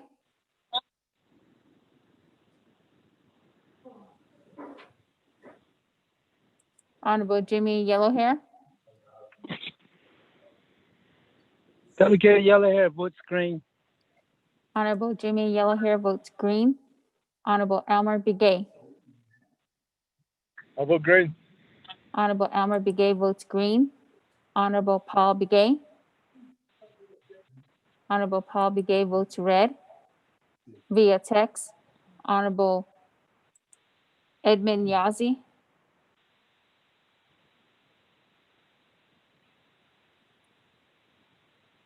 Speaker, with a vote of 10 yeas and 11 nays, Speaker not voting.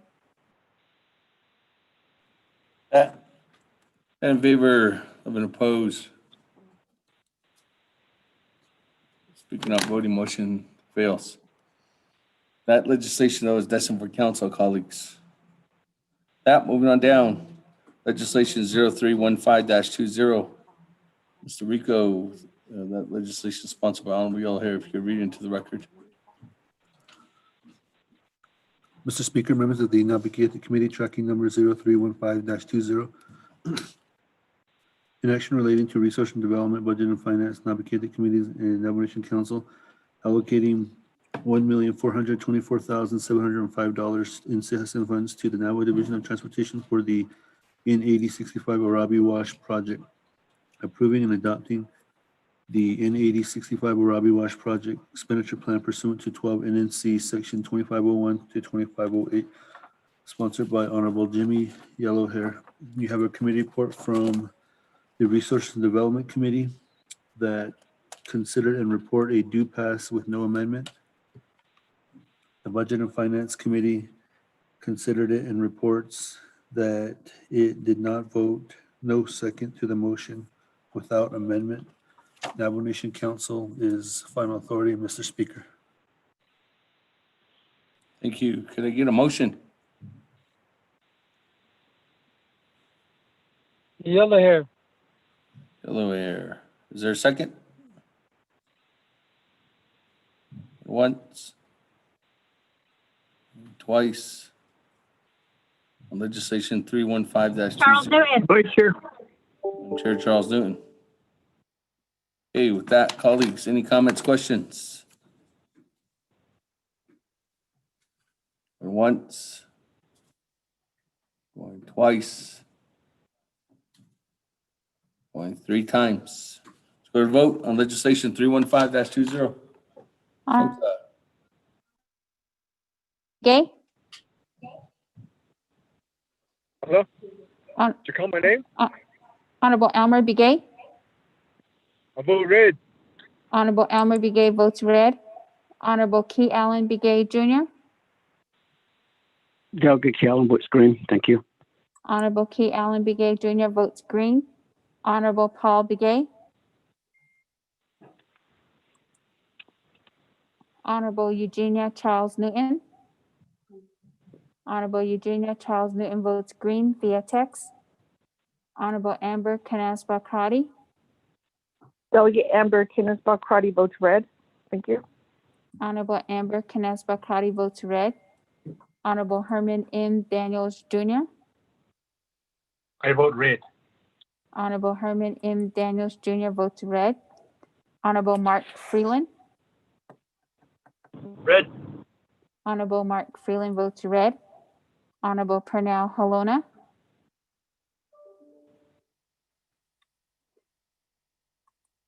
Honorable Jamie Henyo? Honorable Pernell Halona votes red. Honorable Jamie Henyo? Honorable Vince James? Delegate James votes red. Honorable Vince James votes red. Honorable Rick Nez? Delegate Rick Nez votes red. Honorable Rick Nez votes red. Honorable Carl Slater?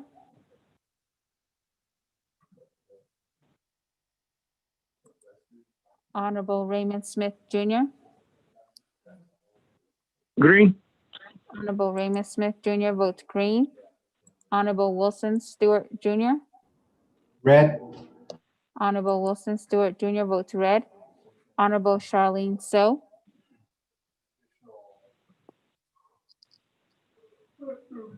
I vote red. Honorable Charlene So votes red. Honorable Daniel So? I vote red. Honorable Daniel So votes red. Honorable Eugene So? Hey, don't tease me. Honorable Eugene So votes green.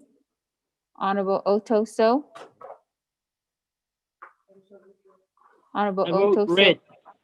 Honorable Otto So votes red. Honorable Thomas Walker Jr.? Walker votes green. Honorable Thomas Walker Jr. votes green. Honorable Edison Wanika?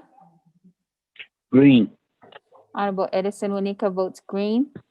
Honorable Edmund Yazi? Red. Honorable Edmund Yazi votes red. Honorable Jimmy Yellowhair? I vote green. Honorable Jimmy Yellowhair votes green. Honorable Paul Begay? Honorable Paul Begay votes red via text. Honorable Jamie Henyo? He votes red. Honorable Jamie Henyo votes red. Honorable Carl Slater? Delegate Slater, red. Honorable Carl Slater votes red. Speaker with 7 yeas, 15 nays, and speaker not voting. Okay, with that, 7 in favor, 15 opposed. Chair not voting, motion fails. With that, though, that legislation still moves on to council.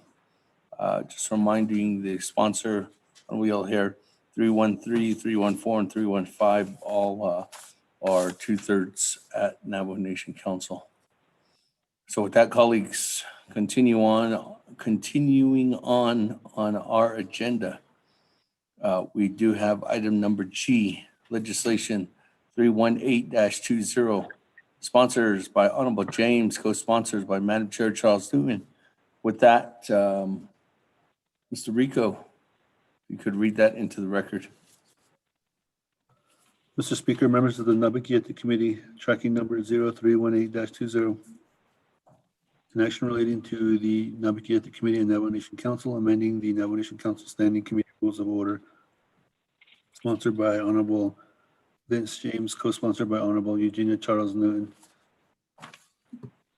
Mr. Speaker, council is final authority. Motion, Delegate Rick Nez. Okay, with that, motion by Chairman Nez on legislation Second by Charles Newton. 0318-20.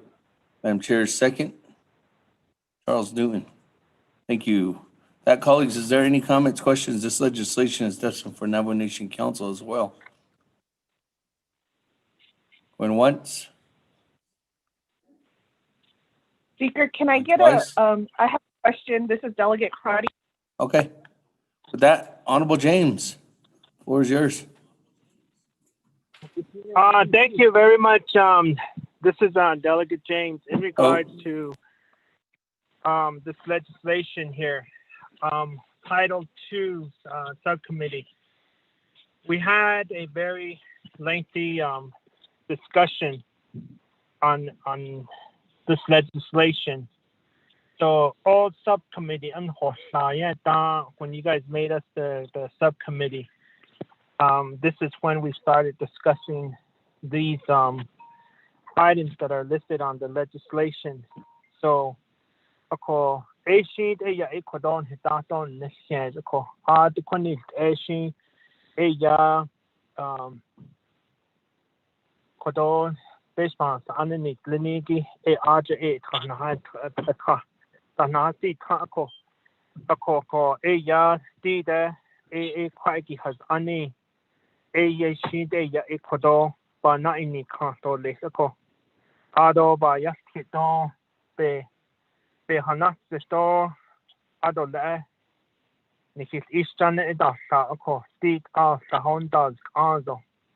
Taho ella ikot andalia dohnigo ikot istan osago la ella Naabik'íyáti kitseleko okoko Ashi kodo nihiche kolia legislation 0318 okoko kodo alahni kliniki ella the quigo she indas anseleko Asian obe be candy cost out a bed is done istadole just has been not nothing could are they able has see on the kitchen honodo could not answer a not the kitty be not kit dole I had national speaker one back on you. Thank you very much, Honorable James. With that, Madam Chair, Amber Crotty, floor is yours. Yes, thank you, Speaker. Colleagues, I appreciate it. Delegate James for this legislation. I think what's, if you could just, and I appreciate that you're on the subcommittee, the Title II subcommittee, in terms of why the recommendations are being made, can you just clarify that a little bit more because it sounds like you had a lot of discussion. Can you provide a review to this committee, like what were some benefits of making these changes, and then what were some of the cons that were raised up in committee discussion? I've tried my best to call in on the subcommittee, and so I am curious to see what were some of the possible cons on making these changes. Thank you.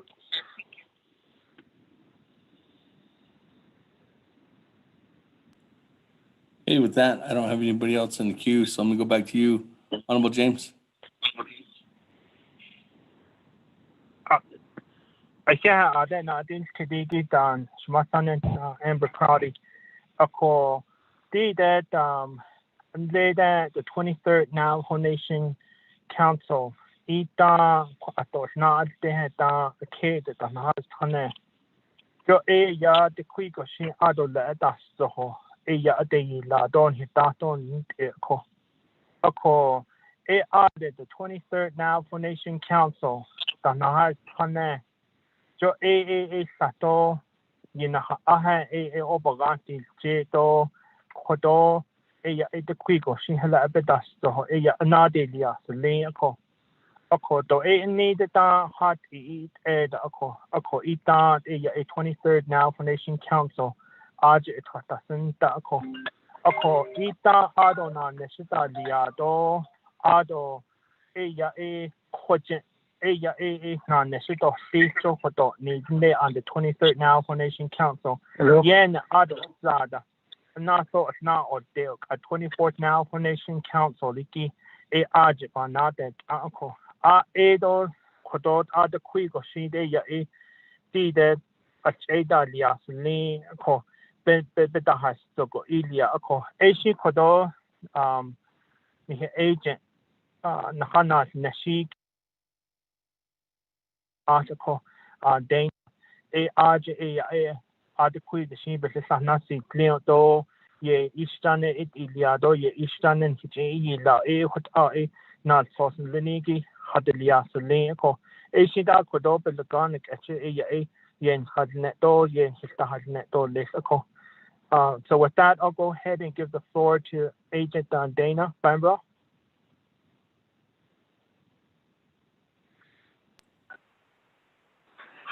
Thank you, Honorable James Sparbrough.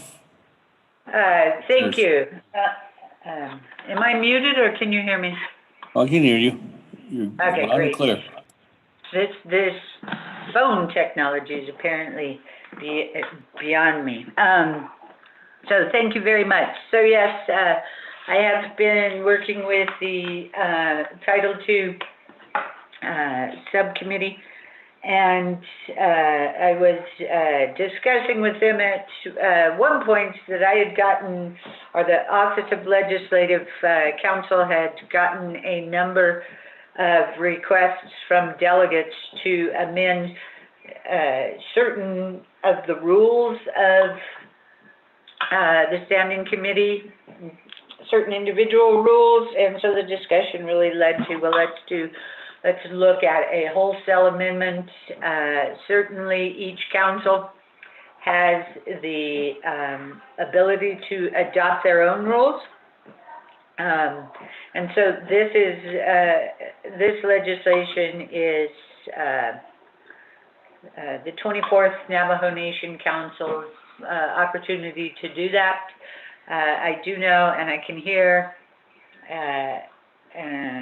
some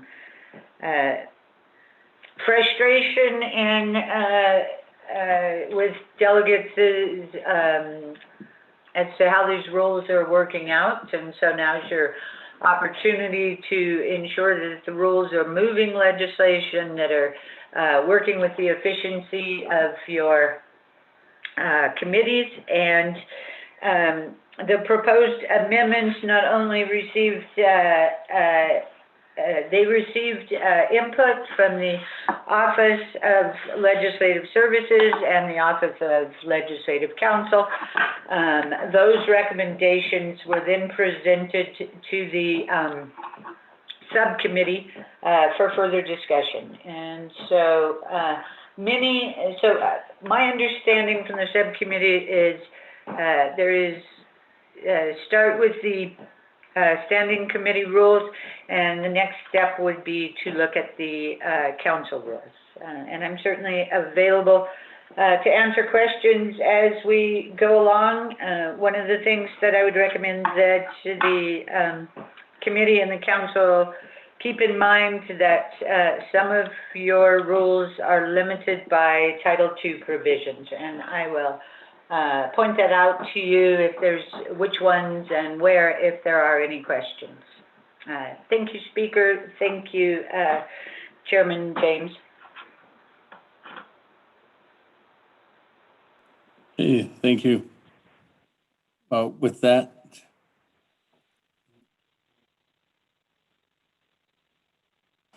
okay, thank you, Ms. Barbara.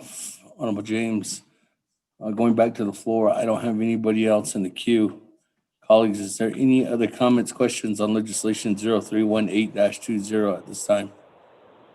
Speaker Damon. Delegate So. Okay.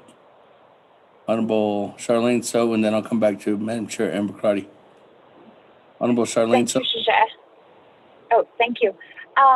In regards to what Ms. Barbara just stated, she said that she was going to clearly point out those rules. I would just like to request if she could put it on paper format and send it to us by email. Thank you. Sure. Put those in the Landon, ready to play or no? With that, let me go to Madam Chair Madam Chair Amber Crotty. And then I'll come back to you, the sponsor, and to Ms. Barbara. Madam Chair Amber Crotty. Yes, thank you, Speaker. Thank you, Delegate James, for this legislation. So what I was looking at is a little bit more of a breakdown on the including the provision of public comments at the end of new business. Can you give me guidance in terms of was there discussion? I agree with it. I completely support it. But what we have had experience where there's an issue of like decorum, or especially when there's controversial items that are being discussed. So I believe that there should be public dialogue in our agendas. If you could just help me point to the part of the legislation that rolls out how that will be conducted. And my second question is if Dana, Ms. Barbara can provide the authority of the standing chairs. My concern is on this exhibit on page 2. This is then allowing, or I'm not sure if it's an allowance. I'm not sure if it's an allowance, or we just need to put it in the code regarding attendance at the committees, and then a written document. I want to be clear in what's the authority of the chairs of the committee, and not go and verge on the micromanagement of delegates. And so I want to be very clear in that distinction. If you could provide that information, thank you.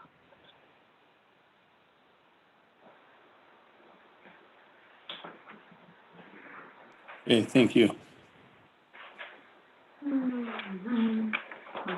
Chair Damon, this is Vice Chair Smith. Put me in the queue. Let me go back to Honorable Vince James and to questions to your agent, Ms. Barbara. Honorable James. Thank you, Speaker Dodd, Matando Sinale, Honorable Charlene So, and Honorable Amber Crowdy. With that, I'll go ahead and give the floor to Agent Dana Barrow. Yeah.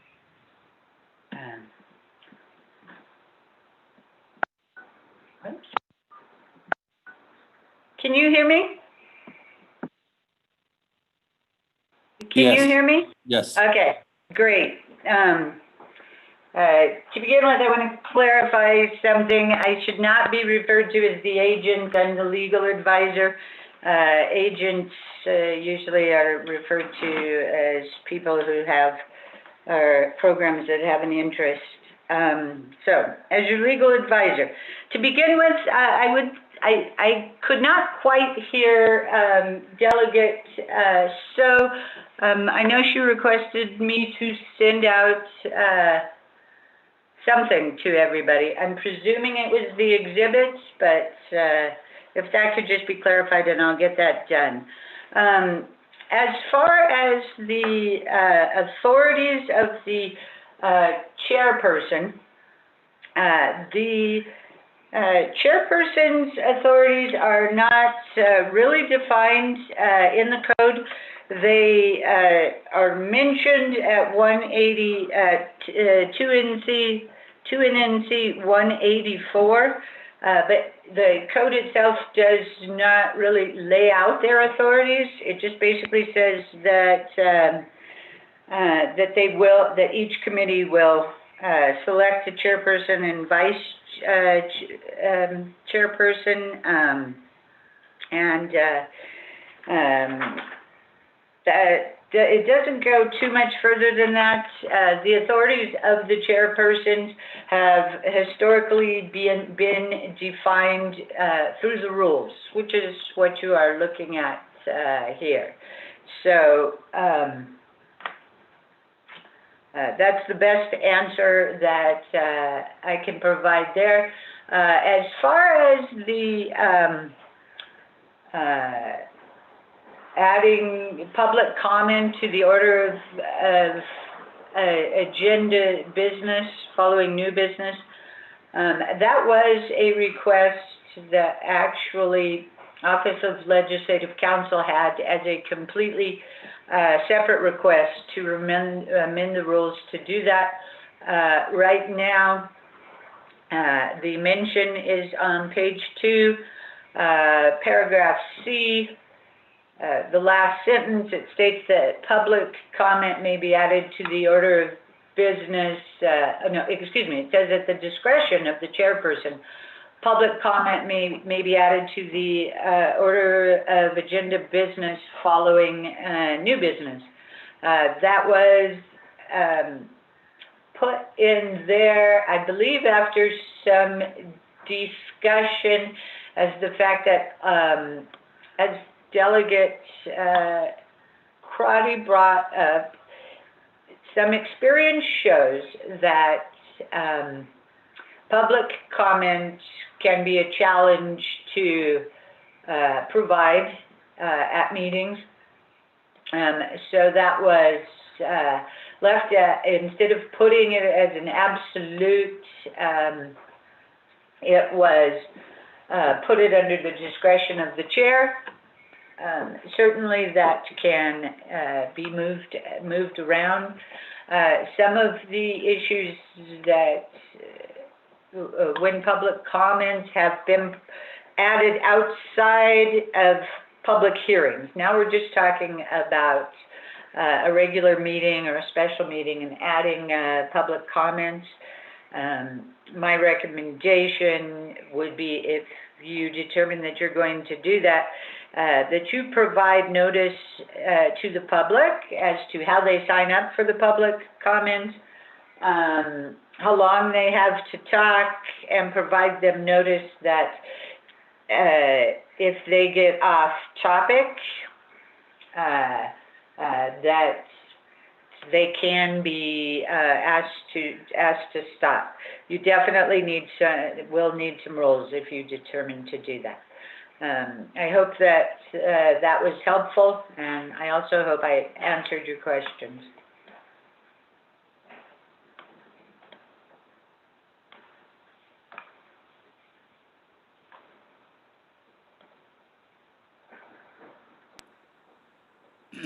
Thank you. With that follow-up question, Ms. Barbroff. With that, let me go ahead and go back to the floor. Honorable Vice Chair Smith, floor is yours. I have Vice Chair Smith and Honorable Keon Begay in the queue right now. Honorable Vice Chair Smith, the floor is yours. Thank you, Chair Damon, and Naabik'íyáti committee members, and those that are still listening with us. Another for sponsoring this Title II amendment. In page 2 of 13, item C has been stricken out, and that was on Rule 22. All meetings of the committee shall be open to the general public, unless the committee deems necessary to resolve itself into executive session, which is the Rule 22. That question is, why was that stricken out? I think that should remain because all committee meetings are open to the general public. and it doesn't seem to fit within the rules here, because we're striking out the folks to actually be aware of what meetings going on, what committees are discussed at the time. The other one too is the chairperson on page 2 of 13 under B shall not adjourn a meeting. And I recall earlier we had that adjournment does take precedence. And now it says that until the agenda has been completed. So if someone says motion to adjourn, that should take precedence over everything. Can you clarify that, or are we going against what was stated in the last, I forget what rule it was, unless that's just, well, this is for the standing committees, and we have council. Can you kind of explain that on behalf of that? If someone does say motion to adjourn and there's no debate and they go to a vote whether to adjourn or not. Those are two of my questions, Shananda. Thank you.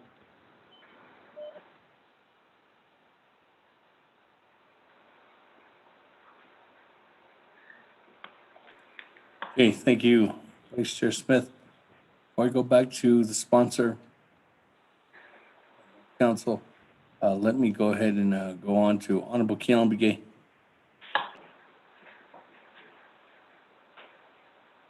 Speaker, can you have the get a response to Delegate Smith?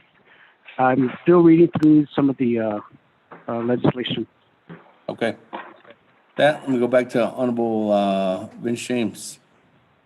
And maybe Ledge Council can help assist. Yeah, Speaker. I'll go ahead and give the floor to Legal Advisor Counsel Dana. Thank you, Speaker. Thank you, Chairman James. So as far as Vice Chairman Smith's question about the meetings being open to the general public, that provision was just moved from one section to another section. So it was deleted from page 2C, and then it is added on page 3, Rule 8A. So yes, it's still in there. There's just been moved to a different position, a different rule, but the provision stays. As far as the chairperson not adjourning a meeting until the agenda has been completed unless the requirements for meetings set forth at 2 NC 183 are met, that has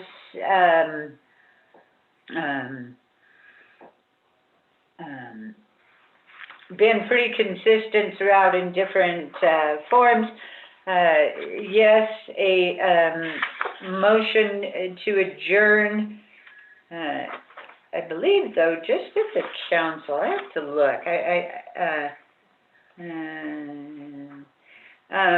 I think it's just at the council that it takes priority. I'm looking through. If anybody if the other attorneys at Legislative Council who are on the phone can help me find if there is a provision in the meeting rules that say that motions for adjournment take precedence, that would be helpful. Because I don't remember one.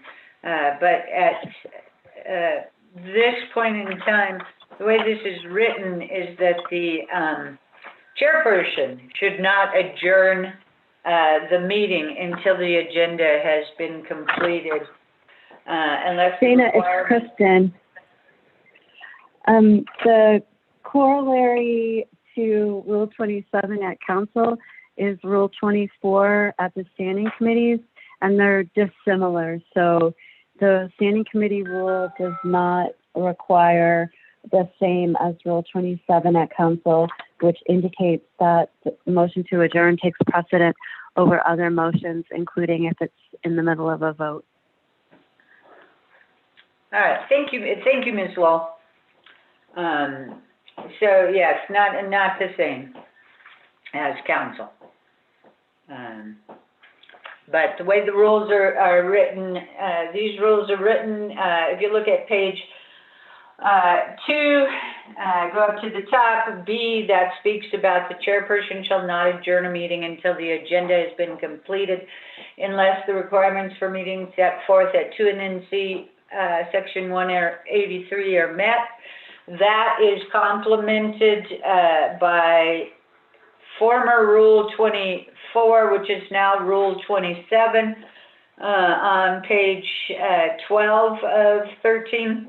And that says, notwithstanding Rule 4B, when the agenda of the committee has been completed or when other reasons exist to end the committee, any committee member may motion to adjourn. Thank you, Speaker. Thank you, Chair. Hopefully that answers the questions. Thank you.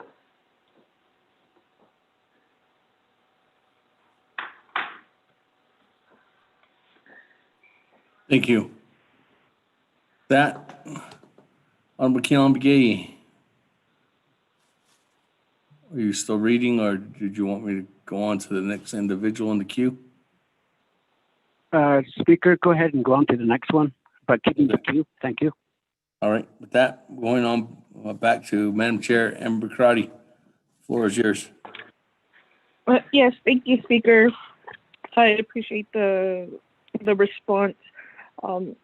If I could ask the sponsor, so what is the plan for the public comments? Was the subcommittee, if you could just let me know what's the plan in terms of like the development of the rules, or was there a discussion on to allow each chair or vice chair or pro tem to determine how they will allow, in the manner in which they will allow for public comments, like the time limit, or if there's executive session.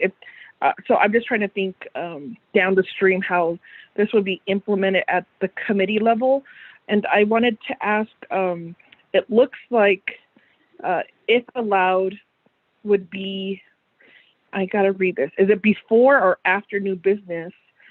So my question is, why was that recommended either before, I can't recall right now if it's before or after new business. I'm thinking if there's a legislation that's being spoken or legislation that the public wants to give comment on, or they might want to give comment on the report, if it was considered to possibly put public comment at the very beginning of the discussion in the committee meeting, and if there was a conversation, if public comments, if you needed quorum. So now putting it on the agenda, you obviously need quorum, but was there a discussion on to allow public comments to begin, like while we're waiting for quorum, or what would happen if quorum is broken because of the public comment period? So I just want to know if there was any dialogue in that. The second area that I wanted to ask about is the subcommittee considered the referral motion. So right now at committee, we cannot refer except at Naabik'íyáti and Navajo Nation Council. So I don't know if that's a Title II restriction, and if there's any recommendations or conversation regarding that process. Something that has come up in our committee very recently is what's considered an action by the committee to move forward. So was there any discussion on, or is there any amendments on the rules that clarify or define or give guidance on what is considered an action by the committee to move the legislation forward? My third question is, was there any consideration as we've been in the pandemic for the last 11 months on digitizing any of these processes. I know that sometimes not only does there's an internal verification process, but there's also a requirement of a signature. And if there was ever any conversation to try to either digitize or modernize our system so that things are not delayed because of in-person signatures or documents.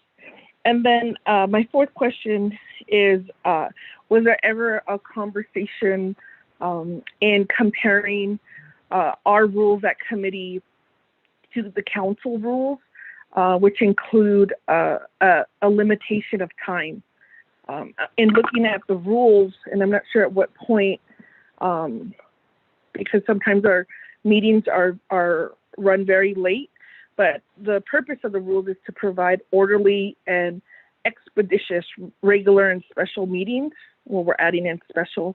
So I know Delegate James, you have made some comments and some suggestions in terms of how to expedite these conversations. So I wanted to know if there was ever discussion at the committee where we either do a time limit on discussion, or if there was a consideration that maybe that could start at the reports where there's a time limit. If you could just give me some insight and guidance on that. Thank you, Speaker.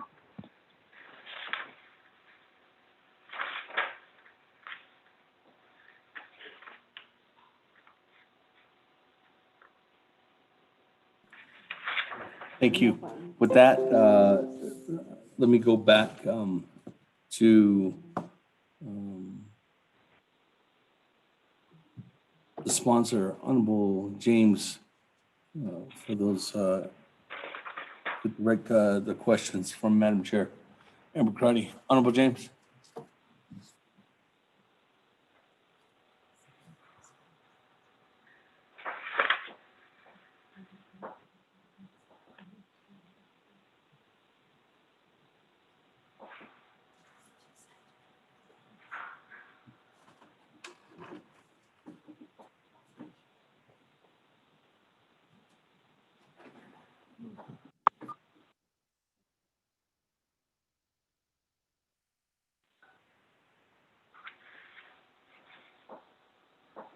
Honorable James.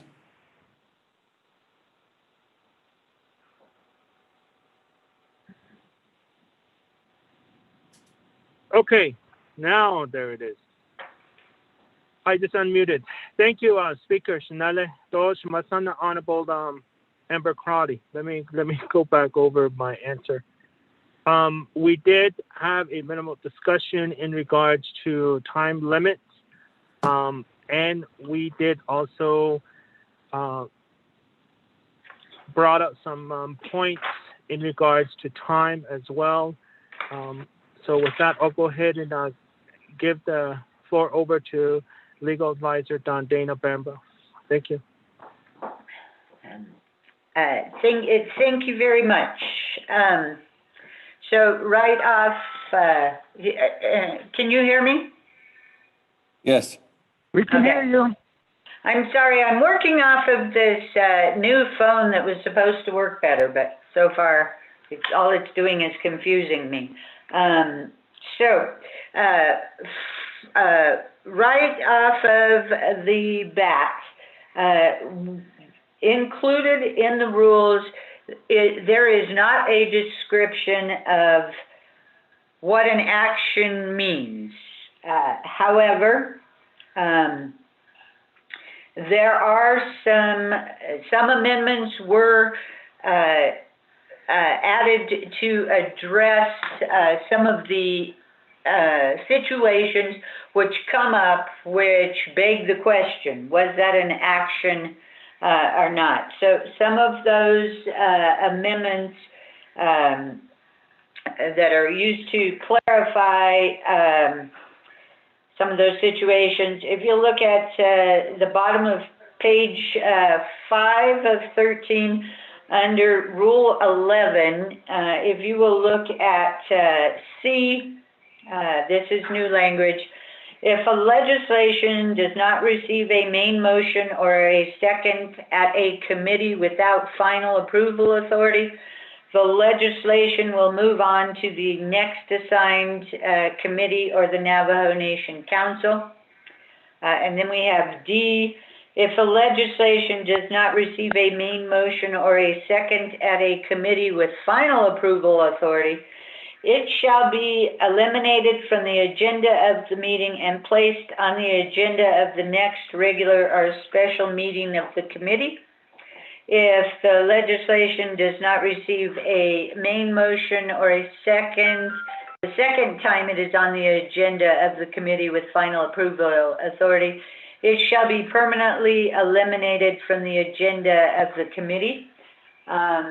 Also, there was, if you will look in,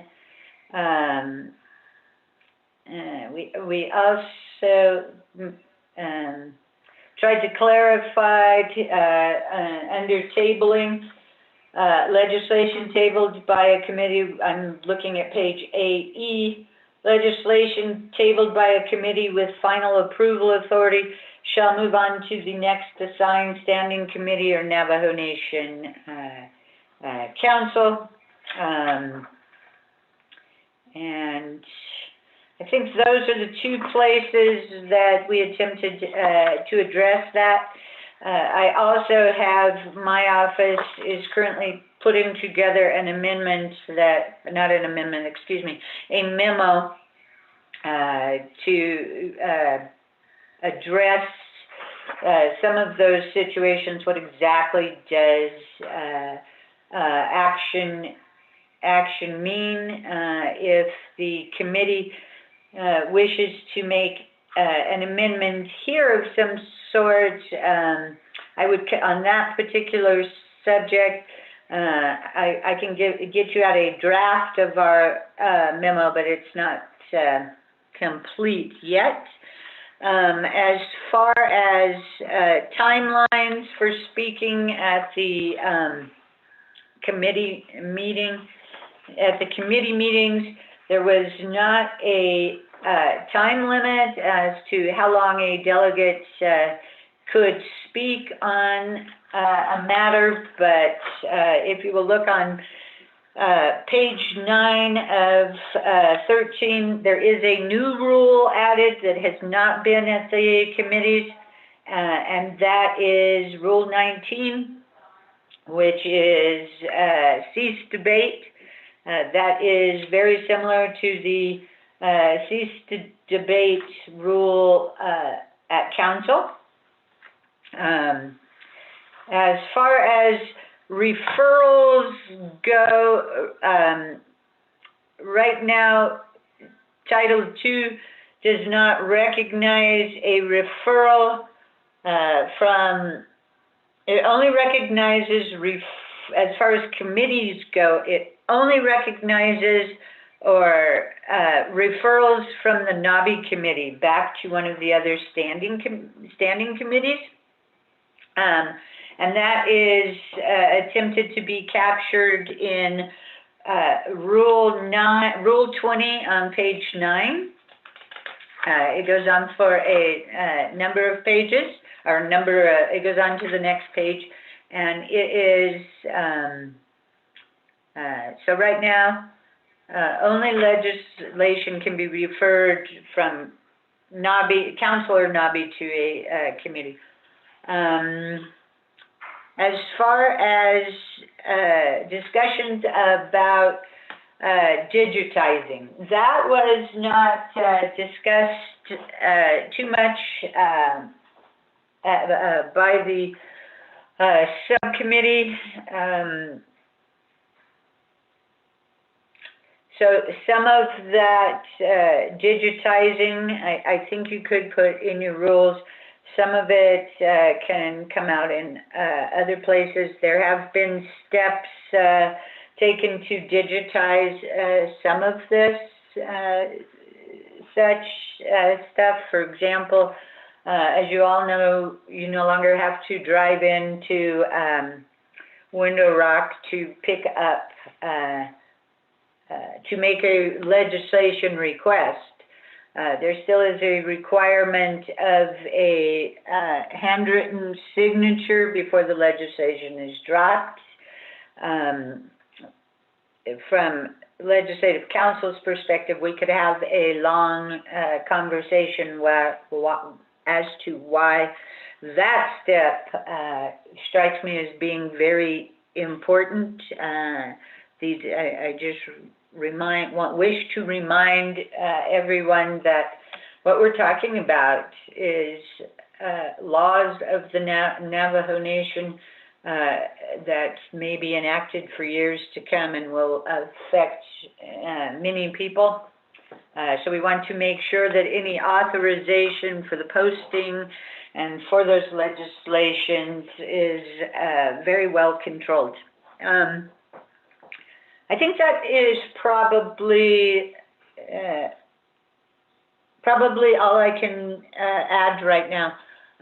Thank you, Chairman James and Speaker Damon.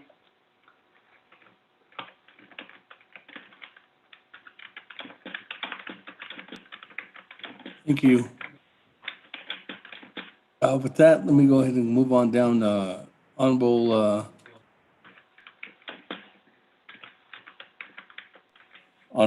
Keon Begay.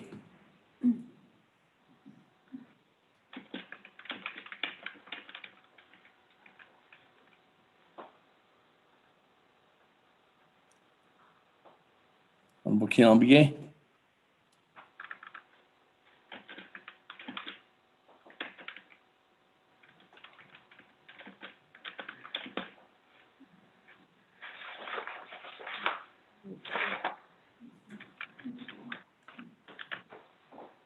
I'm still on, I can hear you talking.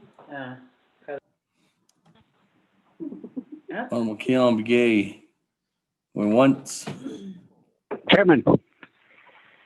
Keon Begay, go ahead. Chairman. Okay. Again, I just called back in again. I'm not sure, like I said, I'm not sure if it's my phone or the area, but there's several questions I have for the sponsor, Kadosh Nale, regarding the legislation. Rules of order for Standing Committee of the Navajo Nation Council. The requirement, the 45 minutes wait to call off the meeting by the chair is understandable. But you know that a lot of time, I think the legislative office, legislative service office can produce all the regular committee meeting schedule and also all the subcommittee meeting schedule. And you can see where there's a major conflict of meetings. Kodo Aad really causes a big problem. Especially when we're have to call in as such.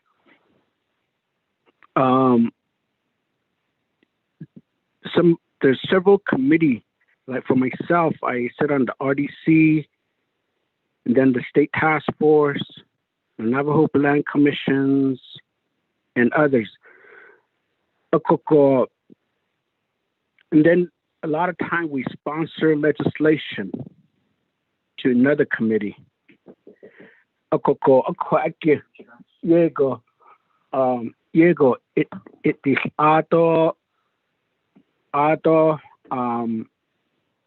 late out because even at the committee we can't just pop in and say that, well, I'm on my committee meeting over here. Can you quickly address my legislation? Those are some potential reason that a lot of our meetings may be called off because we're at a different meeting, especially sponsoring legislation. There needs to be a thorough scheduling of our meeting. And then, of course, some of us having more than, I represent 5 chapters. So that's another area that we encounter. A planning meeting and a regular chapter meeting. But if only there's a broader understanding that the delegate's job is in Winderup. I see ye go to be can Lord Nikitanet and Coco. Because a lot of time, hold on, he based on under corner God. Haji Iyande about that seat and that need us.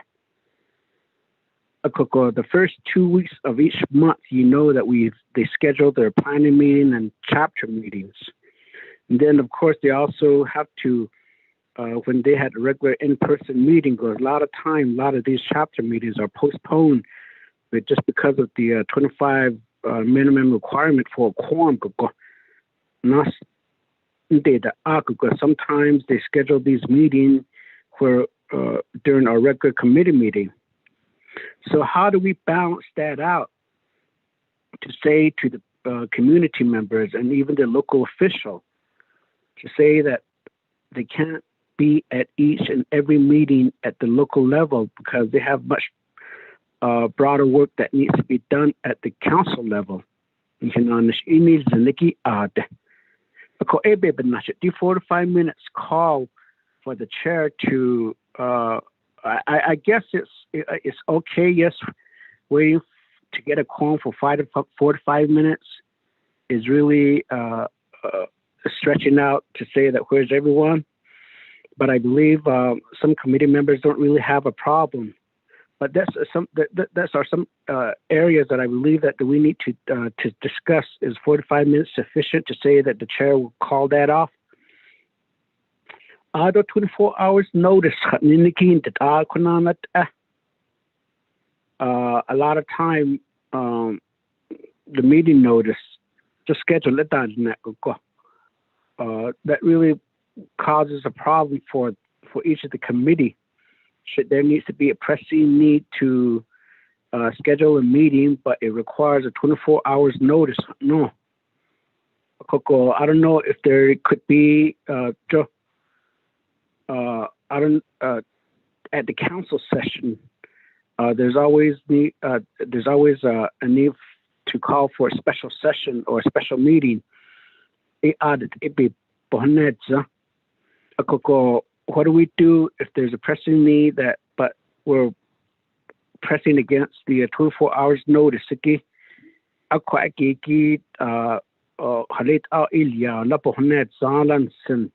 But I do believe 24 hours notice to the public is urgent. It is necessary. Give them time to maybe participate in the meeting. Now, does the written notice at 4D an email is sufficient because the chair shall provide a written notice? I mean, nowadays, if you send forward a document or call or they were notified, then you begin to hear that, well, I didn't receive the email. A lot of times when we schedule a meeting, a lot of times the presenters say that, well, this is a short notice, we're not prepared, needing the but a lot of these reports are deferred to the next meeting. So that's another area, the written notice, because you get 4D.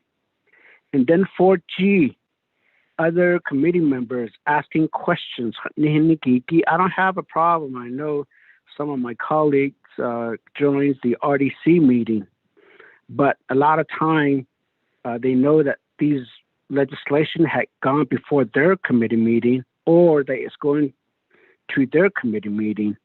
But yet, I hate to say this, but they spend too much time asking questions where they could ask these questions at their own committee. Ako halit elans, and not to say that they shouldn't be, but it prolongs some of our meetings of the way we schedule. Ako participating in a committee meeting by the other delegate. Eventually, if it's going to the Naabik'íyáti Council, they could reserve their time to ask these questions at the Nabi committee meeting. Ako akiki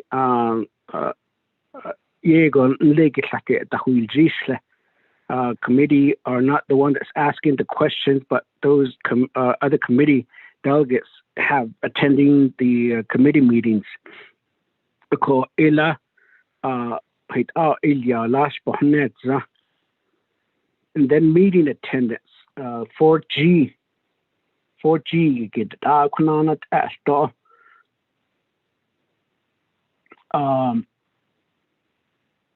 if any delegate is absent from 60% of the meeting days in a 1 year,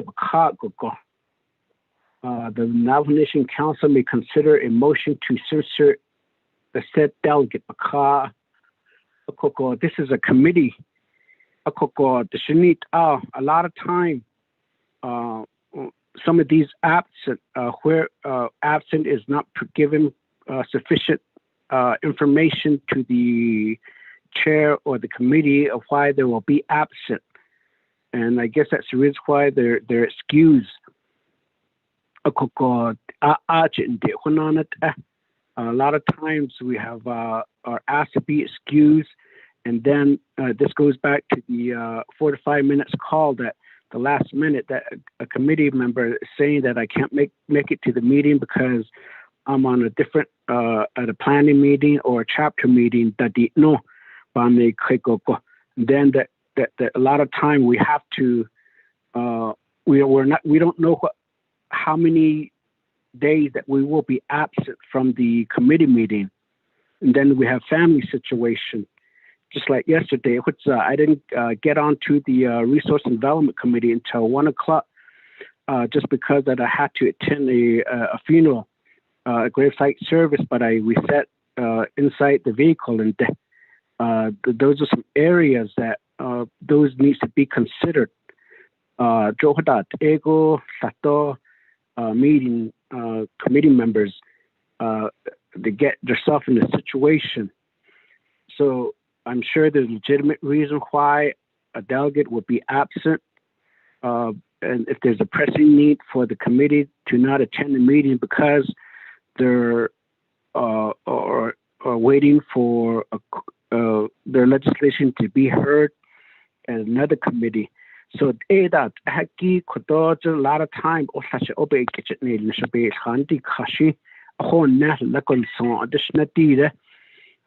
60% appropriate. Again, I don't have a problem. That's why I try to push myself to be at every meeting as much as I can.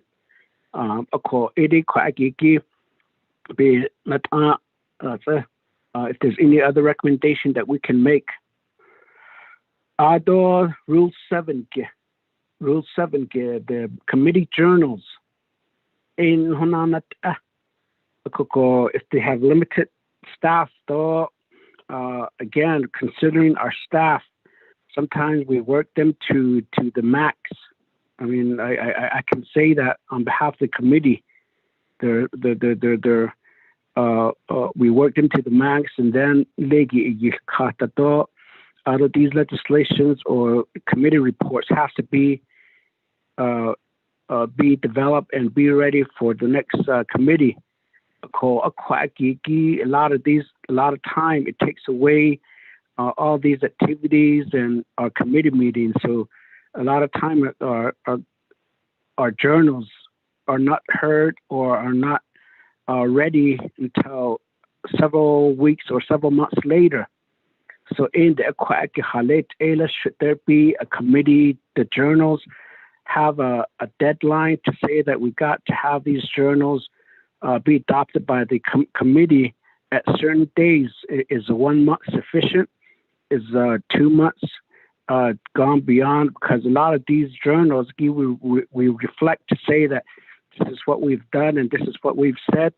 Dit are directive that Ilya dit all about the season so that gives us the journals of where the committee would need to do their business of what we've done at the prior meetings. Journals that shall be submitted no more than 2 weeks or 3 weeks to speak. But again, we're really pushing our staff to the max in getting all these done. Could these journals also be posted? So that's the first set of questions I have, Chairman.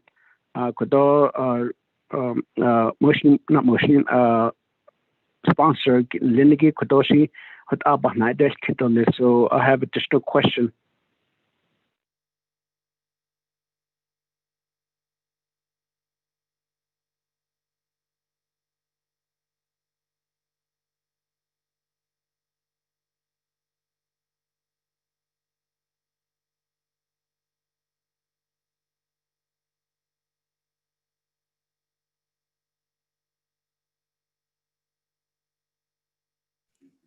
Thank you, Honorable Kiambige.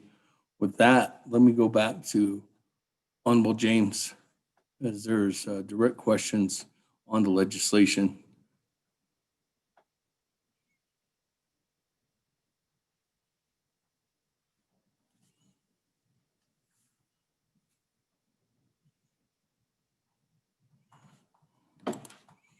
Honorable James?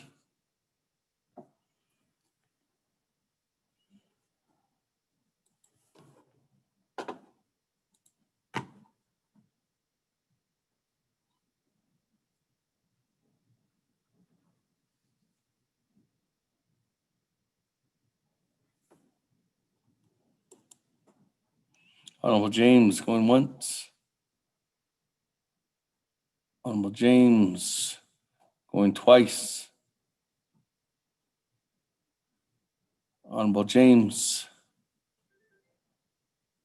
going 3 times.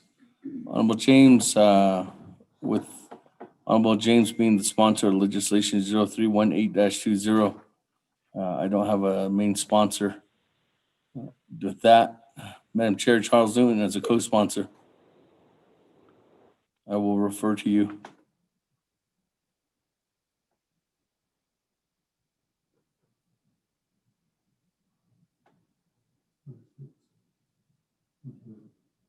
Speaker, this is Delegate Charles Newton. Can you hear me? Yes. Thank you, Speaker Statement, and I apologize. I don't know what happened to Honorable James. He hasn't texted me yet, but I'm happy to answer some of those questions. I think the majority of the conversation centered around the notion of professionalism, and the time frame of 45 minutes is actually something that we all could agree on. When professional, timelines are usually about 15 minutes. You see that most people will only wait for up to 15 minutes and then move on to either their next meeting or move on with their day. So I know that the timeline has come up and it has been discussed, but I think as a subcommittee, what we tried to do is we tried to I guess maybe be more efficient, but also clarify in most cases what a lot of questions were coming up. And so in regards to Honorable Kiambig's question, I think that, or his comments, I think that a lot of that, we did have those lengthy discussions about what was happening in other meetings, and we felt as delegates that we do have the right to to join in on those meetings. And granted that some of these legislations do come before us in committees, but in some cases they don't. And I can speak for Law and Order Committee, where there are some legislations that go before RDC and Budget and Finance that Law and Order Committee does not have that opportunity to hear the legislation. And granted, we can wait at Naabik'íyáti, but when you have the presenters presenting information before you at that time, you want to try to have that, I guess, that dialogue as far as asking questions and getting clarification. And so I think in a lot of ways it was just a question of efficiency, because at committee meetings, there's really no time limit. And we as delegates, I do recall on several occasions we have asked,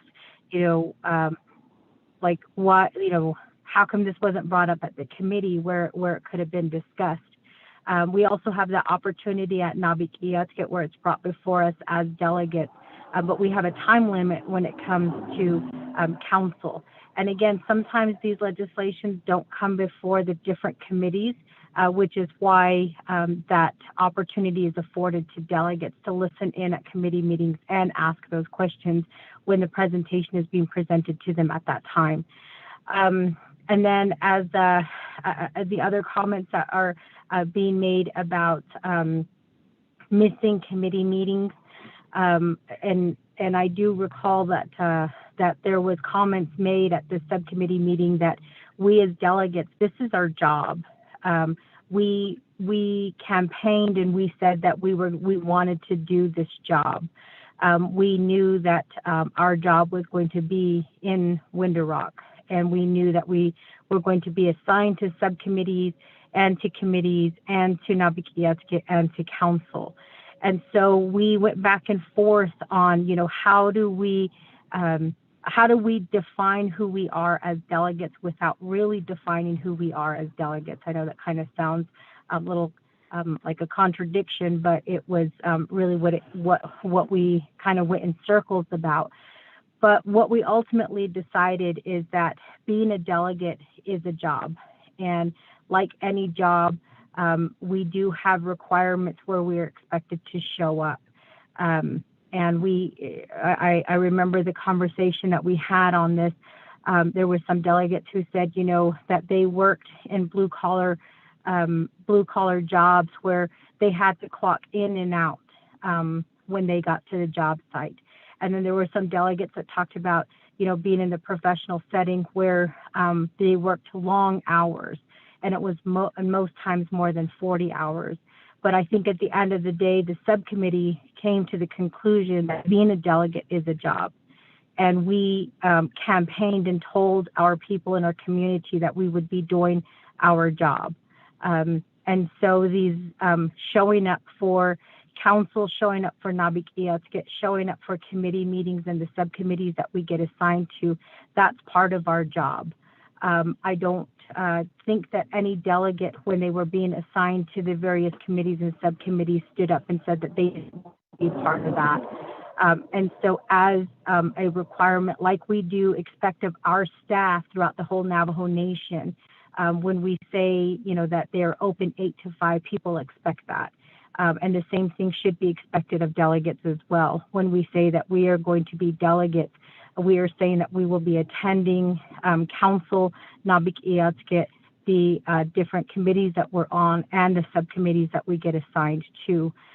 Nobody, I don't believe, when we were nominated for the committees or the subcommittees, there was really never an objection. I do recall that there were some people who came out and said, I can't do that subcommittee at this point because I've got other things that I'm working on, and they were very honest about what they could or could not handle. And I think, again, what the subcommittee had talked about is how do we set a professional standard for for delegates when we talk about leading by example, and we also require that of our workers for the Navajo Nation. So again, this was not a meeting that we came together and we decided in 2 hours. We had several meetings throughout the course of a few months. And when Dana provided we gave Dana the recommendation. She wrote the legislation. We discussed it again, and as a subcommittee, we did move it forward to say that we did support it. So again, a lot of these rules are basically establishing the question that we first came into, which is, what does a council delegate do and what's expected of a council delegate? And so for those reasons, we did provide the recommendations and the legislation that's provided before you. So I do stand for questions as co-sponsors. And Dana, I know that you're not an agent, but if there's anything that I may have forgotten, if you'd like to chime in, I don't mind at this time. Speaker? Okay, thank you. Ms. Barbara, anything else to add? Ms.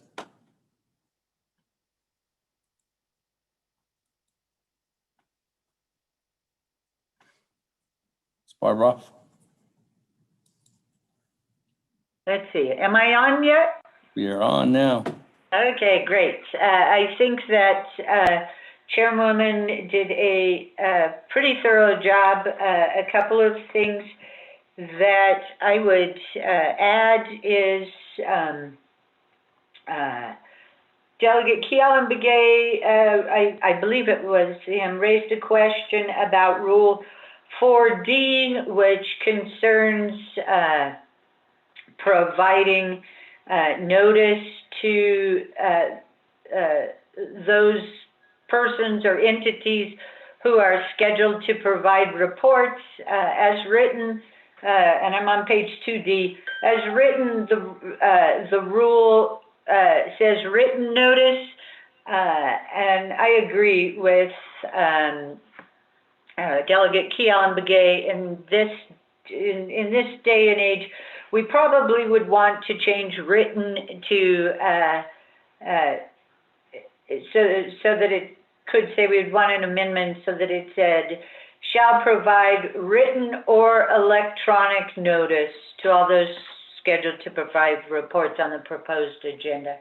So I think that that's a simple amendment, but probably quite worthwhile. And this section was added for a couple of reasons. The underlying discussion is one, although it doesn't happen all of the time, you will get, each committee has experienced where a report gets put on the agenda, and then when it gets called up, there's nobody to present the report, and their response is, well, we never got notice that we were supposed to prepare a report. And of course, it does take time to prepare a report. So that's really just in there to ensure that notice is provided. And also, as I think I've suggested to committees a number of times, for those of you who are frustrated about an entity not showing up to provide a report, one of the most important things to getting any type of subpoena issued to subpoenaing them is to make sure they have written notice in advance. Without that, we are really hard pressed to be able to get a subpoena. Something else that came up that I wanted to mention while I had the floor was that it goes back to a question raised by Delegate Crotty, and that goes to Rule 4C, which states that's also page 2, which states, very last sentence, at the discretion of the chairperson, public comment may be added to the order of agenda business following new business. After listening to some of the concerns Delegate Crotty raised, it strikes me that putting public comment under the report section would work pretty well, in that if it was under the report section, then delegates could hear those comments without actually having to have a quorum. That may allow you some flexibility. And as far as Delegate Crotty's, the rest of her question was, well, who's going to develop the rules for public comments? And I don't want to speak inappropriately on behalf of the subcommittee, but I was under the impression that each committee or each chair, after consulting their committee, could devise their own rules. So I think that covers everything. Thank you, Speaker. Thank you, Chairwoman.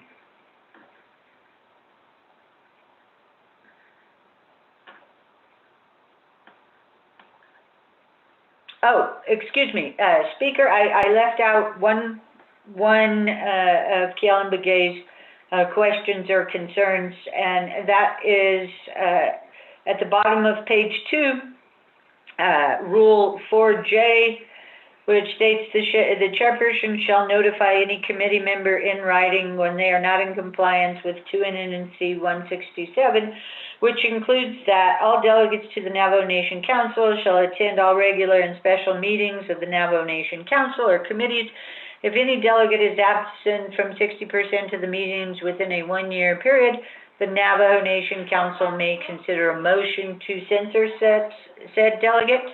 To change that will require an amendment to Title II of the Navajo Nation Code. So that rule is really just repeating what's in the code. Thank you, Speaker. I'm done.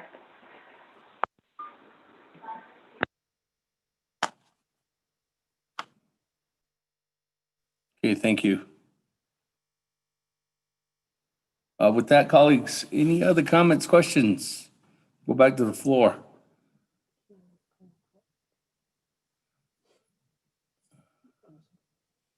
Colleagues, is there anybody else that's having their cell phone being dropped on them?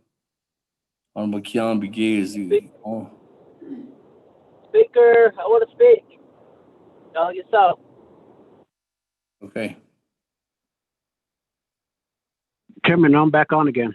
Okay, Honorable Kealan Begay, it has to be on your end because there's nobody else that's having any kind of technical difficulties like that except for yourself. Okay, I'll probably change my cell carrier then. Honorable Otto So, and then Honorable Kealan Begay, did you want me to put you back into the queue?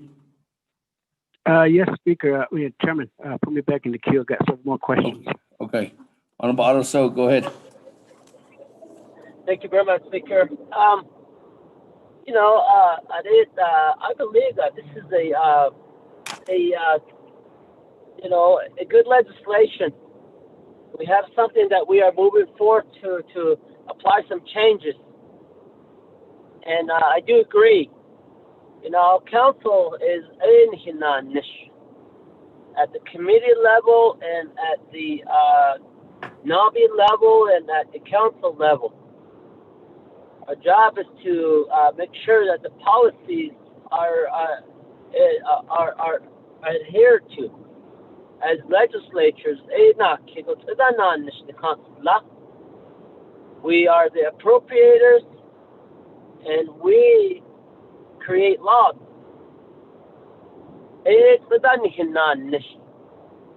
There's nowhere on our job description as a legislature that shows that we are the construction worker or the laborer or the project manager or trying to get assist our chapters to get these proposals written. On the Hinahan, ako ni Hinan Nishiki Penan, George and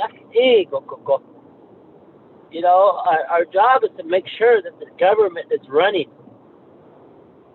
With that, the legislative branch has their authority judicial branch. As we get to committees and with these amendments, you know, you get to situations where there's no quorum. You don't have maybe some delegates don't call in. You know what meetings are like that, delegates. You know what is it? Oh, your quorum but not just that. You have the legends and that. But again, these are regular scheduled committee meetings. So I would think that you would clear your schedule so that you can meet those schedules. Those scheduling opportunities. Yes, if you can't make a meeting, it doesn't hurt just to call your chairman and say, hey, I can't make this meeting, or email him. And that's what I do. And that way it's on record. And usually, if I Honorable Law and Order Chairwoman, Madam Chairwoman, you can't make it this committee meeting. I have this issue I have to take care of. Of course, to be excused. And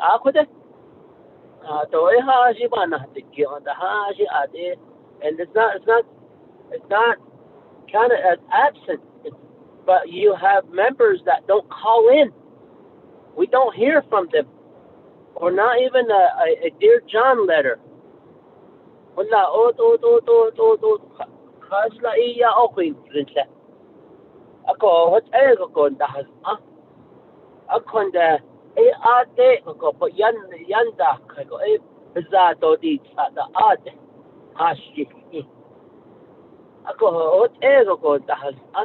committees, subcommittee. This is our job, you know. Today, being on Nabi, I was multitasking, being in Tuba City, being at the hospital.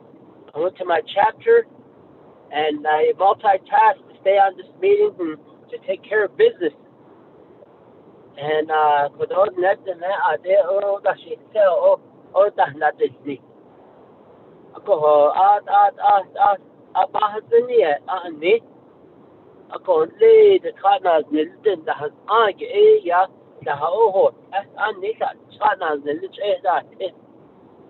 but a lot of it, the weight should be carried by the chapters, whether it's pertaining to projects, related to right-of-ways, things like that, you know, dealing with the programs. You know, a lot of that, you know, a lot of those weights shouldn't be carried by the delegate, but a lot of the process should be picked up by the chapter.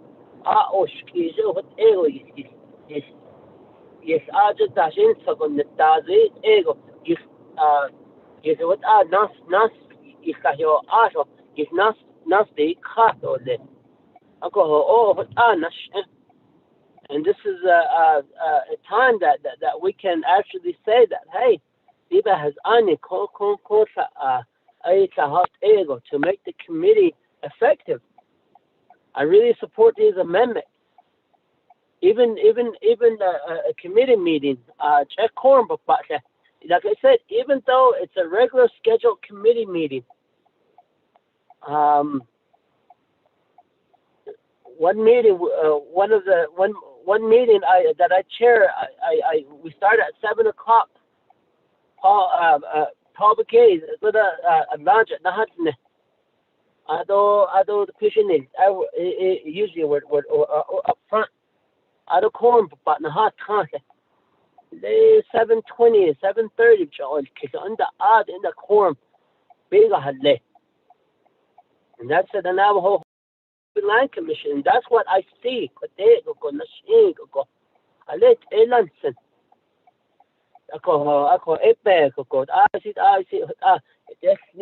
This is something that sets some sort of rules for delegates so that it holds us responsible to be at these meetings. I even indicated that let's hit the pocketbook. If they're not, if they call in later, let's prorate their $60 stipend. Let's prorate it. I believe down to there so that it'll hold us responsible to be at where we are supposed to be at. As the Navajo people voted for the council delegates, our job is not at the chapter.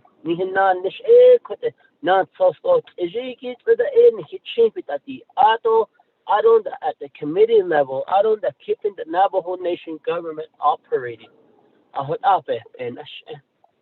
These standards, these rules that are being amended,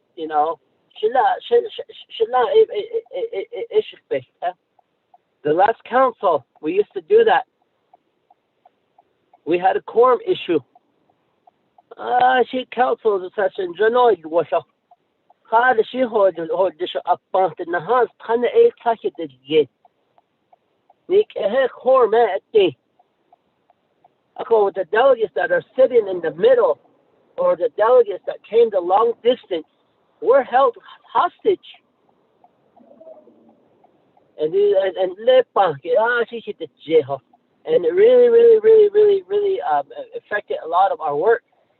At times we had to we couldn't conduct business because we had no quorum and we just went home. And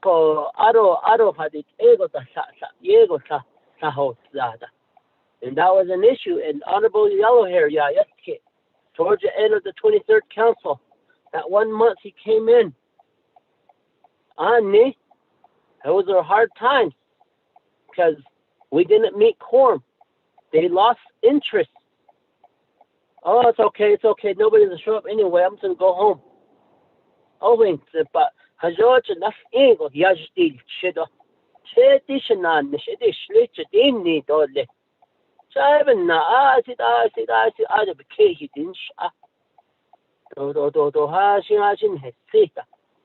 and not the snin in the shadows, but it did not nish. Did not asho adit that or not Jan Ad. I just urge the body to support this legislation. That has any lin a had it ego the nana that they call when Bandiati nana Nihitati Nado out to subcommittee. Nana, we can do the second amendment to Title II again.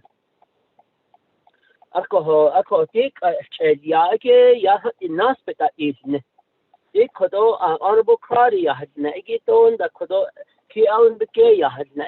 let's put that in the next phase of Title II. Title II subcommittee is established to look at other areas. I really want to look at if a legislation does not get a passing vote at a committee level, it don't go forward. Those type of policies. No matter what, whether they lose, they don't make the vote or not, or it passes, but they still move forth. There's a reason why a committee would vote a legislation down, because which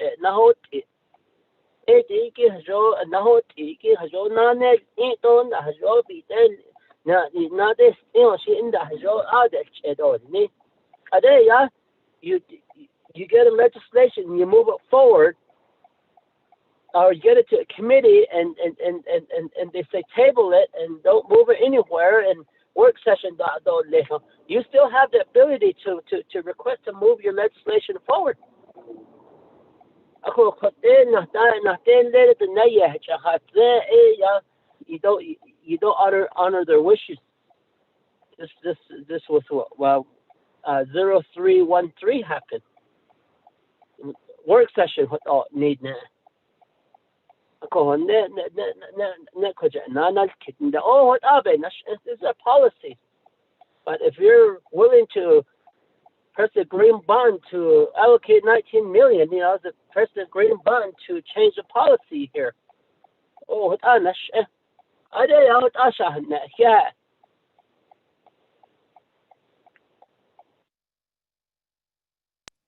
Thank you, Honorable Otto. So those comments on the legislation 0318-20.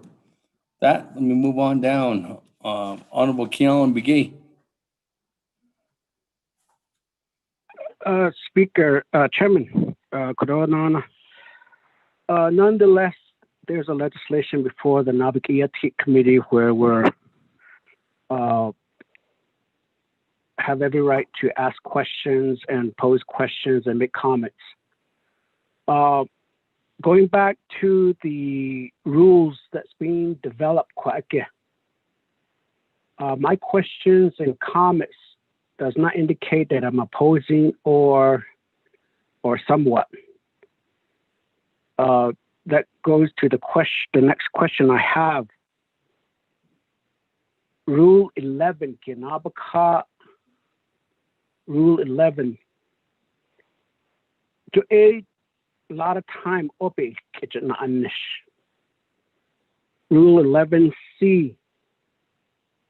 It says if a legislation does not receive a main motion or a second at a committee without final approval authority, the legislation will move to the next assigned committee or the Navajo Nation Council. Because again, there's a reason why it's tabled at a committee, but the committee, the sponsor says, well, yeah, you tabled it, but the rule tells me that I can move forward with it. D. So what's the purpose of having a table motion, but yet the sponsor will continue moving forward with it? That's my other question, though. 11C. What other language would say that this particular legislation has to be fixed before it goes on to the next committee? And then Rule 11B. If a legislation does not receive a main motion or a second at the committee with the final approval authority, it shall be eliminated from the agenda of the meeting and place it on the agenda of the next regular or special meeting of the committee. Because if the legislation does not receive a main motion or a second time on the agenda of the committee with the final approval authority, it shall be permanently eliminated from the agenda of the committee. Because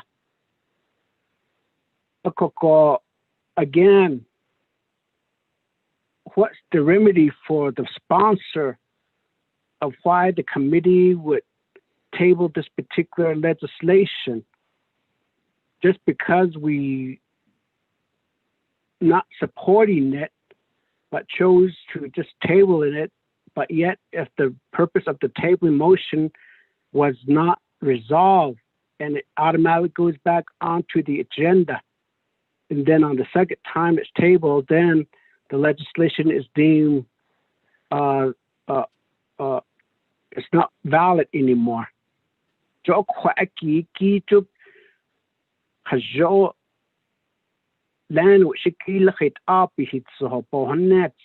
what I'm trying to get at. Oh, table it for 30 or 90 days, and we know that. Oh, you a lot of time. It gets back to us, and then we at the end we just defeat it. Vote against that. That legislation just is defeated. Why would have we done? We would have at least just defeated it on the first time, then have it wait for 90 days and then defeat it. So that haki to be el go quagina the nenan spaga. And that legislation has job modified the door is not but then it comes back to the council and then we still say that well we're not still satisfied but I'm still voting red. I guess there's a purpose of tabling a legislation for it to be corrected. So if we're still voting against the reason why we supported in tabling it, that means that no matter what we do, we're still going to be voting against it. And what's the reason of tabling it? Jokodat hakiti hajo nibe has ani hajo ati nis do hajo ben dati nis jutati niniki jo etik at bene nisikit atot o legislation of its argini not atot o table il eneto ado opb na anisha. There's got to be I sure like to see a legislation that's tabled that it was thoroughly worked through, and then when it comes back to the council or the oversight committee, that we don't have a problem supporting it because the intended purpose of tabling it was resolved. And then the other area, that sometimes we have a problem with the notice, Rule 12C, presentation by the sponsors, because again, a lot of time we hear from the sponsors, agents says that, well, this was the last minute thing that we were asked to do a presentation or be part of the meeting. So if there's no sponsor, is not present, a lot of time we move the legislations on to the next committee meeting. The other area, Rule 18, Rule 11,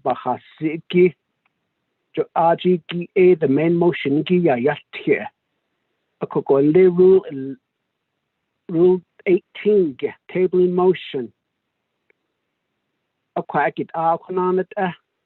Legislation tabled by a committee without final approval, authorities shall move on to the next assigned standing committee or the Navajo Nation Council. Because what's the purpose of tabling it, knowing that it's going to boom if it's going to move forward?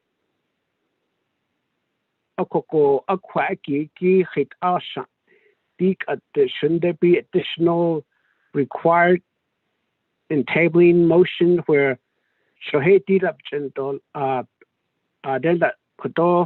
next assigned committee which present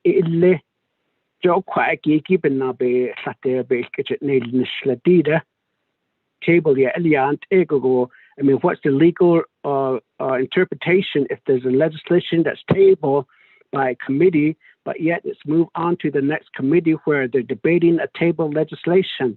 How do we fix that? Or don't it up in the committee the other binti so the table then it can move on to the next committee assignment. And then it says that legislation which is tabled twice, it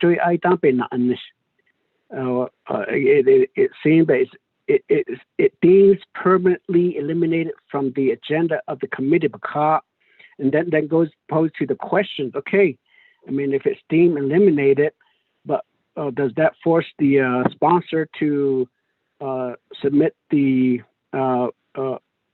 withdrawing of the legislation? But just because it was tabled twice, that the sponsor of that legislation has no choice but to withdraw that legislation permanently. So that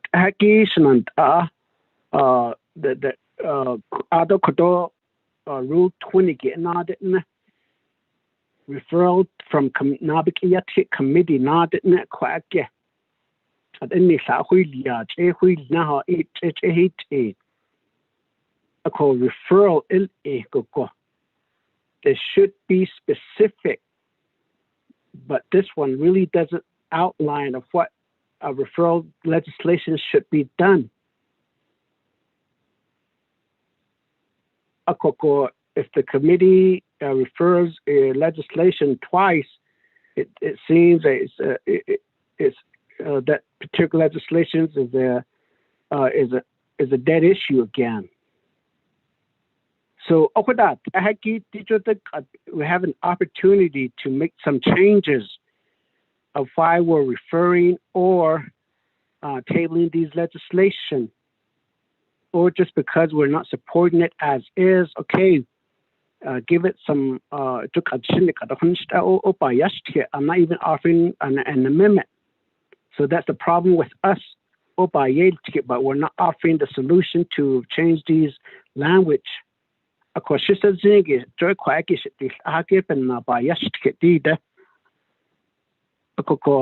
seems that takes up much of the legislation or agenda.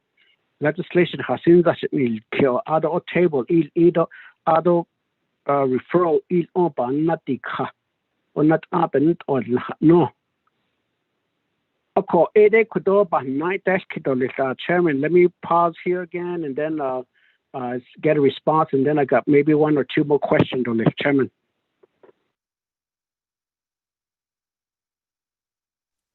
Okay, well, let me move on down to Honorable Slater, then I'll come back to you, Honorable James. Or Madam Chair Charles Soon. Honorable Slater. Thank you, Speaker, and thank you to the sponsors of the legislation. Can you hear me? Yes. Okay, good. I have a lot of questions regarding the different rationale for each of the changes, and I feel like some of the points that Delegate Crotty brought up, including setting time limits for debates and things like that, I'd like the council to engage in a more thorough discussion on. And I know that there's representation from each of the committees on the Title II Reform Subcommittee, but I've never really received a report until we had this legislation, and I've reviewed it, and I think that a lot of the changes have good merits, but I'd like to ask the committee to refer the legislation for a work session within 30 days. And that way we can have a more thorough discussion on all of these items. Thank you, Speaker. Mr. Chair, this is Daniels. I second that motion.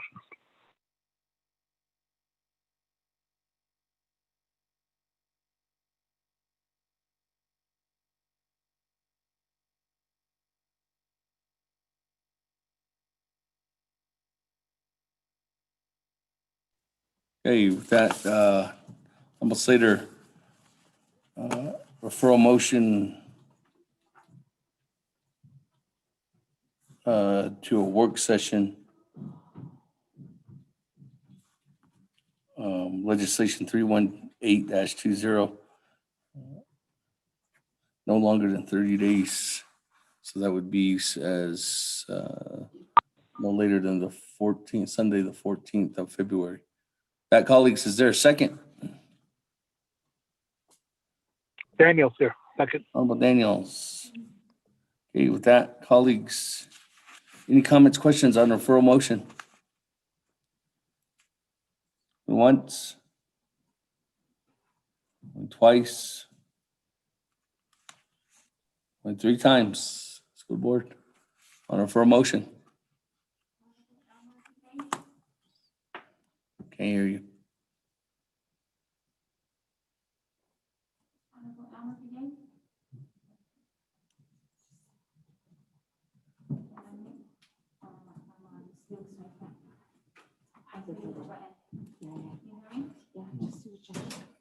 Just do a gentle reminder.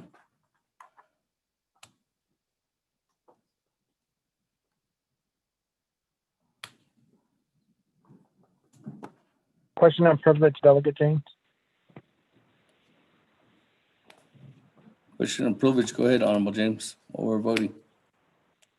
In regards to the work session, we did have a work session on Saturday, January 18, 2020, which was almost a year ago. So do we still want another work session, even though we've done this at Torneros? Is my question. Thank you. Who's your question going towards? Honorable James. My question would be going to Honorable Don Slater.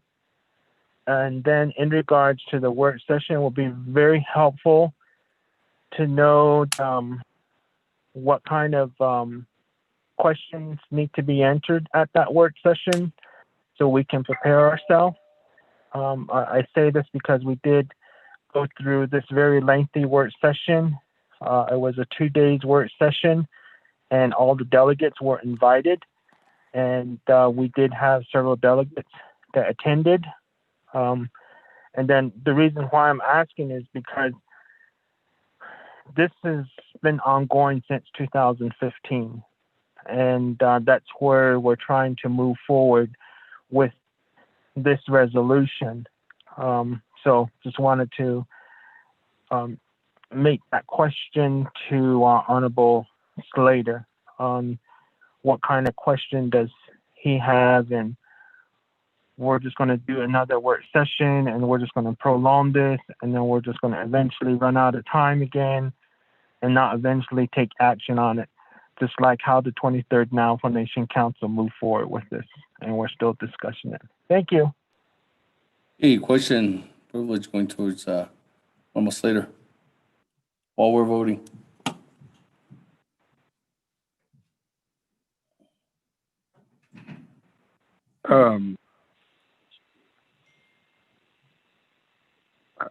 Speaker, I'm kind of at a loss. It seems like it's a debate on whether we should be doing this. In terms of providing direction on questions, I'm happy to provide a written list of questions, but I think work sessions provide an opportunity for more informal dialogue. Things that occurred over a year ago, there's nothing in this document that identifies what the recommendations were from the discussion a year ago and what was changed and the rationale for changing them. You know, oftentimes when legislation is developed that's going to amend rules, so if like you have an organization or a legislative body, they'll create some sort of graph and rubric that will show, okay, at this space, this language was changed here and it was removed here. For example, when Delegate Raymond Smith brought up, well, all meetings should be public, it's just clear later on in the legislation that that item was removed and put later on in the Standing Committee Rules of Order. So I think that, you know, when Delegate Crotty brought up why these different justifications, the majority of council does not have the privilege of understanding the conversations and the justifications that have been made. And trying to recollect things from a year ago without any documentation tied to this legislation isn't really helpful. So I think it's a reasonable request. And again, I'll provide further guidance in writing on which questions I would like answered and what the justifications are. But in the conduct of the work session, Speaker, I think generally you're the one who identifies how they'll be run. And I'm not going to supersede my individual authority in the referral motion. So if we want to get more specific on the different items, I can go line by line, but that's the point of having a work session so that we can do this.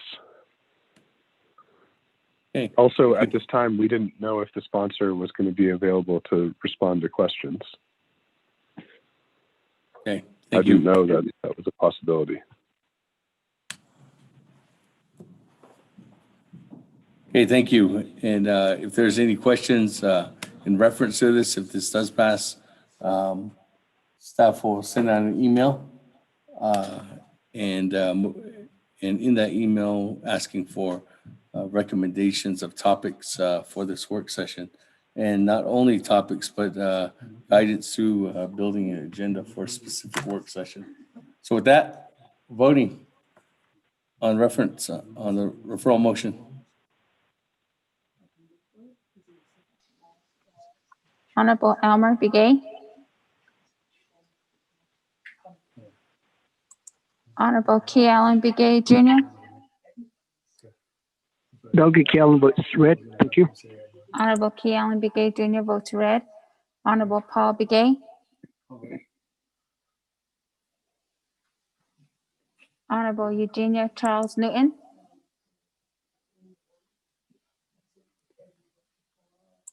Honorable Amber Canesba Crotty. Delegate Amber Kinsella Crotty votes green. Thank you. Honorable Amber Canesba Crotty votes green. Honorable Herman M. Daniels Jr. I vote green. Honorable Herman M. Daniels Jr. votes green. Honorable Mark Freeland.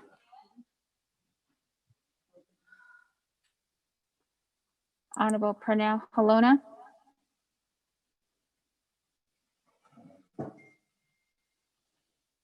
Honorable Jamie Henyo.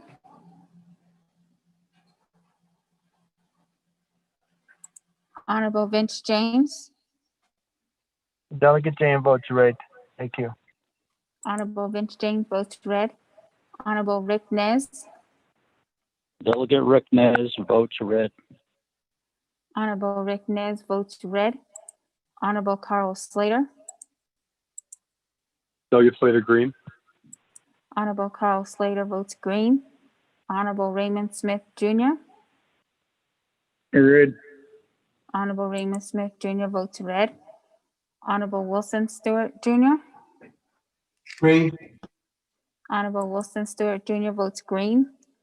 Honorable Charlene So.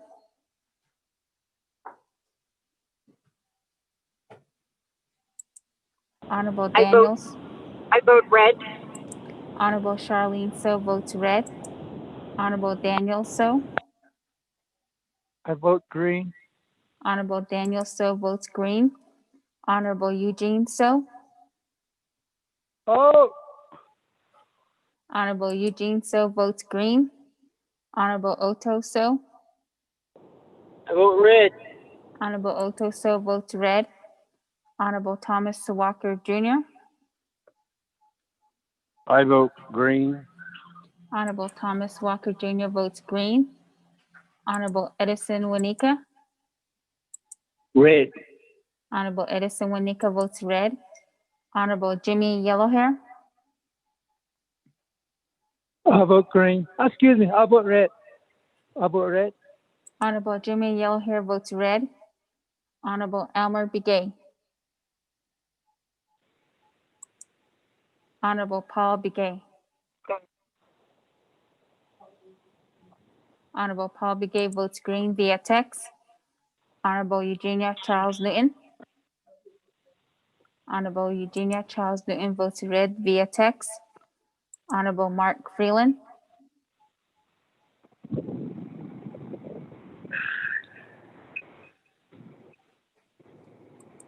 Honorable Pernell Halona.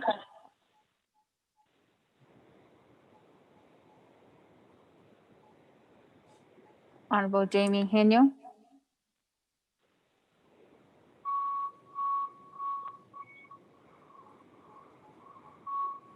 Speaker with a vote of 8 yeas, 9 nays. Speaker not voting. Hey, with that, colleagues, 8 in favor, 9 opposed. Motion carries. can you hear me? Chairman Henio? Vote red. I'm trying to say red. Something's going on. By red. Hey. Moves the vote to 8 in favor with Chairman Henio's vote was 8 in favor, 10 opposed.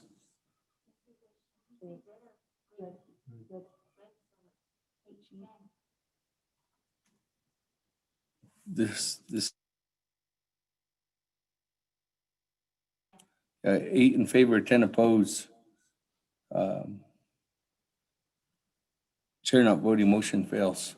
That back to the main motion on legislation 0318-20.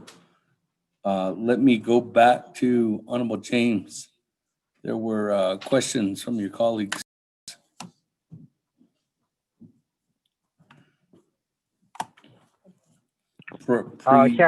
Speaker. Go ahead. So another speaker, and then the members of the 24th Navajo Nation Council. Kodo, in regards to the resolution of the 23rd Navajo Nation Council, NABIF-9-15. So this is how far it goes back, this resolution, and then making these changes that are within the legislation as the exhibit. And it going back that far, we took into action in that legislation. It did have a time frame, that when this resolution was established and put in place back on February 19th, 2015, there was a time frame that was established. And that time frame was for the Title II subcommittee to review and evaluate and make recommendation to the change of the Navajo Nation Council. And it had to happen due to the fact of going from 88 to 24 delegates, from 12 committees to 4 committees. But as time has gone and come, at that time, Title II Reform Subcommittee was supposed to have it before spring session. So in this case, it would have been 2015 spring, and shall present the final version for consideration by summer session in 2015. And this is how far this resolution NABIF-9-15 goes. You tell and that because of that. Say that again. Sorry, Honorable James, that was me talking. Sorry. Oh, okay. So with that, because of that reason, as the chair for Title II subcommittee, we did do a request to do a work session, and that took place, like I said, January 18th, 2020. And within that time, we did sit down with legal counsel Dana. We went word by word, line by line, and read the rules of order in regards to Title II. And also with all the previous records that were done by 23rd Navajo Nation Council. So all of that, not just at the work session, we talked about all of that, combined all of that. We invited the whole 24th Navajo Nation Council, and not all 24th Navajo Nation Council, my colleague, showed up at the work session. Since then, since Saturday, January 18, 2020, continuously, as we've had our Title II subcommittee meetings, this item has always been on our agenda. And throughout the whole year, every time we would discuss the rules of order, we go back. So it was always on our agenda. So it wasn't just done at the work session, nor was it not just done with the 23rd Navajo Nation Council's recommendation at the time. So it's a continued discussion that we've always had on our agenda.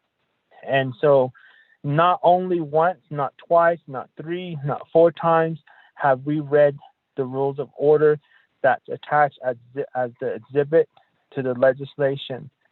We've gone through it word by word, line by line, and my colleagues that I sit with on the Title II subcommittee can contest to how we've gone through it line by line.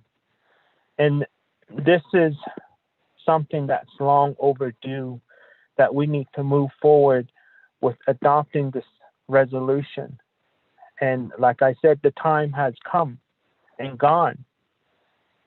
And we have to take that into consideration. So, yego eba yasil ke ado yego eya ekodo na sosin linigi na ha'alki hit ako. And not only was it discussed by one legal counsel, it was discussed with former legal counsel Ed McCool,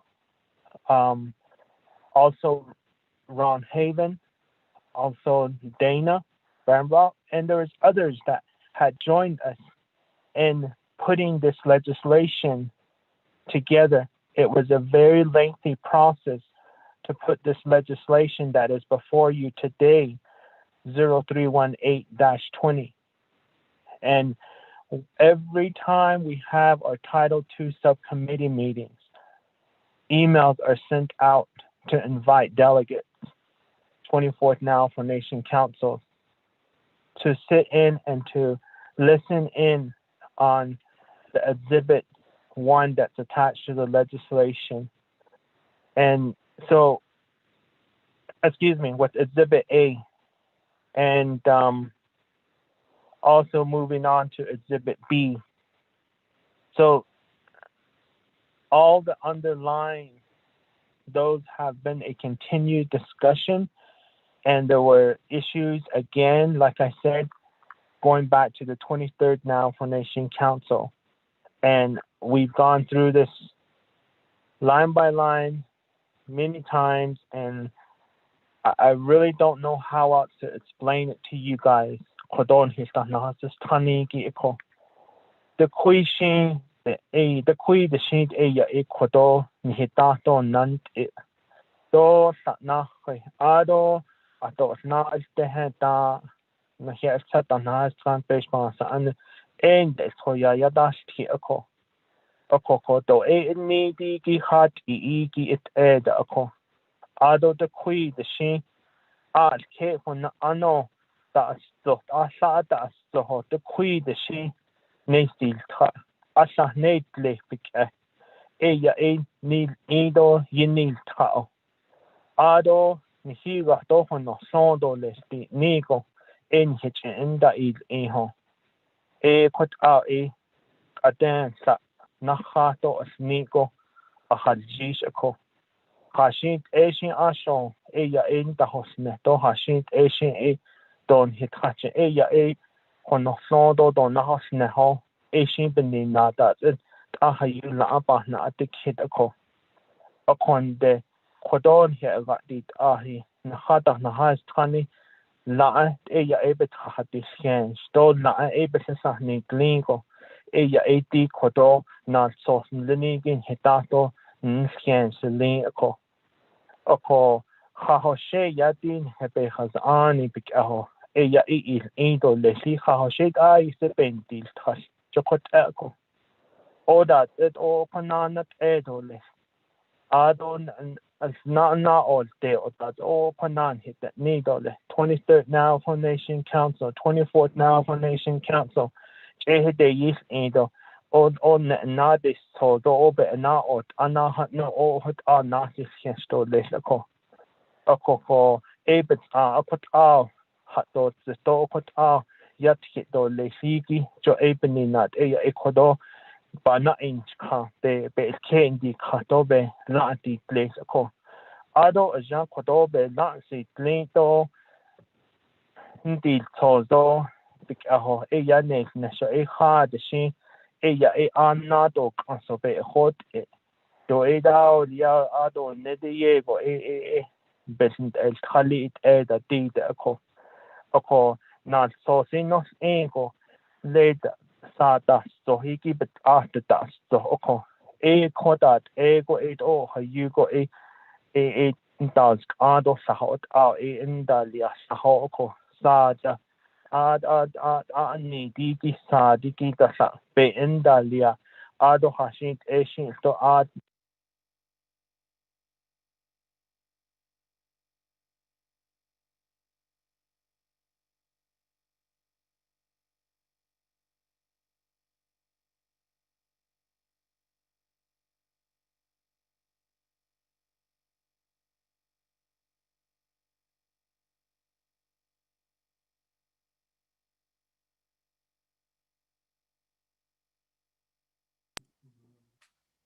Honorable James.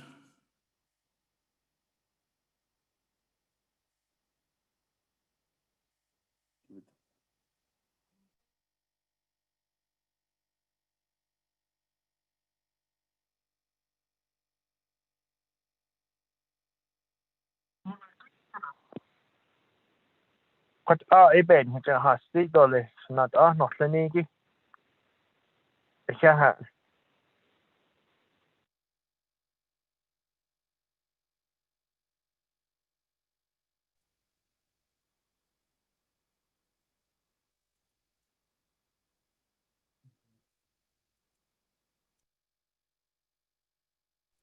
hello. Yes. Okay. What Ella, thank you very much. Okay. Thank you, Honorable James. That then, colleagues, I don't have anybody else in the queue. Oh, no, I do. Honorable Slater, Speaker. floor is yours. And after that, I have Honorable Otto. So, Honorable Slater. Thank you, Speaker. So I want to talk about the question of privilege, and our question of privilege as it exists and as it's also being, I guess, further defined here. We call it a point of privilege and then say AKA question of privilege. That still seems to deviate from how I see questions or points of privilege raised in pretty much any other setting. That it really just relates to the conduct of the meeting. So like, okay, I can't hear someone speaking who needs to be spoken, or, the temperature is too hot in the room, or, things to that effect. And it says to receive additional comments or documents from the sponsors. That I think is still continuing debate. There's really no way to actually police that in the way that council runs. The point of privilege now is not supposed to continue debate. And the way that it's still in the rules here saying additional comments and documents, it will continue to be abused and will not make for efficient legislating. So I think that is something that needs to be rectified. But that's the first thing I'd like to focus on. Excuse me. Second, I think that we can't conflate just volume of meetings with wisdom. And I think that the council really needs to meditate on having rules that restrict time limits in debate, both at the standing committee level and of course we have it at the Nation Council level. And we have a very unique democratic system, but it doesn't mean that it can't be done more efficiently. And that's why I really wanted to have a work session to consider that and bring it in a more holistic approach. But I understand that work sessions have had in the past, but I'm not a member of the Title II Reform Subcommittee, and neither is the majority of council. And just because one entity held a work session and invited folks does not mean that everyone is able to clear their schedules to attend it. So I think that needs to be noted. But I just want to ask that one question on the question of privilege at this point. And I think I'll reserve my remaining comments for when this moves to Navajo Nation Council. Thank you, Speaker. Thank you, sponsor. Thank you, Honorable Slater. With that, let me go to Honorable Ottoso, and then I'll come back to you, Honorable James. Honorable Ottoso, floor is yours. Thank you very much, Speaker, Otto, members of the Navajo Nation Council, Naabik'íyáti Committee. I don't, I did, I think so, did not for, you know that if we go for a work session again, how can I don't need? We know that work session, this does not draw the legislatures to go there. So they need to. But, if we can go ahead and maybe try to get this legislation to move forward, then let's schedule a work session as early as Monday at 3 o'clock. Coming Monday. Let's hash it out all the way until midnight. That way, this legislation could be destined for the winter session, and we could get the amendments ready for the winter session, so that amendment could happen on the floor with a limited amount of debate. And I do agree, if the legislation is not, there's no motion on it and no second, that legislation should go forward. I do agree on that, what Honorable Kealan Gay pointed out. And let's get those amendments ready. That way you can go ahead and get the amendment ready for the winter session. And to 23rd Council, we got this legislation passed, and the Begay-Nez administration at the time vetoed the legislation. And we decided to move forward with an override, but at the time, we had a council that didn't believe in override. And it was really hard to get the body to override the president's veto. If we can consolidate a work session as early as Monday to accommodate that and agree to get all the delegates on board Monday at 3 o'clock, let's rock and roll on that. And I remember this work session on January 18th. There was just a few of us. And Title II is the business of the Navajo Nation Council. If you're a member of NABI, if you're a member of the Navajo Nation Council, it's part of your business. And whether a delegate makes it over there or not, that's his or her choice. But in terms, I just say, they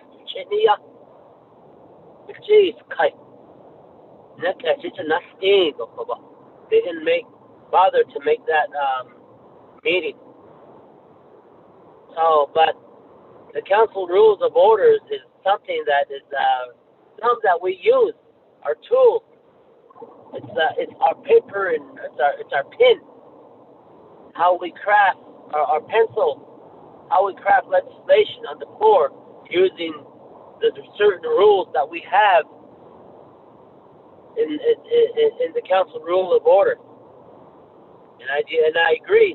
The point of privilege, the question of privilege, is just a tool to use to utilize to I guess continue debating the issue. It's not utilized to say, hey, question of privilege, my seat is not my chair is not soft enough, or as Honorable Slater indicated, the room's too cold, or can you turn up the heater? I believe, yes, that question of privilege or point of privilege is abused.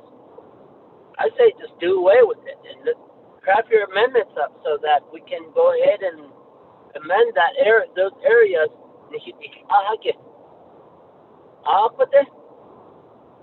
And we can move forward with the legislation and continue to have it destined for council.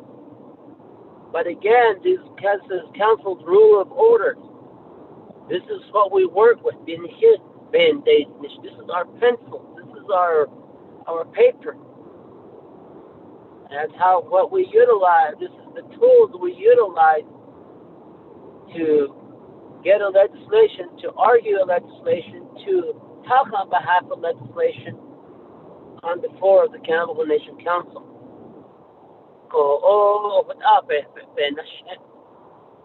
But again, if it comes to work session, they'll call it at 1 o'clock. Let's give it 2 days. Speaker.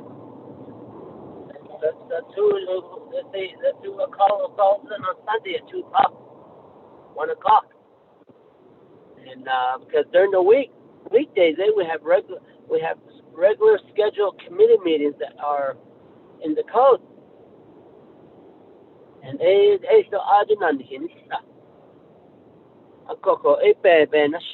that's just my recommendation from here.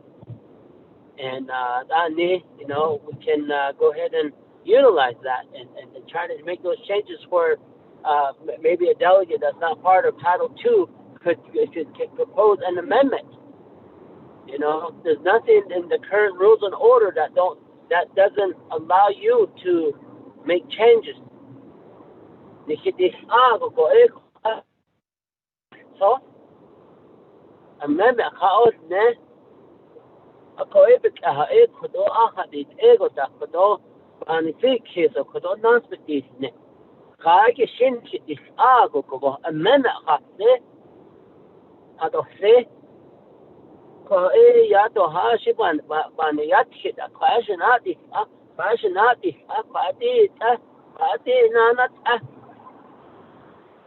draft the amendment up and let's have that discussion to change it.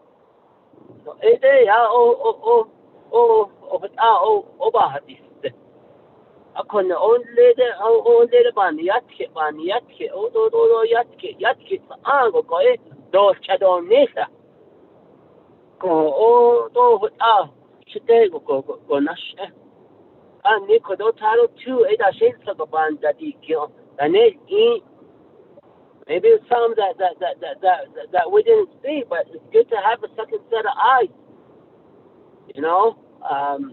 But these are something that are very, very, it's something that will help us to try to continue to maximize production of how we get legislation through the Navajo Nation Council. Like for instance, on council we had the kill bill. If the legislation does not get a favorable ruling in the committee, the legislation automatically dies. And I remember Witherspoon, he didn't like that. He wanted the legislation to move forth.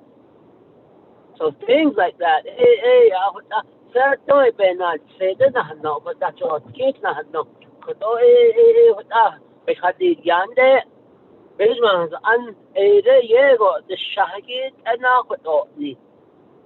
You're working against the council, you're working against yourselves. But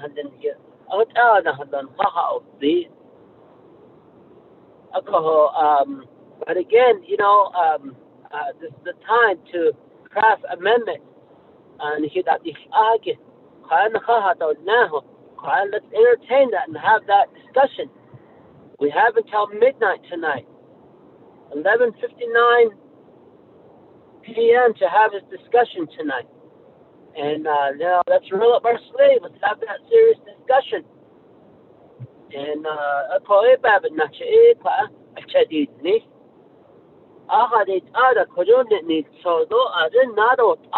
na ho do ni ta shin sa go na na a do de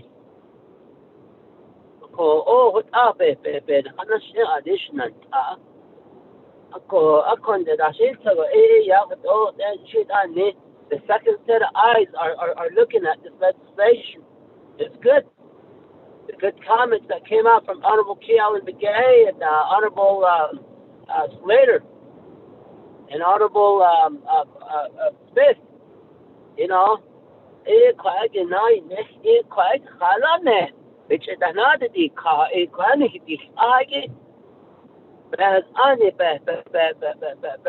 kahat ego sad, be hardo, the top on that side and not so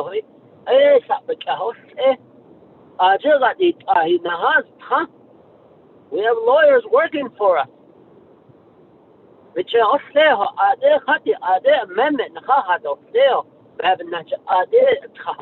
let's make this session a proactive session.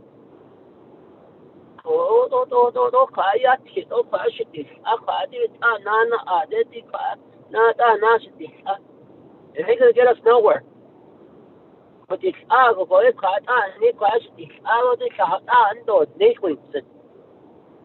oppose those amendments, as I can say. It is with our decision on top.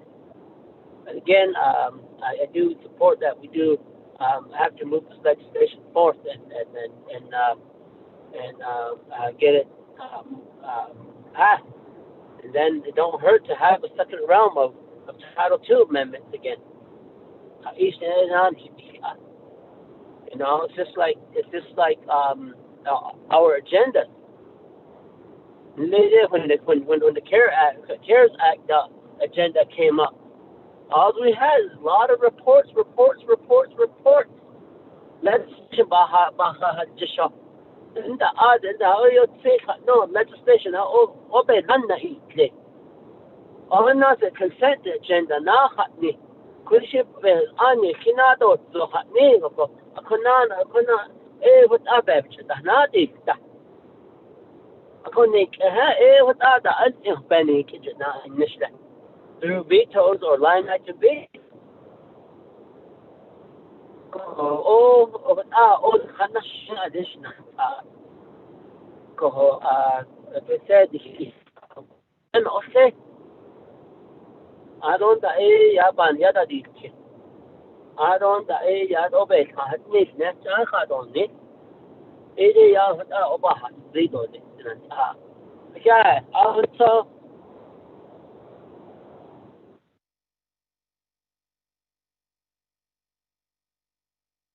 Thank you. With that, let me go back to the sponsor. Thank you, Don. So now the speaker, and then Don Sachet, Honorable Slater. Thank you for the question. The Honorable also behind the local.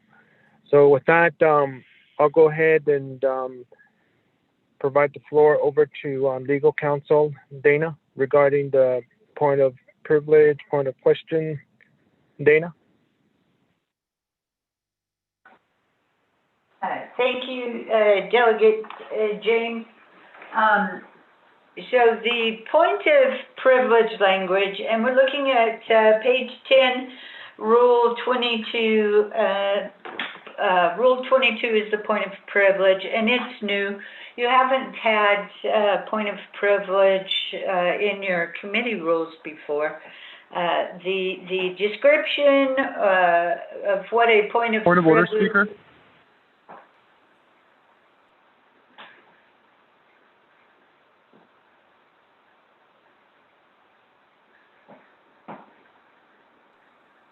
Can you hear me? Hold on, Ms. Barbroff. Honorable Slater, you raise a point of order?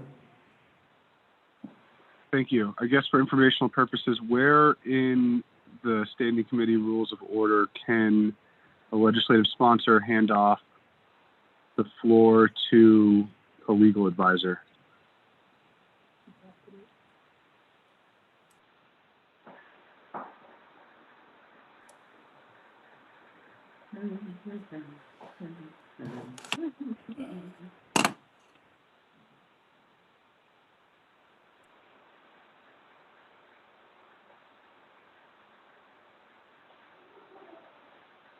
shouldn't the sponsor request of the chairperson legal advice?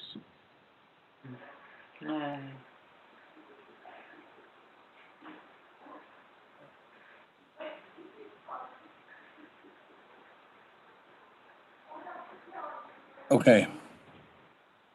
In answering your question, Honorable Slater, I guess Honorable Vince James is looking at a possible recommendation that Legislative Council has helped assist the committee, and maybe Honorable James is looking at getting that information as much as he can from and assistance to answer your question from Legislative Council. I can't speak for Honorable James, but in regards, maybe are you referring to me possibly not recognizing Ms. Barbroff too as well? If that's the case, Yes, Speaker. I mean, I think that this I bring up this example because it's illustrative of something that's kind of gray in our standing committee rules of order. Ideally, in rules, you can only be recognized by the chairperson in the course of debate. So, agents Point of should order, be referred to you as well. Speaker, point of order. okay. So with that, then, Honorable Slater, I'll go back to Honorable James, and Honorable James or Ms. Barbroff for being recognized. That is put the blame on myself then for not recognizing you, Honorable our Legislative Council, Ms. Barbroff. So with that, without moving forward in your presentation, I'll make sure I do the recognition. Honorable Eugene So, point of order.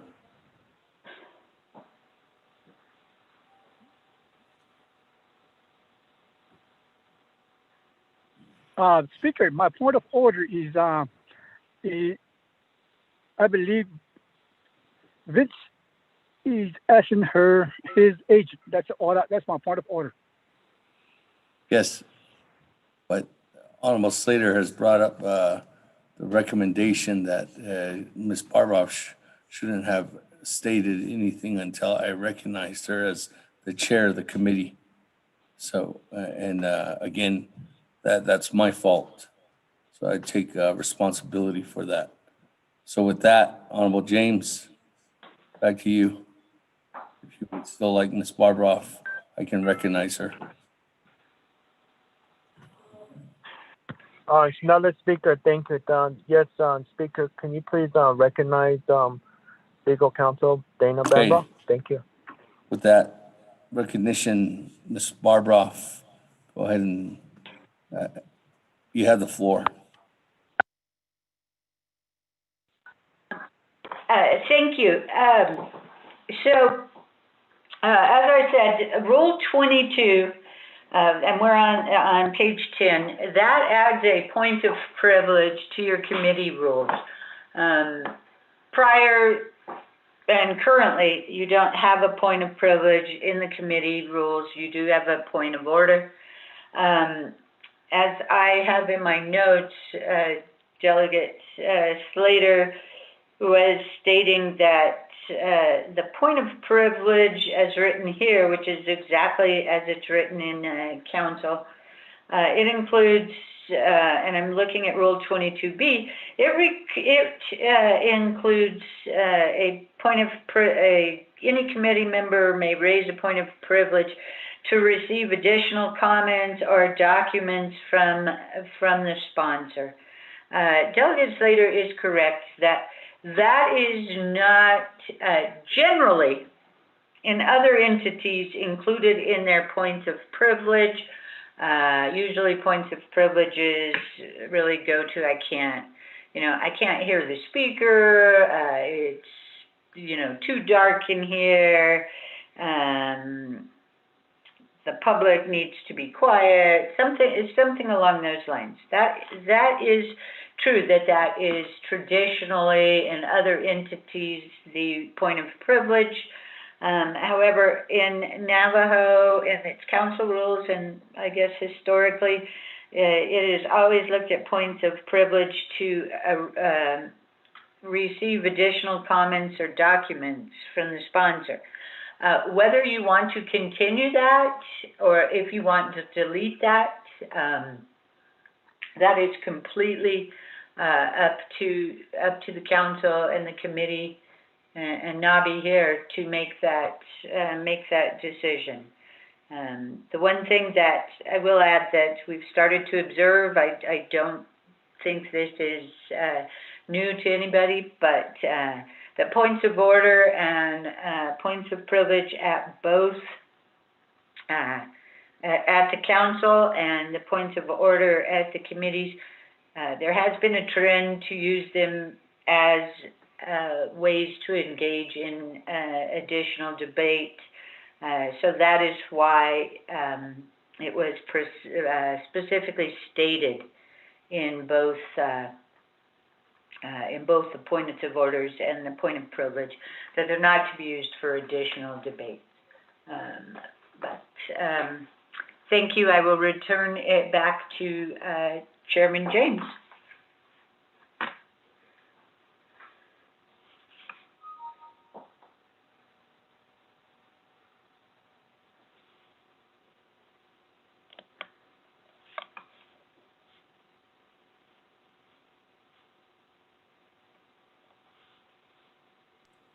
You, Ms. Barroff. That, and go back to the floor as our colleagues are still in the queue on the legislation. Again, if you're joining us, we are on legislation 0318-20 on our agenda here this afternoon. Committee members and to everybody listening in. I do have Vice Chair Walker up next, and Madam Chair Amber Crotty, and then Honorable Slater. Honorable Vice Chair Walker, floor is yours.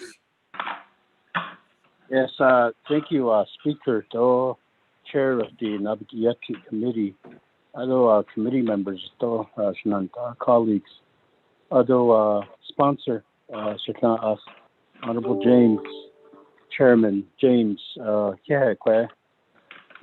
Behzani, another Niki Bandi, Niki, Nikitin Noman today, Kisla, other co hardly Ben and Shed, other Lebe, and Dazti, La, Nikaya Cow, Nikitin Da, but now the yeah, hopefully it won't be.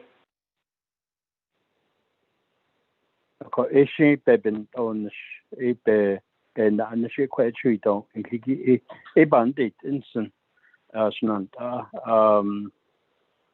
I guess in the recent past and then the current present and then what's to come in the next few months or years, everything is affected by this pandemic, COVID-19 pandemic. Well, thinking about the Title II amendments here, you have to think about what was before the pandemic, how we were governing, how we were meeting, the procedures, the processes that we were using. Although what it's like today, currently, that our thoughts and the processes that we're utilizing, we're all supposed to be all sitting huddled together in winter out in the council chambers and having these very, very lively and healthy and powerful debates. So we're not anything close to that right now. So we're all calling from our communities or our homes or wherever we may be today. I wanted to make that point. So as we look at the amendments, you have to think about currently what we're going through currently as the Navajo Nation government, as legislative body, as legislators, and as we go through our rulemaking processes, the effect, and I guess I just wanted to make that point. And then looking at the proposed changes, although what's not going to be changed, the rules that are going to remain, and then the proposed changes in those rules, some of the rules. So I'm looking at it. I don't know how it is or why it's like this. As stated before earlier, that the meetings to discuss these changes had long started. They've been in progress. We've been having meetings. We've been talking about this. At the Nabi meeting, and then tomorrow's special session, next week's several days from now is the winter session. We'll talk about the 11th hour. We're looking at these changes that are going to be where we're going to consider these changes, these historical changes. So when you're changing Title II, it's historical, but its impact is going to be there for years. We're at the 11th hour, and we're not so clear. But the nigit ensign, ashida honit esa shinanda.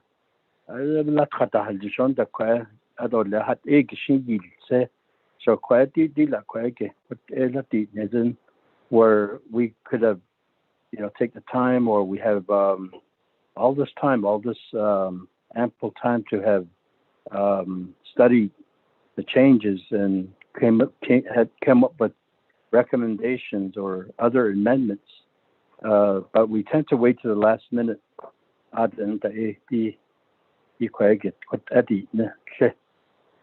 just nature of people. That's just normal behavior as far as I'm concerned.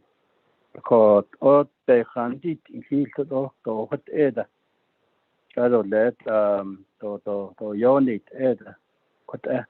so ani yilzi a ne hullo the ta a hullo ko ita tit nabishintas kodina nishiki so hata do lata nishin lata ko I wanted to make those comments. Although looking at Rule 4 and Rule 5, it looks like they one rule says that you can wait and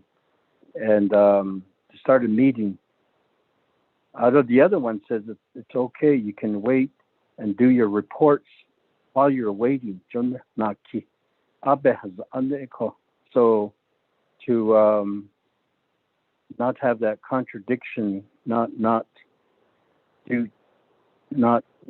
to allow for this to work, then I think one of them has to go. No waiting and just move on. Allow the committee members to wait and hear reports while they're waiting for the meeting to start. Can we have both?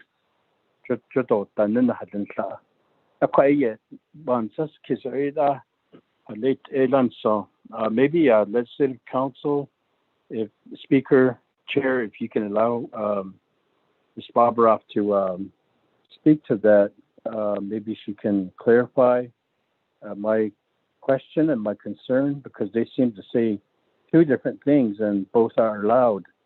But one is actually saying it won't be allowed after 45 minutes. And then the other one says, well, while you're waiting for the meeting, the reports can be received by the committee. Those two. So I'd be happy to hear from our legislative council on this.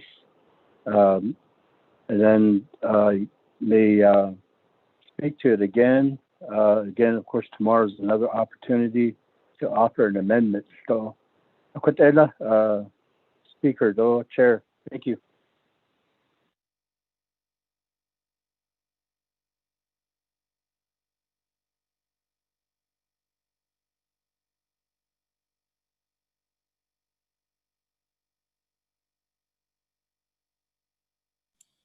Okay, thank you. With that, Ms. Barbroff, floor is yours. Mr. Thank you, Speaker, and Vice Chair Walker. So I'm going to try to walk you through the way it would be as written here. And I agree with you at first glance. They appear to contradict themselves. Actually, I don't believe they do, but you should understand how they work together. So if let's go to Rule 5 first. So the way Rule 5 is structured is that, and this is also set forth in Title 2, 183E, which I'm pulling out in front of me. But the way this works is that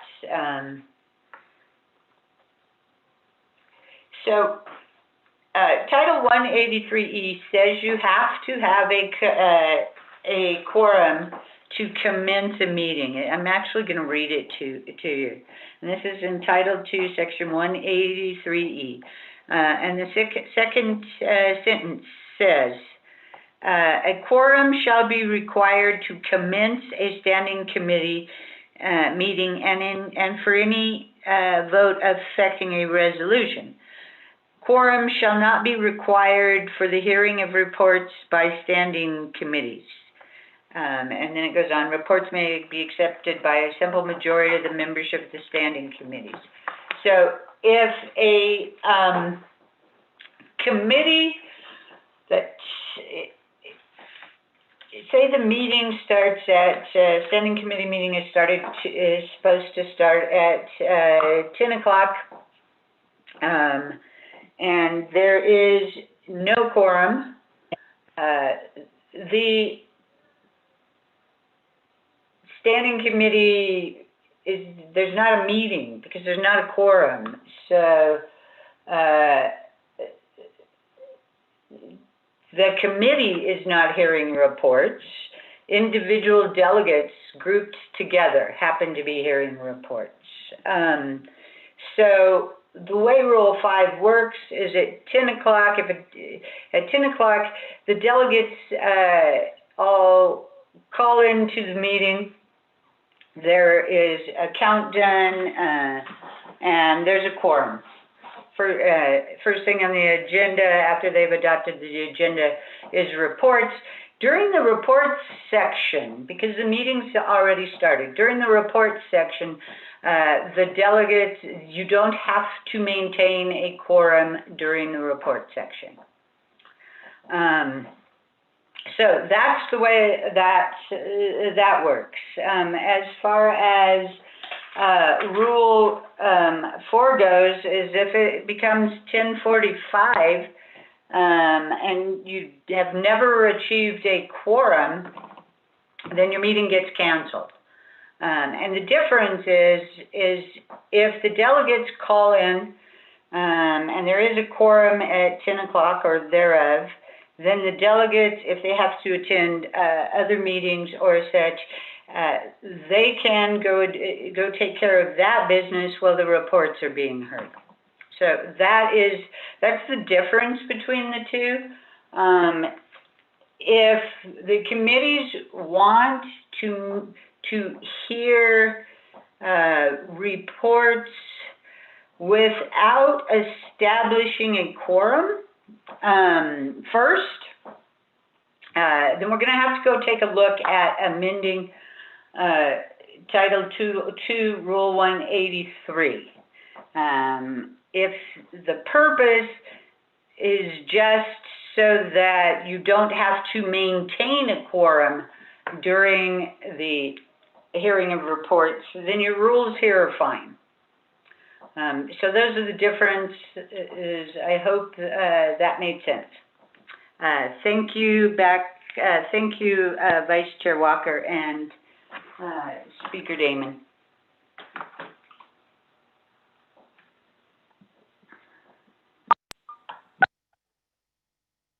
Thank you.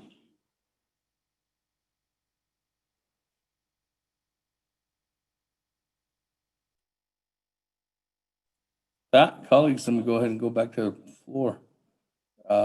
Honorable Madam Chair Amber Crotty. Thank you, Speaker and colleagues, sponsor, Chairman James. So I understand the intent to try to make it streamlined, but I still see some snags. And if we're talking about amendments, I wanted to ask a question on the exhibit, page 11 of 13, the new rule 24 for the vote. It looks like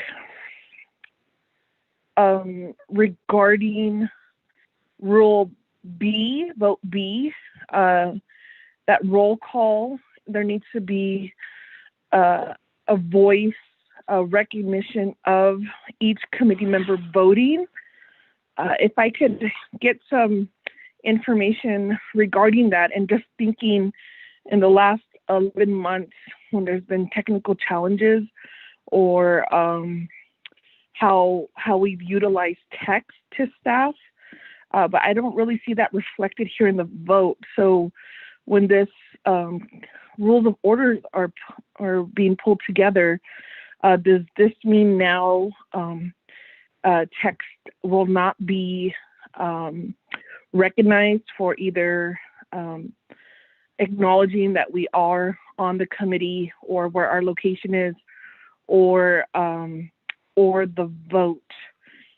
Because I'm also so I'll need that to be answered, and that's a little bit concerning because we have pretty much all used that option.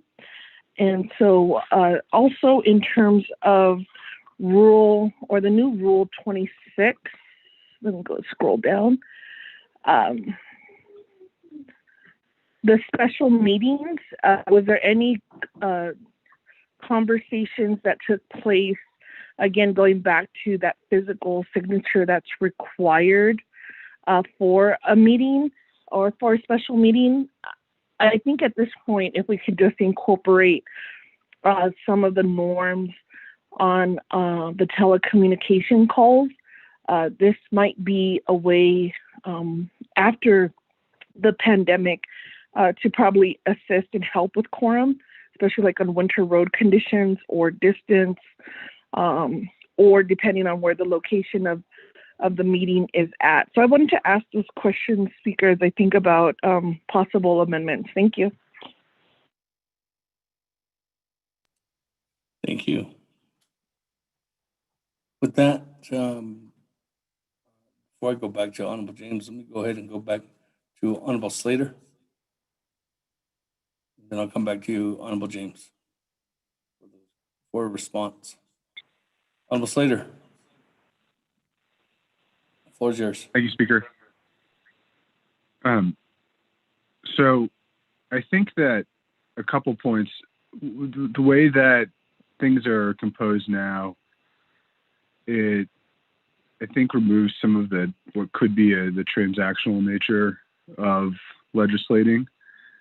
And because the committees effectively have no power except for what is just outlined with their sole authority. If they are one cog in the process of legislation that has to move on to another committee with final authority, or to NABU, it's just to Nomination Council, which is final authority, there's very little power for them to withhold things or try to exercise their jurisdiction over certain matters. And I think from, like a political science perspective, you think about how things happen, how things move, and why they happen, and you look at the U.S. Congress and maybe some legislatures, that power was important because it allowed people to negotiate and come to compromise. And I think that should be a consideration, but as has been made abundantly clear, we can't rewrite the book at this point. On top of that, was there any consideration of having like business meetings or report meetings? idea of trying to be efficient, you look at the way other committees and legislatures convene and have their business, conduct their business. They will have meetings where they exclusively consider legislation and will then identify the period or time of debate for certain legislations, for and against. We could always add something that would say, those in the middle who are questioning or something. But it's a way of creating more order and I think letting people not just blabber on forever and ever and ever. When we get to the cease debate motion, I guess this question would be for Ms. Bobroff. Is this going to be a cease debate that will be applicable in NABI? And is there any other references to how people are allowed to talk about whatever they want to talk about in NABI that we need to be considering by including the cease debate provision? I guess the last question is how, if there's a point in the rules on keeping people disciplined to the subject that is before the committee or the issue that is before the committee, then how is that going to be enforced? I think it's irresponsible to grant a power and then not actually have some clarification on how it can be enforced and used when there's very little, I think, authority that ever is exerted in our committee meetings, and we don't have a lot of challenges to decisions that are made in general. So if that's something that might engender those sorts of challenges, then we should have a protocol and directly tie it into the challenge process that's in these rules. One more item that I wanted to bring up right now, but oh yes, the item on amending the agendas, that you can only add one legislation per amendment. I'm interested to know what the justification is for that. As a matter of efficiency, I think both at NABI and at the committee level, we've been able to include multiple pieces of legislation in one amendment. And here it says only one item may be added to the agenda per amendment. Is that making things more efficient, or is that just an issue that some delegates had? And I'm unaware of what the repercussions have been for that. So those are my questions right now. Thank you. Oh, Speaker, actually, can I extend for 1 second? Yes. In regard to the public comment period, I think that really needs to be identified so that there's consistency across the committees. We can't have committees that are implementing public comment periods that are different than other committees. And I say that because every citizen should have a reasonable expectation of what's going to be governing them when they interact with the Navajo Nation Council. And the public comment period, is that going to be added to NABI now too? And if we add this, I'm someone who very strongly believes in public participation. The nature of council has been incredibly opaque in the past, and the lack of transparency is what has yielded a lot of poor decisions that have gotten us to this point. So if we're going to create that expectation, we look at what's happening on Facebook and public participation. People are going to demand that at meetings if they know that it's a remedy available to them for whatever grievance they have. Are we going to limit it just these public comments just to matters that are before the committee that day? Are they going to be general public comments? Are there going to be rules by which a committee chair or the committee could engage with the public at that moment and say, hey, this is not something, you're breaking decorum or something like that. And then contemplating this in the time of COVID, when we have telecommunication taking place, do we want these numbers to be publicly disseminated everywhere? We know there's a lot of people who come in to, disrupt meetings. We've had that occur here. Is that just putting more of a burden on our staff? So those those are the questions right now. And I guess I'd like to ask the sponsor for a written summary of the legislation. And again, I mean, when the question was asked about the rationale for adding in the point of privilege to the committee, there was no justification provided. It was just referring to Ms. Bobroff, as was erroneously stated earlier. She is not the agent. She is a legal advisor. And so the point of order earlier should have clarified that point so that it wouldn't be raised in the future. But, you know, there isn't a lot of rationale that's baked into this. So if I'm a constituent of mine and I ask, say, hey, what is this committee rule legislation about? And you refer them to the document, there's very little that explains why these things are happening and what was happening. And I think the collective wisdom of the council can interpret it, but there's an obligation to our citizens to actually explain why we're making these differences. And just, you know, alleging efficiency or alleging this or that, as has been proven just right here, you know, there still are questions to be had and made. So thank you very much. This is a very important legislation, but I'd like to hear the answer to those questions at this time. Hey, thank you. With that, go back to the sponsor. I think there was questions to Ms. Barbara too as well, but sponsor, Honorable James.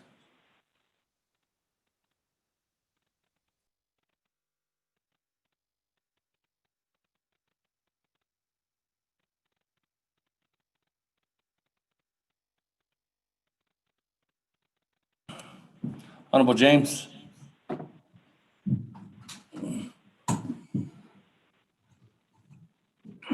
Okay, Honorable can you hear me now? James.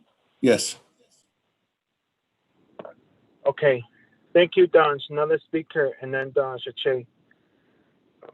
Honorable Slater. In regards to questions, we did have quite a bit of discussion in regards to the work session that we had at Twin Arrows. And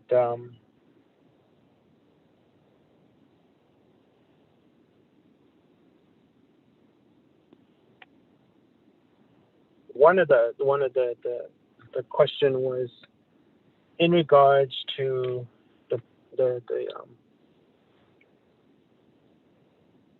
point of privilege that's within the Exhibit B.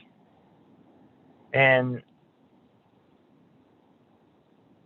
we did have similar questions of the same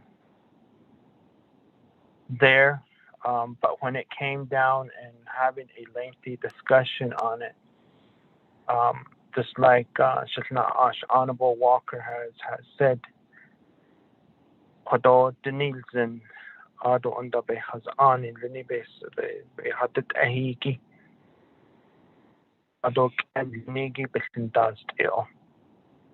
Ako quacky ya belch hanani zi selin ko Ado la yad do Ado la hajo do nilo and Lini Bestindast it. Chokot our Beha Odzi don Quij Shin Naabik'íyáti Selin Asad Leniki Yisto Selin ko Akok and Leniki Shin what our Be Hini Tato Be Da Quanitz no Be Ha Quanitz no Shi Kodo Beshma Sa Anne Bananas at Linge Jokot our Beha Odzi ko Ani sa Leniki Sanj by Yeti Kodo Bahna this Kidiki do Bahna dos Kidiki ko Akon you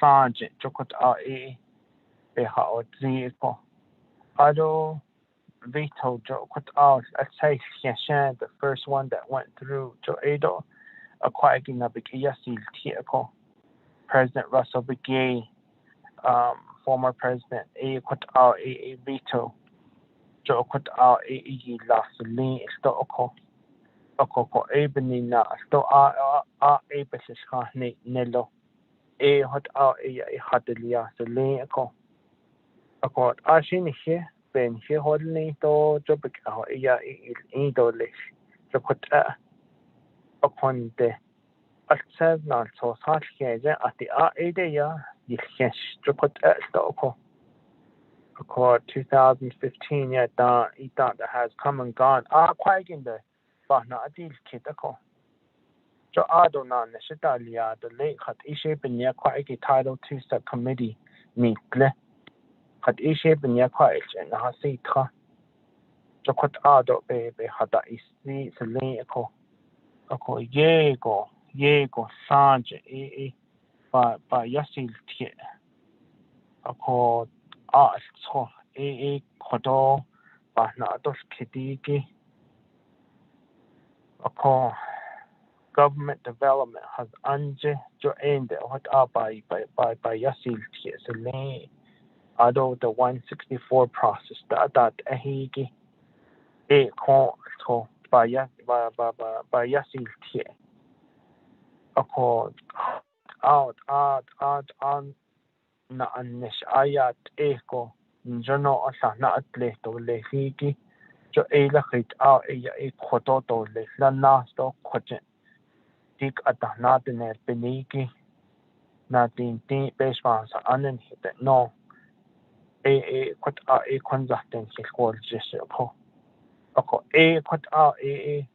ye go ba yasil ti ko non nation linigi sagi ko la rules of order but no kodoba na dos kidigi ko additionally the ya do bisint el thaligi it eda do shin hit kodo ni sto ko anak sto any jokot al infit jo hot it kodona so sindin hitato ni so sling ko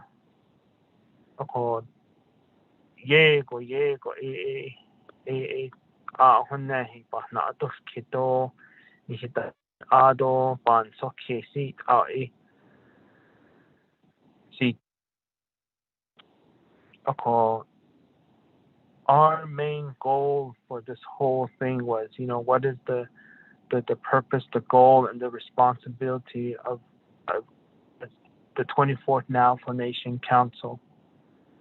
Jo hot in hikoto bansi keso besi zeko benina di kodo in hitatos nilsos linko oshin na nashi ko na honorable Tom Walker and nini ko ide ko kut ya not sat niki be hanasti dole adoshi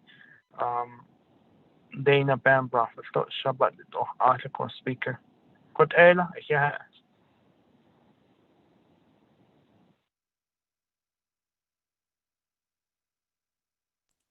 Thank you, James. That, Ms. Barbara, if you have the floor. Thank you. So I think I will start with Delegate Crotty's question on Rule 2024B, and she brought up a very good point, and the fact that we're not taking into account texting. So if I would like to offer to her, I will draft an amendment to incorporate one texting, but also that the vote is to be announced by the vote-taking person, so by a committee staff, after a member has voted, be it either by self-enunciation or by text, it should be, their vote should be announced by the staff. And it was really just kind of an oversight, maybe on the writing. Okay.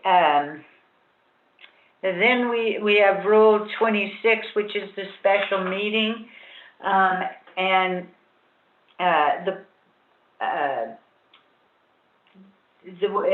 concern was it didn't indicate that electronic approval was justifiable, or was justified or allowable. We can certainly specifically add that in, but I think right now, the way it's written in that it just says has been approved, I think that covers any forms of approval. However, if the desire is to have it specified, that's not a problem. I can certainly draft that into an amendment. Delegate Slater's questions. There were some discussions. Okay, it looks to me like I'm going to break up Delegate Slater's questions into a couple of sub-questions, I guess. So, one of Delegate Slater's first questions, were there any discussions about other types of meetings or other meetings, such as business meetings and such? There was some discussion, but not a lot, because of these rules being for standing committee meetings. Now, for example, I do specifically remember the question being raised as to whether these rules would apply to leadership meetings. My answer was no, that leadership meetings should have their own rules. And I stand by that. I wish, and I think everybody here at Legislative Counsel's office would like to see some rules and some definition for leadership meetings, but they're not encompassed by these rules. These rules are for regular and special meetings. As far as the discussion of, were there other ways, as far as meetings, were they examined? I think there was some small discussion looking back at my notes. I think one of the delegates, and I think if I could read my own writing, I would say it was Chairwoman Charles Newton, brought up the fact of maybe considering something like you only voted on legislation, like you picked out a specific date when you would vote on legislation. The meetings up until that date were focused on discussing the legislation, crafting amendments, learning about the legislation, bringing in what other types of reports. You would do that beforehand. After all of that was completed, you would then have a meeting where votes on the legislation were taken. So my whole point of that is that it was discussed, but it was just brought up. So there was not any strong evaluation of other forms of doing things.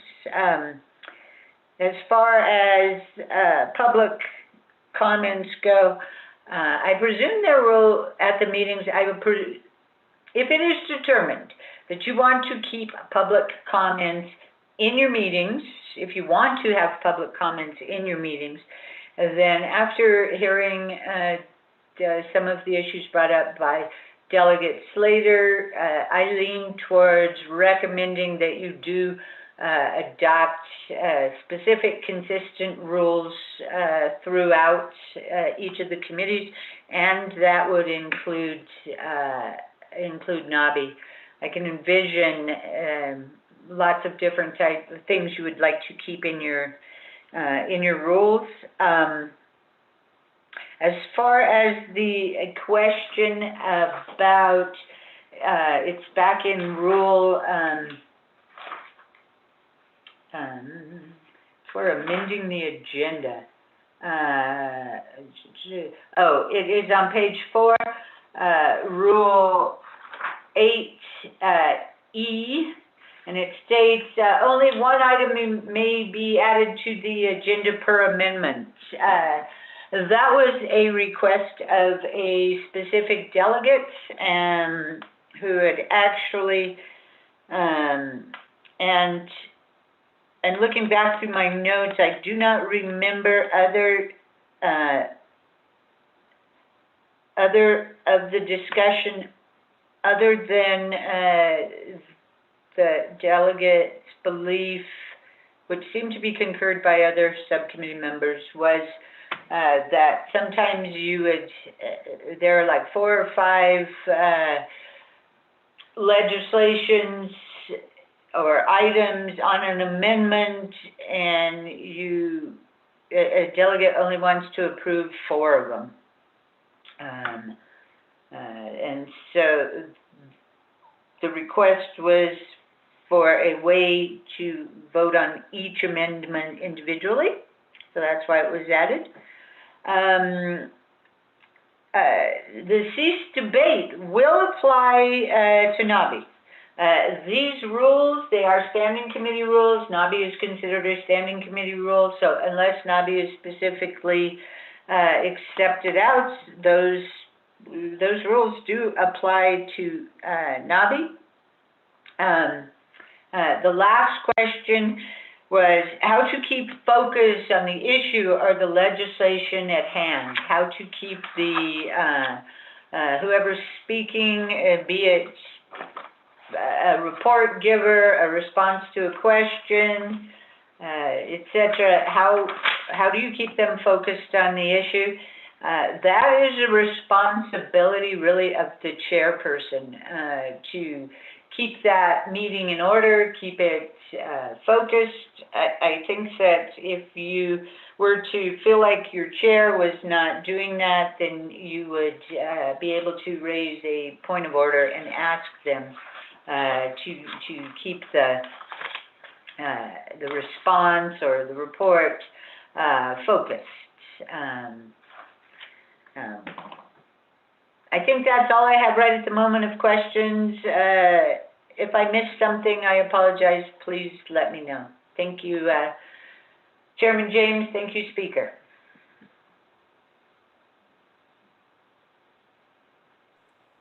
Thank you for that, Ms. Barbara. Let me go back to the floor now. I do have, I guess, follow-up from Honorable Vice Chair Slater. Honorable Slater? Put me in the queue, Speaker. And then I'll put, then you'll be next, Honorable Eugene So. Honorable Slater, the floor is yours. Thank you very much, Speaker. Thank you very much to the sponsor and to Ms. Bobroff. There was no response on the why for the discussions that occurred. It was just saying, basically, this has been discussed and we all need to move on. And I think that that is not an appropriate justification. There really should be rationale for each of these items. So thank you, Speaker. Okay, thank you, Honorable Slater. I'll go back to the sponsor. Let me go to Honorable Eugene So. Honorable Eugene So, good evening. Floor is yours on the main motion of legislation 0318-20. That CJ but that's got all seasons Ashen Halan edition are that's not hard Kodosho should open way bounces case. Decon Basa Basa Nikini Bani Tingi I I kind of every time they had a meeting. So one of the things that was really concerned me was the piggybacking the amendment. That was kind of didn't look right. That's also coincide almost with the president's line item veto. So it's the same thing as that. That's the reason why they got the line item veto, because council delegates were piggybacking, putting all the dollars onto one amendment. So that's why I figured that's not a good idea, because one amendment you can vote green on, but there might be another amendment that's add on. You want to vote red on it. So it's not really a good, it's got a conflict with your vote. Because just case Navajo Nation Council oversight. I want to appoint subcommittees. Oh, there's it should almost should rely on the Robert Rules of Order now. And then he as he can rules of order right now. And some issues they're kind of conflicting with our way of thinking that it should be this way. So the right now. But Naabik'íyáti committee the way as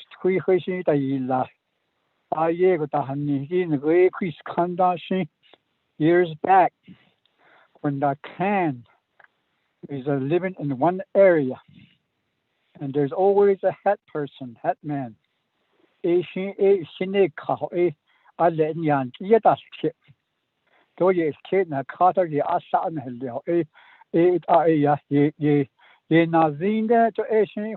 now we don't have that no more. Now we have just one for one. But at that time, one plan that came on in this Chinle area, there was a head person. That was my grandpa.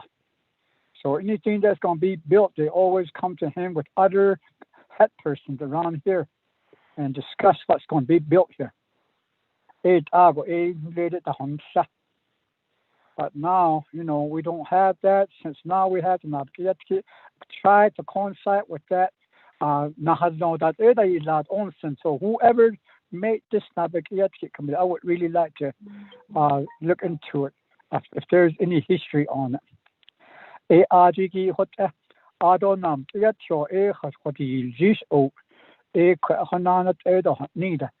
can system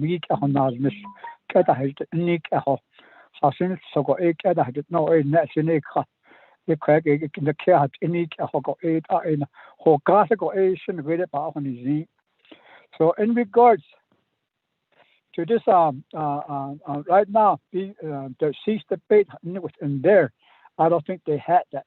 So I don't really need a session. But they always come to one consensus, one law that they're going to go with, or anybody, maybe the BIA, but mostly at that time was always BIA. They're asking for something. So I don't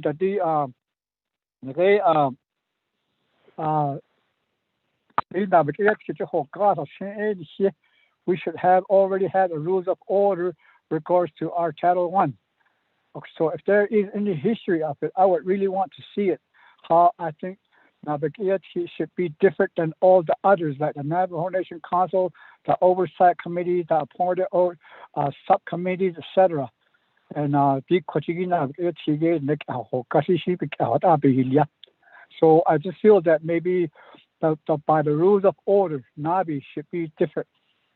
I'd make a check out because we never did have sovereignty. We was given a sovereignty, but we all had to go to ARS, Revised Arizona Statute, or New Mexico or Utah. We went along with those laws, with those regulations. We never had our own. And shit, if we did, we wouldn't have those little kids running around all over the place with negative tattoos or negative T-shirts, etc., or have something in their nose or their ears, a lot of holes.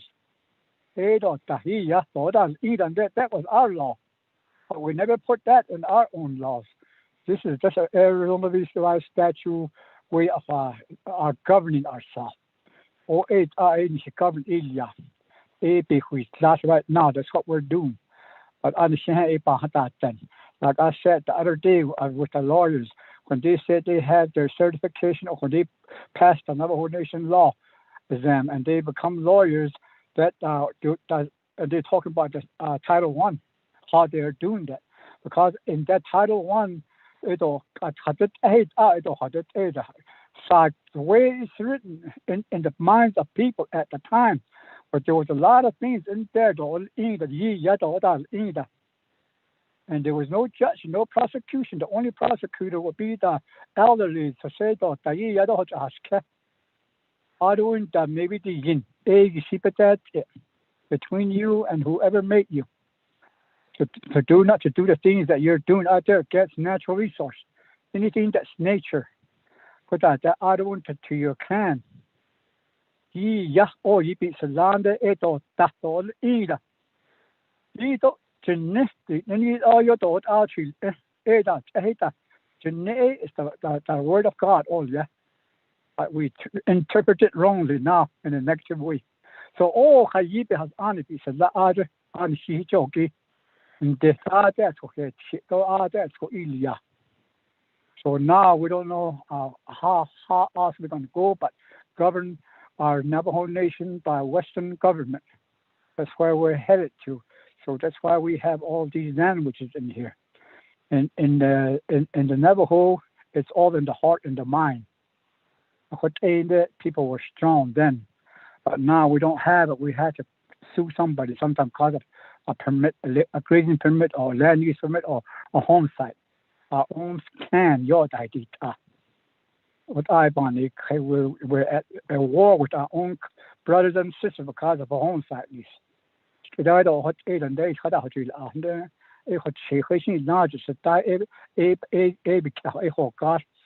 ark clearance are made by the Hatasi. You make sure there's no Nasaja. That ain't does none. I don't that shinin that the Kaji. That Shihota. That a wildlife. It been not it or the Kojuko in that get down. Those are the laws that we don't have no more. So on this case, they could all con yes only. I feel that Naabik'íyáti should be different. I would really like the history how it was developed, and also the others. Yes, we almost go by the Robert Rules of Order. Open as so it is what the article is. So sometimes before I became consul and became grazing committee, I always thought the Robert Rules of Order is how the meeting was run. So I went into and looked at it again and again, but when I got to a meeting, it wasn't like that. Close to it. It is what I could because still regards to this legislation, we should James, they said, I did always attended their meeting, went during their discussion. It is said, thank you. And everybody, thank you. Mr. Chair, put me in the queue. This is Daniel. Thank you, Honorable Eugene. So with that, Honorable Daniels, I'll put you in the queue. I'll go back to sponsor now. If there's any response. Honorable James, where's yours? Speaker, other members of the 24th Navajo Nation Council. Ako kodo na kidishi ni tishnik ni ndago ba ya del kito ashi ba yel kito ashi ya ol gestol le ko ado kodo ni tudla khit aho hat ani bita osani kliniki la khit aho kodo be il indole ko. Thank you.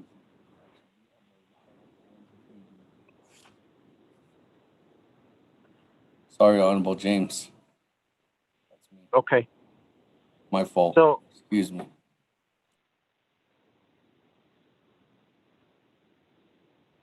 so a she de ya a kodo additionally out the sergeant a d kodo exhibit A what's it, exhibit A legislation exhibit A bas onigi a idea a other hard eat edo konzadi eat ako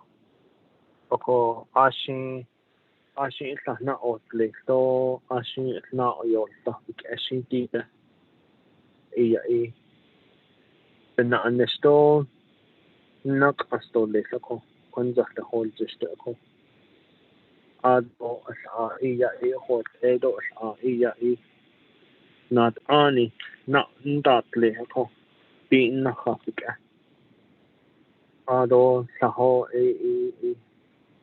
so this need a government development adequate ado la non nashiki beta and the chapter na has ade ako in ha na hanik ha to na atikit lenita yisinda house le ako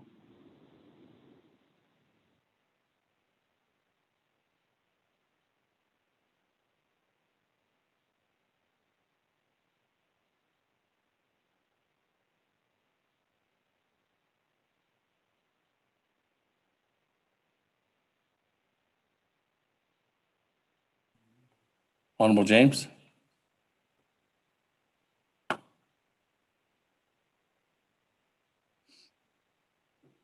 Honorable James.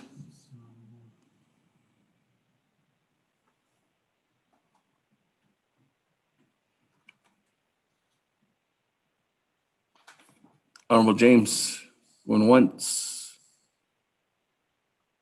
Honorable James going twice. Honorable James going 3 times.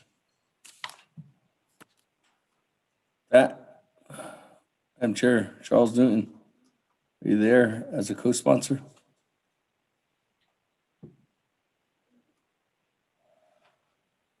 I'm here, Speaker. Okay, as long as you have co-sponsor.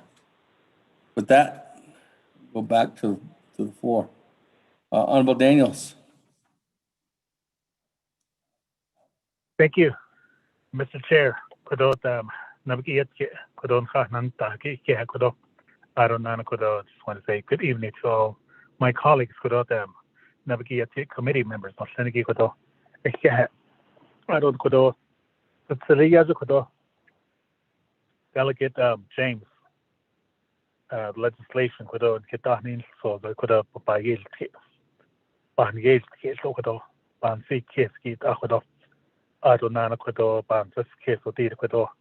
is going to be a very important document. The 24th Navajo Nation Council, Aroshinas, 25th, 26th Council. The Beta Inisto, Lefiki, Aronana Kodo Ani. How anadnish. So the Honahigi Ecuador, Benage Nestoles. This is going to be our tool. So Lefiki Ecuador. Adonana Quidona Great Quidod Delegate Slater again, Niyako Great a work session, no, but that didn't happen, so he had outside. But Quidona Great Oya Aben non start or less Quido. Not all you go Ibana the Kitako Adonana Quido the Quido Papa Gate Kiki Bad has Kiki and Quido and send Hodo. Between that lay that this one's undone lane there the yego yada how young whole G's they just in the whole G's what did the get how that in the ski quado he get how not the ski to title 2 Adonana quado the great a salde quado the get how is was Adonana quado as you so it quado yego just in on that she's later as I thought that is cut on the Yego ide the son on the hashi go quite nana quado Shanalata, former Navajo Nation Council delegate, and Nathan Dekodo, Mr. Tom Chi, Delegate Tom Chi, Nathan, the Ecuador, Basana or Gashigi Dale, and Nathan, who you ever Baba to that case of Anila Kudo. The best one has another that best one has another tribal councilman Kudo. The best one has under Lajuk Arjenko Kadonda Katago, what about that case of Basana or Gashigi Dale and Data. So about that case of Ani Hotel. But has Kigita, Adonana Kudo, every meeting, every committee meetings, Adonana, every subcommittee meeting. So the nail into is Ben nail in the show. So I Kudo Bana, it was kiddo. On Kings, and it should all you go by night to this kiddo what data. Adonana Kudo work session. What have been non-start or less? I'm going to make a motion to refer this for a work session because there's a lot of questions that are still out there from my colleagues. Actually, in a work session that was linked back in January 2020, in that work session that was linked at Twin Arrows, but that wasn't on this legislation.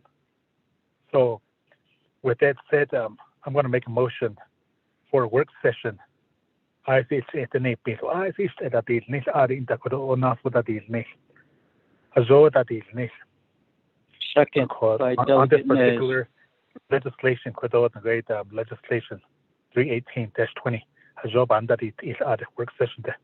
So kada take it or the need or ya deal.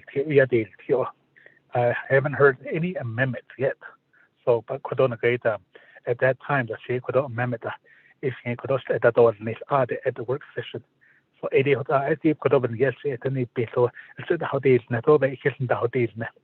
So, on this particular legislation with the work session.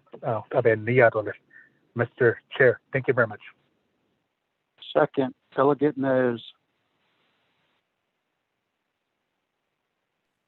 That Honorable Daniels, a referral motion, and then to have a work session. I need a timeline, Honorable Daniels. I don't think, maybe you said I didn't hear. Mr. Chair, I would say the sooner the better. Could maybe within 60 days. Thank you, Mr. Chair. Okay, within 60 days. All right, that colleagues, so referral motion by Honorable Daniels, second by Chairman Nez, Chairman Rick Nez. That colleagues, any comments, questions on the referral motion? This is Delegate Charles Newton. Madam Chair, Charles Newton, go ahead on the referral motion. Well, so this is, we've gone round and round and round this whole evening, even from the very beginning.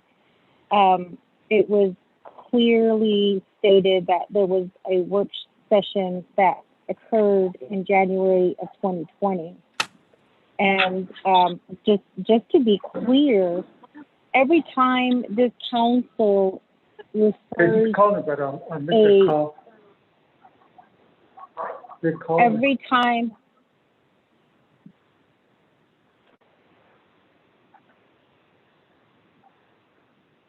so every time we refer back to a work session, what happens is we only get like 9 delegates or less than that on the line.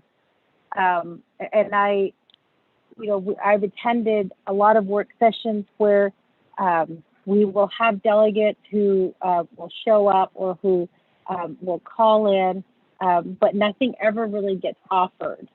And so I'm starting to feel like the work session is just a move to not make a decision on legislations that are before us. And so we tend to put things back at work session. I would understand if there was missing information that the council was asking for that wasn't provided in the legislation.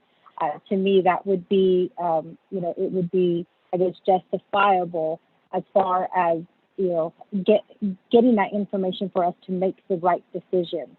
I look at these rules and I hear a lot of what has been said in my last 2 years.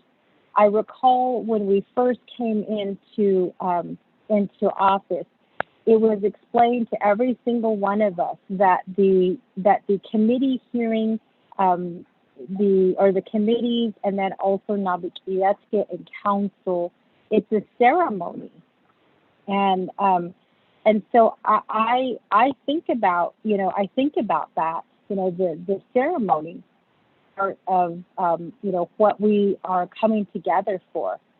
And with every ceremony, there are rules of decorum that's established by the medicine man.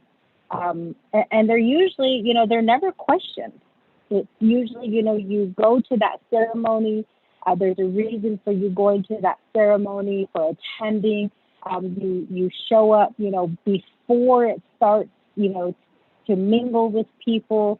And then you stay throughout the ceremony until the very end.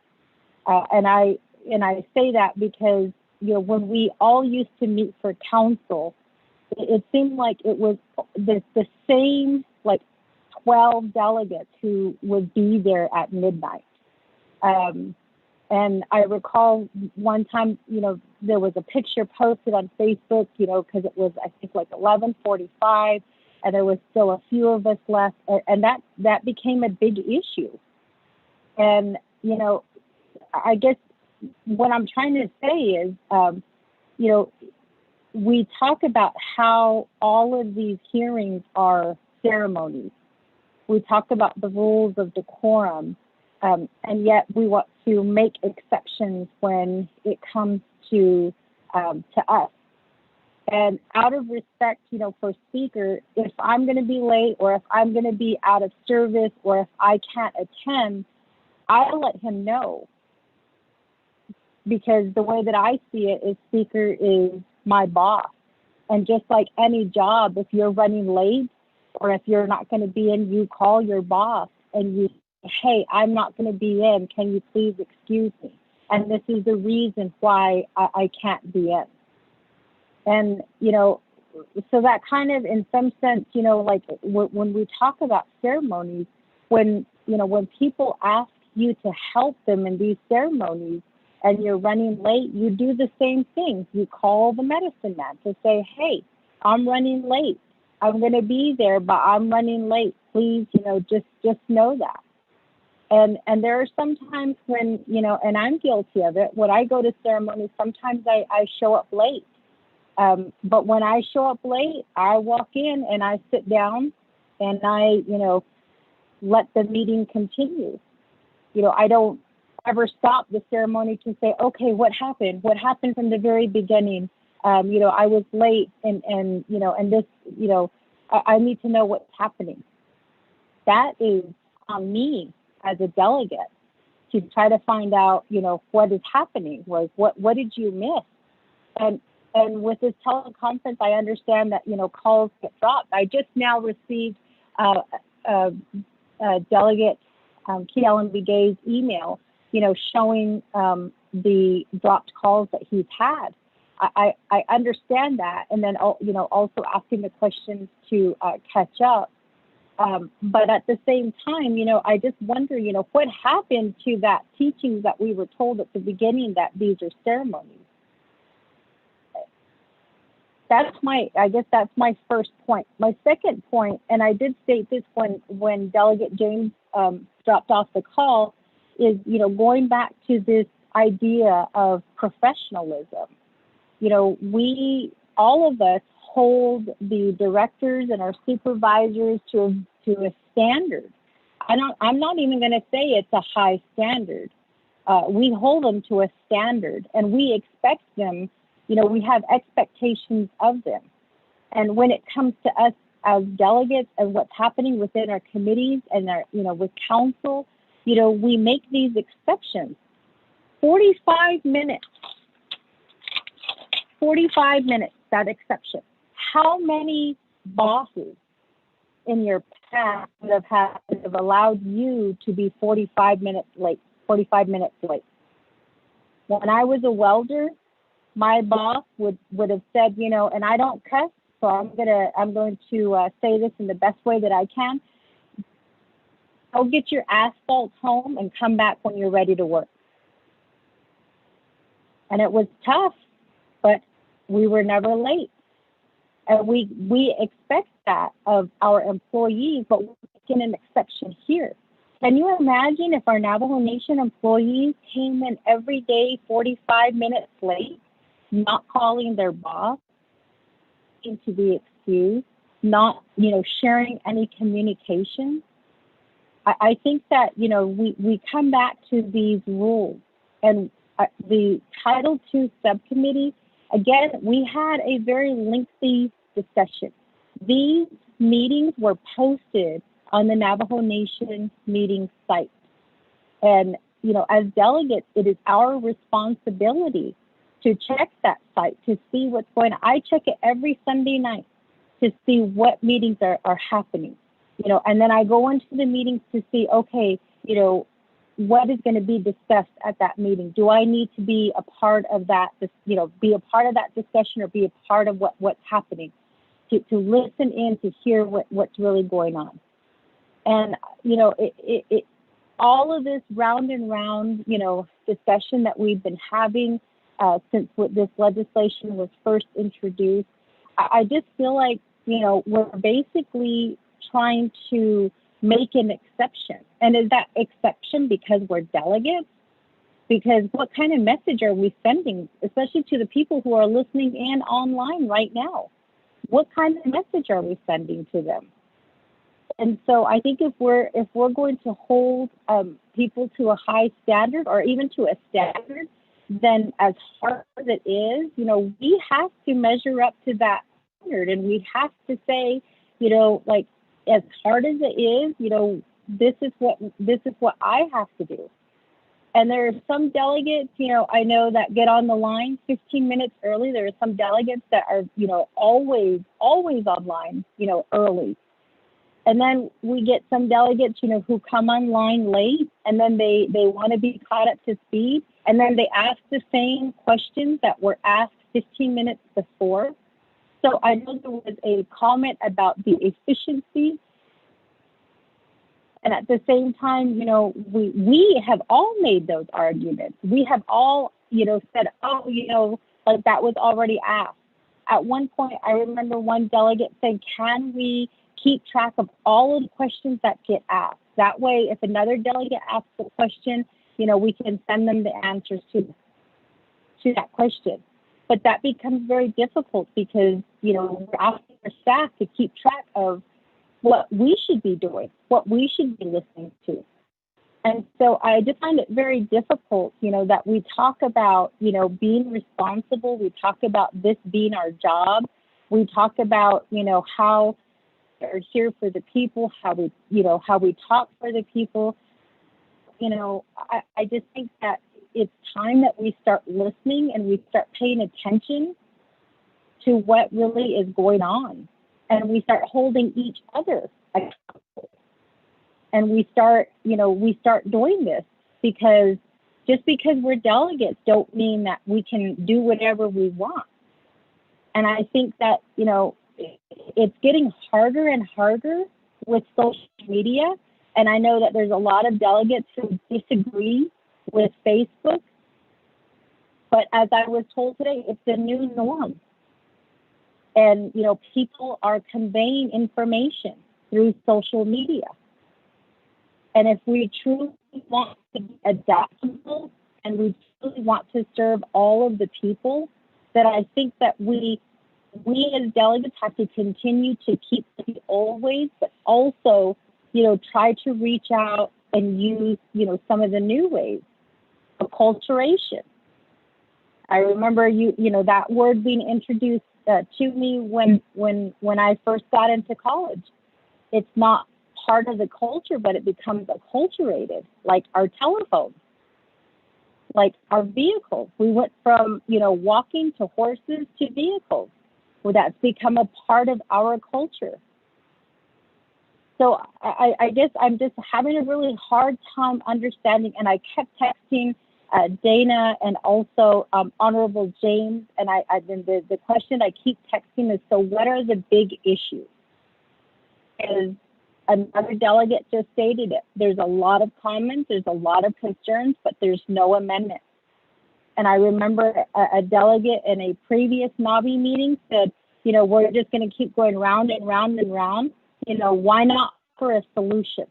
Otherwise, we're just complaining. And again, we are being held accountable by the people who are listening in. And I'm sure OPVP right now, I'm 99.9% sure that they've got people listening in on this too. And it's just another means to use it against us. We can't even decide how we want our rules within our own home. We have to keep, talking about it. And it's great that we're talking about it. But all I'm going to ask is, if we're going to handle, or if we're going to move this to a work session, then all 24 of us delegates should be on that work session call from start to finish. And that's where we become efficient. And then the last thing is we did at one time talk about our responsibilities as delegates. And it was pointed out to us that at the state level, when a state representative in New Mexico doesn't show up for their job, a state police goes to go pick them up. And I really hope that, I know Tom Platero was gone, he left, but I really hope that we continue with the attendance record. And in fact, I was contacted by a reporter and I was asked, can you share the attendance record? I think that's important. Our people need to know, if we're saying that we want this job here in Window Rock, then we should let them know what our attendance record is. And that way they'll have a really good understanding of who is attending meetings, who is really informed, who is really trying to address the issues that are happening here on the nation. And I think that prior to us going teleconference, it was hard because we had to physically be at meetings, but now with teleconference, I think it has become a little bit easier to be able to attend these meetings and to be able to do them, the way that we're doing them. And then, the last thing I'm going to say is, we right now, I think, and I don't know if in 23rd, they showed meetings on Vimeo, YouTube, and Facebook. I don't know if 24th Navajo Nation Council is the first to do that, but I do remember Speaker Damon saying at one time that this is the most transparent council that he, I guess I don't want to say ever because we really don't know. But, when he said that, I thought about, at the national level, there's C-SPAN. And C-SPAN, is showing, the floor, the House of Representatives, and then also the Senate floor. And you get to see your representatives and your senators on the floor. You get to hear them. You get to hear their speeches, their debate. You get to hear them talking out things. And I think that that's what, Facebook is doing. And long are the days gone where council does things and people don't know anything about it. I think if we truly are going to talk about being transparent, then I think we need to start talking about, how can we be more transparent? And in this case here, people are watching us and we can't even figure out the rules in our own home. And to me, it's just a shame. It's good that Shanella, Honorable Vince James, took a stab at this, and Dana did too. And the Title II subcommittee, we did have this discussion. We did talk it out in length, and now we're moving it back to work session. But again, I hope that work session is televised on Facebook again. And I hope that the people will see which delegates are part of this conversation and which delegates are willing to offer solutions to try to address these issues. So with that, Speaker, I have been listening in throughout this whole debate about this legislation. I wasn't going to say anything, but it is a little bit, frustrating that we're going to possibly send it back to work session, and I'm hoping in that work session again that all 24 of us delegates are on the call, and we're on the call from start to finish. So with that, Speaker Damon, thank you. Thank you, Chair Charles Newton. With that, colleagues, we are on a referral motion, our motion by Honorable Daniels, second by Honorable Nez. I don't have anybody in the queue. Are we ready to vote? Once, going twice, going three times. So board, on referral motion. Honorable Elmer Begay.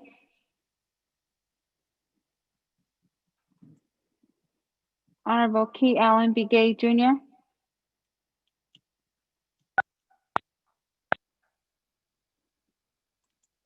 Honorable Paul Begay. Paul Begay votes green. Honorable Paul Begay votes green. Honorable Eugenia Dr. Charles Calvin votes Newton. red. Honorable Key Allen Begay Jr. votes red. Honorable Eugenia Charles Newton. Charles Newton votes red. Honorable Eugenia Charles Newton votes red. Honorable Amber Canesba Crotty. Delegate Amber Canesba Crotty votes green. Thank you. Honorable Amber Canesba Crotty votes green. Honorable Herman M. Daniels Jr. I vote green. Honorable Herman M. Daniels Jr. votes green. Honorable Mark Freeland. Green. Honorable Mark Freeland votes green. Honorable Pernell Halona.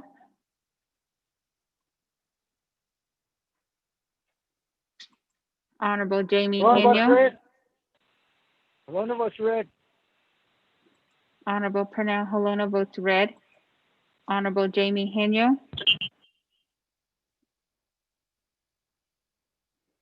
Honorable Vince James. Delegate James votes red. Honorable Vince James votes red. Honorable Rick Nez. Delegate Rick Nez votes green. Honorable Rick Nez votes green. Honorable Carl Slater. Delegate Slater, green. Honorable Carl Slater votes green. Honorable Raymond Smith Jr. Red.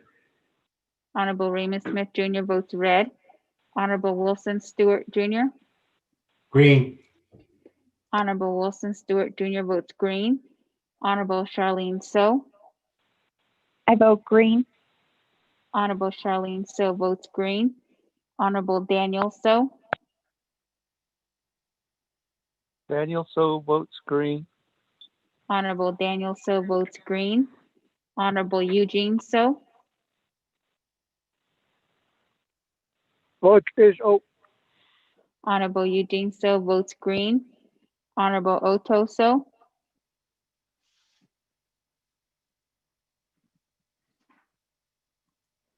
Honorable Thomas I vote green. Walker Jr. I vote red.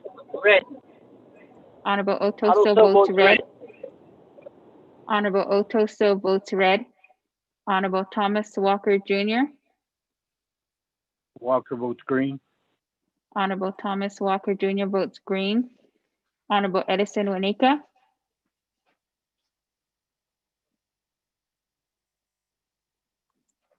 Honorable Jimmy Yellowhair.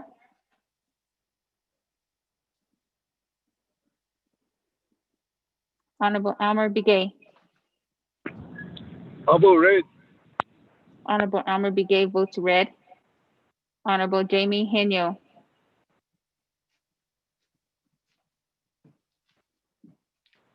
Honorable Edison Winika.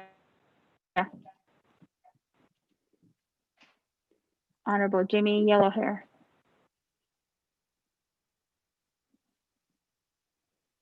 Speaker with a vote of 11 yeas and 7 nays. Speaker not voting.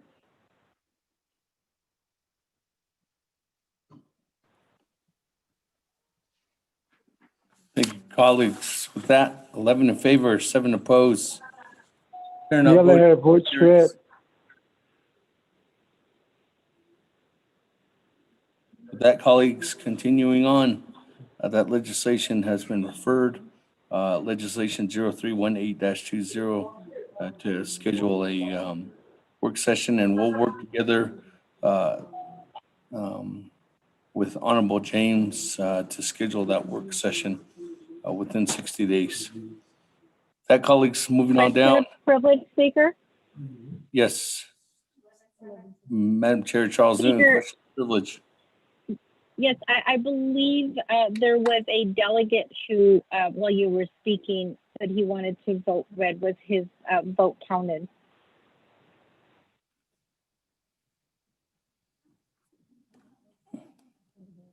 I didn't hear anyone. Did anybody say anything while I was speaking just now? It was Honorable Yellowhair. Honorable Yellowhair? Did you got Honorable Yellowhair? Honorable Yellowhair, how do you vote on legislation 0318-20? Referral motion. I'll vote red. Red. This is Delegate Yellowhair. Okay, with that, changes the vote to 11 in favor, 8 opposed. Chair not voting. Motion carries. That, colleagues, again, that legislation 0318-20 is referred for no more than 60 days to have a work session. So we'll work together with Honorable James on that. That, colleagues.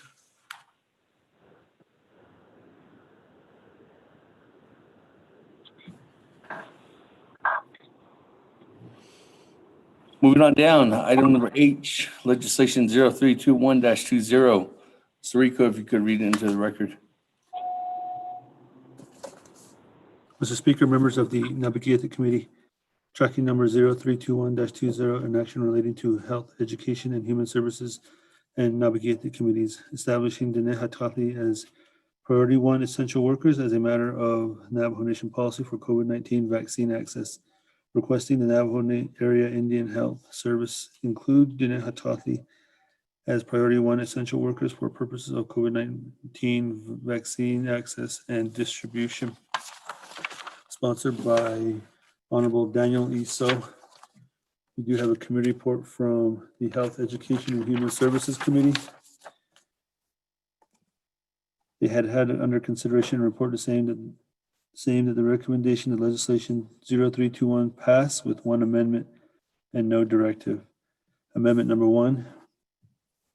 1, at heading, page 1, line 18, after distribution, insert new language _ semicolon, further requesting that Diné elders be included with priority 1 vaccine access and distribution, end _ 2, on page 3, line 12, as new paragraph 10, insert new language _ concerning Diné elders, the policy of the Navajo Nation is to continue the traditional respect for such members of the Navajo Nation as stated under the Diné Elder Protection Act. Elders are valuable resources to the nation because they are repositories and custodians of Navajo history, culture, language, and tradition. Vested in Diné elders is the hope of the Navajo Nation to retain its tribal history, culture, language, and tradition. Navajo elders provide stability by being role models for their children and grandchildren, to whom they demonstrate longstanding commitment to family, marriage, employment, profession, and other social institutions.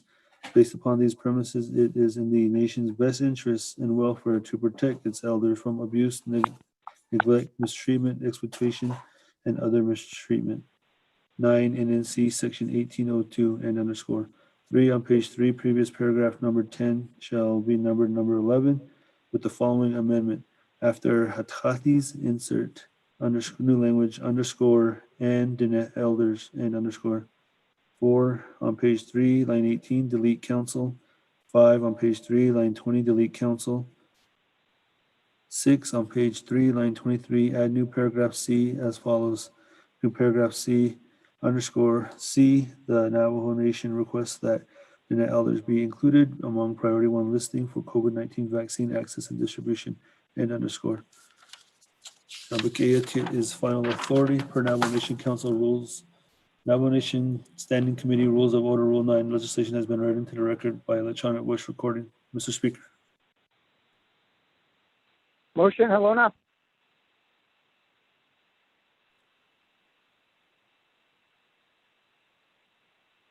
That motion by Honorable Halona. Is there a second? Once. Second, Daniel. Honorable Daniels. That colleagues, this legislation's final authority at Naabik'íyáti Committee. Any comments, questions? Once. Went twice. Went 3 times. Go to board. On legislation 0321-20. Honorable Elmer Begay,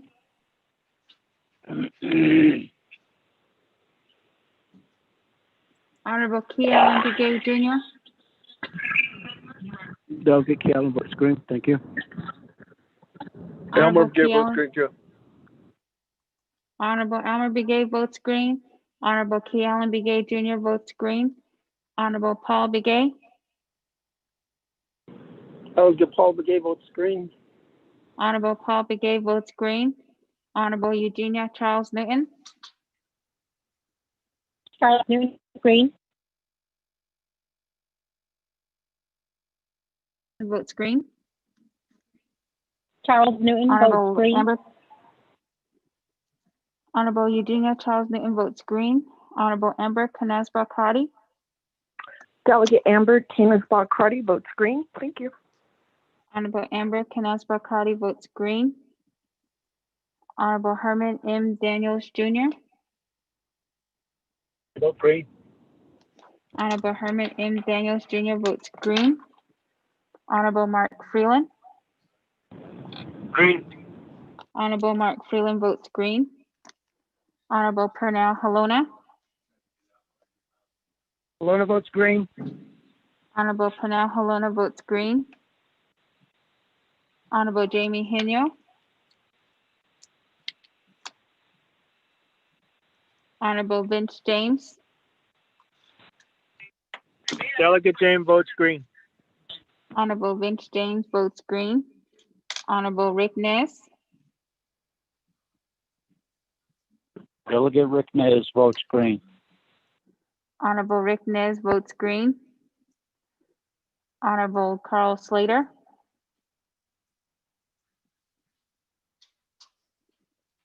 Delegate Slater, green. Honorable Carl Slater votes green.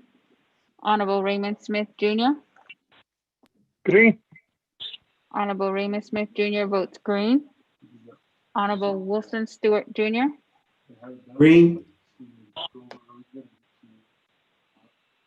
Honorable Wilson Stewart Jr. votes green. Honorable Charlene So, I vote green. Honorable Charlene So votes green. Honorable Daniel So,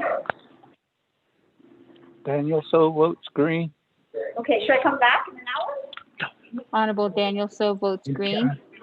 Honorable Eugene So, Vote is over. Yeah, thank you. Honorable Eugene So votes green. Honorable Otto So, I vote green. Honorable Otto So votes green. Honorable Thomas Walker Jr.,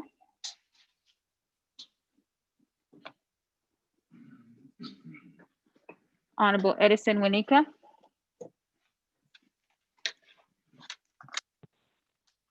Honorable Jimmy Yellowhair,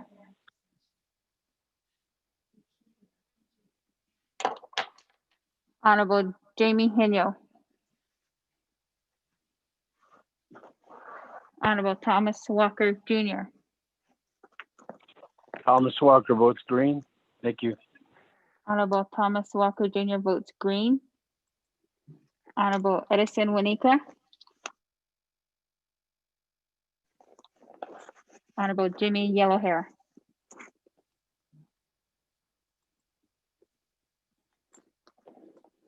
Speaker with a vote of 18 yeas and 0 nays. Speaker not voting.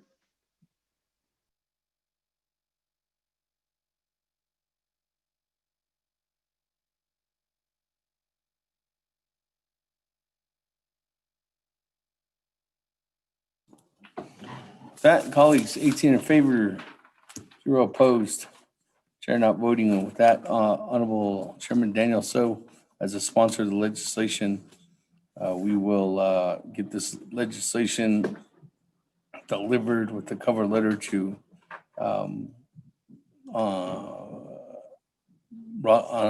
Ms. Rosalind So at Indian Health Services as early as tomorrow. Thank you. His final authority was here at Nabi. That, colleagues, moving on down. We are we going to close the business? Oh, close the meeting. Announcements and adjournment. Will of the committee. Speaker, this is Delegate Motion Charles adjourned. Newman. I have an announcement. Okay, Madam Chair, Charles Newman. Thank you, Speaker, and also colleagues. Speaker, I met a group out of Tuba City earlier. It's been actually a couple of weeks ago. They reached out and wanted to let the communities know that they are offering wood, and so we ask that if you pick it up, that you don't resell it. And in return for the woods that you're going to be hauling, they ask that you volunteer. So I volunteered there all morning. I left them here from Shiprock at 5 o'clock this morning. We drove out to the city. We volunteered there from 8 o'clock in the morning to 1 o'clock in the afternoon. And we were able to load up some woods and then bring them back here to the Shiprock community. But they did state that they did try to reach out to chapter houses and then also delegates as well to inform them about the service that they're doing. Chiz for Che was out there and they did load up some wood to deliver it out to the elderly. There were also Zolzani, who was out there as well during delivery. And I believe that they did a delivery in another delegate area. But the announcement is just that they're there and that you can contact them and work something out with them. We went out with 3 trucks today and we had 7 volunteers assisting. We loaded up and the rest of the time we volunteered, and now we're able to distribute that wood to community members. And again, it was just really just volunteering your time to take the wood back to your community. But again, they do have some wood, but I believe that, I think, if I'm not mistaken, I believe next week is actually the last week that they're going to be offering this service. Again, I maybe I misheard that part of the information. But the person that you want to reach out to, her name is Dr. Calderon. She is a doctor at the Tuba City Medical Center. She is Navajo. She was the one who wrote the grant, got the money, had the U.S. Forestry come and deliver a lot of this wood, and they're stacking it up. But again, if you, as a delegate, or if you want to work with your chapters, to try to get woods out there for your community, you can contact her, Dr. Calderon. I'll be happy to send you the email, Speaker, and you can send it out to the 24th Navajo Nation Council. Again, it's just you pick up some woods and you donate your time. So it was a good day. We're really exhausted, but we were able to bring back 3 truckloads and 3 flatbeds of wood for the Shiprock community. So I just want to make that announcement. Thank you. Thank you, I'm Chair Charleston, and if you could send that information over to Ms. Carolyn Yazzie, and then we can go ahead and send that information out to the rest of our colleagues. Thank you again. That, colleagues, any other announcements? Speaker Freeland. Normal Freeland, go ahead. Thank you, Speaker. Other colleagues, thank you, Speaker. I just wanted to give a shout out to a couple of organizations. The first one is to Vegan Outreach out of Albuquerque, and the second one is to Food Forward out of Los Angeles. Today, we unloaded and distributed 40,000 pounds of produce out in Eastern Navajo Agency, on campus of Navajo Technical University in Crown Point. We gave out a lot of food today, a lot of fresh produce, a lot of greens, and a lot of smiling faces today, Shanasai. A lot of our chapters were served, as well as senior centers, and we even had individual constituents show up too. And with the very large bulk items, we did a lot of unloading. We could unload a semi-truck to a parking lot, but it was a good day as well. We're all thankful. Today was an opportunity to give back and serve our people. The priorities are the elders and young families. So that's the population that we're trying to reach right now, are those populations. So I just want to say thank you to Vegan Outreach out of Albuquerque, Food Forward out of Los Angeles, and to Navajo Technical University for allowing us to conduct this today. This food came from the San Fernando Valley out of California, and we're very thankful that it came overnight. So I want to say that, and we served a lot of people today out in Eastern Navajo. Thank you. Thank you. Speaker Callan. The information and the shout out, Honorable Freeland. That, colleagues, we'll move on down. Honorable Keon Brigade, on announcements. It's more of like an issue, Speaker. I sent an email earlier. A program within the Navajo Nation didn't receive their payroll this week, and it's kind of like it's being brushed off, and that they're being told that they're going to get their payment until 2 weeks. We say that we try to do our best to help our Navajo people. I believe they earn this pay because they live on fixed income, paycheck to paycheck. So just imagine if we didn't get our paycheck, I'm wondering how much of an issue would we make of not getting paid. I like for the council speaker to get this resolved, and I sent you an email on it.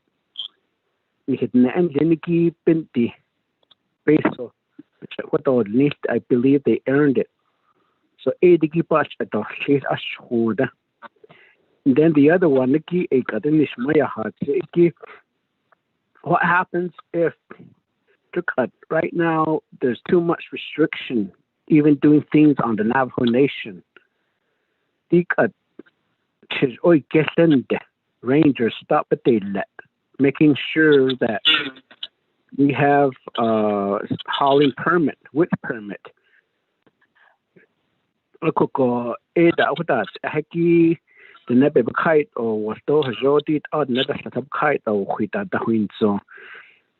get cited, and maybe some people get cited for not having a WIT permit. So these are the areas I believe that we need to have these in place to do certain things in helping our Navajo people. So it is speaker. So I hope that the other payroll situation is resolved as soon as possible, hopefully by tomorrow. Thank you. Thank you. I think there was a response, and I think payroll, from what we know from your email, is they're working on it. With that, any other announcements, colleagues? Speaker, Delegate Daniel So. Chairman Daniel Thomas So, Walker. go ahead. Thank you, Cecilia, Otto, Chache, Kiel. This issue came to the Health, Education, Human Services Committee yesterday, and Ms. Resita Toddy, her most immediate response to having this group, the TANF workers, not being paid is the fact that the PAFs were not filed, and that her office on Wednesday had just received the PAFs, and they were reviewing and we're going to send it to OOC. So the response, the email response from the division director is way off base, and certainly it needs a higher level of review, because it basically sloughs off responsibility to someone else, when initially the people that generate the PAFs and were late, and the entity that's to review and move the PAFs to OOC are left hanging, left with the fact that there is this aspect that it wasn't the fault of the Division of Social Services. And I really take offense and take issue with how Division Director responded to Shajah, Mr. Elmer Brigade, on a separate email issue. So that's the part that I think we really have to get to the bottom of. It's like, and again, to that part needs a higher level of review than what rests with the committee or rests with NABI.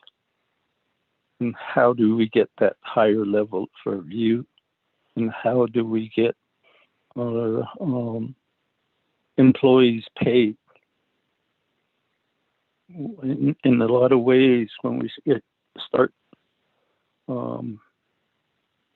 issuing questions or complaints, we're told that doesn't rest with the council.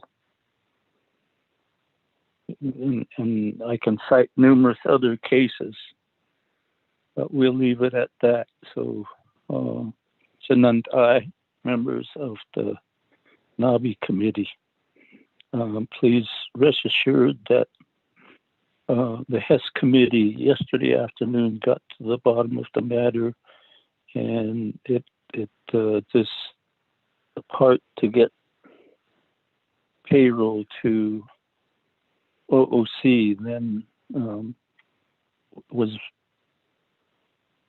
being conducted. Now it'll rest with OOC on how they handle this particular issue. So, members of the Naabik'íyáti committee, thank you for listening, and thank you for doing our work for today. Shah. Speaker, Delegate So. Thank you very much, Chairman Daniel So, for that announcement. And thank you for clarifying that for the committee. That, I got Vice Chair Walker and then Honorable Otto on announcements. Vice Chair Walker. Yes, Speaker, though, Chairman of the Naabik'íyáti Committee, for the floor, other colleagues and staff that are helping us today with this session, although the listening audience, relatives and constituents, I guess information wise, as you're asking for announcements, I do have this information that I want to share. Then I have a request to follow that follows. So the information is that there is a DOJ memo that was issued last week in reference to chapters who still have vacancies for chapter official positions. So there's a DOJ memo that talks about how chapter officials that they're allowed to continue being officials where their positions were not filled. So there's a memo that to that effect. Although so that affects chapters where there are vacancies. In my legislative district, there are 3 or 4 vacancies. I'd like to see how that works out with that memo. Although the other second thing I want to mention here is to get your guidance, Speaker, on requesting a report from the election administration and the election board on the same this memo, because it's relating to elections. And then it'd be good to hear about the elections from November 6th, and then last week there was an inauguration, how things are, how many vacancies there are, and how those vacancies will be, how the election office is planning to fill those vacancies. Although with the 3-member quorum, and that continues, that authorization for chapter officials to conduct their planning and chapter meetings with the 3-member reduced quorum, how that's going, because there's a transition, new officials, and then some of those chapter officials positions were not filled. So the 3-member quorum is could be an issue. And then the DOJ memo. I wanted to request, with your guidance, Speaker, request the election office, administration, and board to give to council a report on the matter. So respectfully, Speaker, I'd like to ask your guidance. I mean, I think we know that tomorrow morning, accepting the agenda, that's probably the proper place to do that. But I wanted to give you some heads up, and then invite those that could give us a report on the matter. Yeah, thank you. Thank you. There's probably going to be actually 3 different parties that would be speaking on that. The first is, I'll give heads up to Mr. Rodriguez Morris this evening. Staff will be sending that out, asking for an update on the election, and then also update on the vacancies, and then the plan to fill the vacancies. And then second, to the recommendation from NBOS, from the Board of Election, on their direction and their recommendation on how they work together with the Department of Justice to get that memo, and also include the Department of Justice in that. So we got those 3 entities who will be notified. And if you do motion to address that or add that on to the agenda tomorrow during the Navajo Nation Council session. Honorable Vice Chair Walker will work together to we will work together to reach out to them this evening so that they're formally notified. Thank you. Chairman Damon, put me in the queue. Vice Chair Hey, Smith. that, Honorable Otto, on announcements. Thank you very much, Mr. Speaker. I just would like to go back to what Honorable Kealan Begay and Honorable Daniel spoke to relating to the non-payment to our TANF employees. And it was due to the fact that a contract had ended at the end of the year. And I believe this happens every year, and our program should be able to find a way to deal with this. And it's every year that this is what happens to these employees, and that their contract ends at the end of the year, and a new PAS has to be reissued to begin from the beginning of the new year, beginning of January 2000 this year, 2021, to the end of December 2021.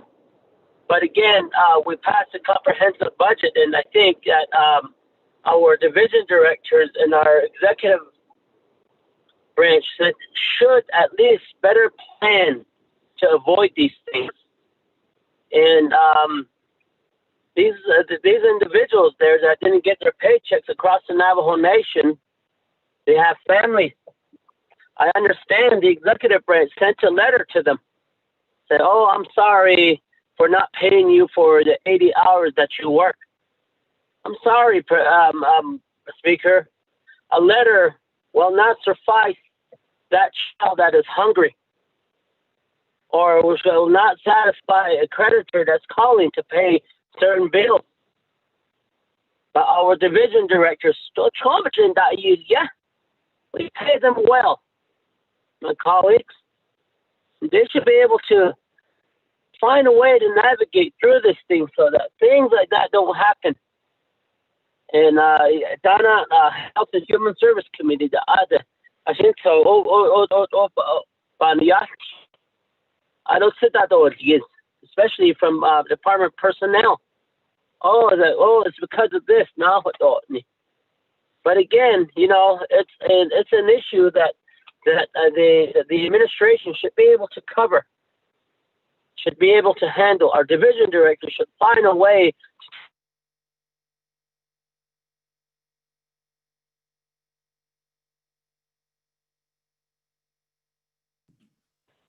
Honorable Otto. As the funds comes back in, we're reimbursed. So that's just my announcement. I see is a bunch of nonsense. See what that chat. Thank you, Honorable Otto, for that announcement. With that, let me go to Vice Chair Smith on announcements. Thank you, Chair, and committee members of the Naabik'íyáti. I just got a text when we were in session with Naabik'íyáti, and it's an announcement. Chapters are asking, why aren't the FY 2021 funds released? And according to ASC, it said it's over at the OOC, and they're waiting for it. I know we're talking about making sure folks are fed, making sure folks get their funds. Chapters also need that for direct services. So, Speaker, Chair, could you check into that and expedite that so that the funds can be? I know that the budget has been passed, but what's taking so long? I know that the other factor too is CARES money and all that, but we should have these things for the chapters in order for them to operate, in order for them to conduct business. So that's my announcement on that, and I appreciate all the dialogue on behalf of what was said and Naabik'íyáti meeting going as for the Navajo Nation, and I guess we'll convene tomorrow. But if you could look into that, Speaker, I could help facilitate that if needed, or get that information so that the chapters will be continuing to provide direct services out there the best they can, even with this COVID-19. Thank you, Chair. Thank you, Speaker, Vice you Chair seem Smith. so- We're going to reach out to ASC Director Celeste Jim Martin, and then also to Division Director Dr. Yellowman, and then also to the Controller's Office. I think Mr. Rob Willie will reach out to him as this, and if that report, if you want to add that on as a report tomorrow too as well, we will make sure that they have a heads up on that forthcoming information or request, so that you can get that information and everybody can get that information, especially regarding the chapters. That, Honorable Eugene So, on announcements. Announcement, yeah.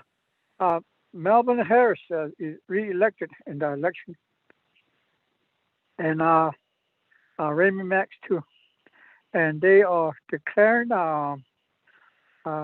vacancy opening from January 19 to February 1st. Then the election also on March 16, 2 chapters officials, Pebble, Tado, and Whippoorwill.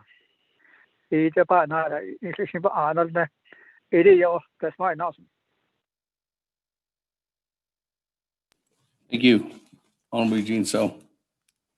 That, colleagues, any other announcements? There are none. Is there a motion to adjourn? Motion to adjourn. Motion by Honorable Eugene So. Second, Vice Chair Walker. Vice Chair. Yes, second. Oh. That. Let's go to board, adjourning at 7:04 p.m.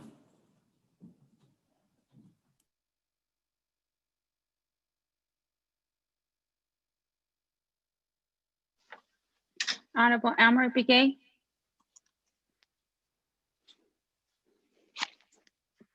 Honorable Key Allen Begay Jr. Delegate Key Allen votes green. Thank you. Honorable Key Allen Begay Jr. votes green. Honorable Paul Begay.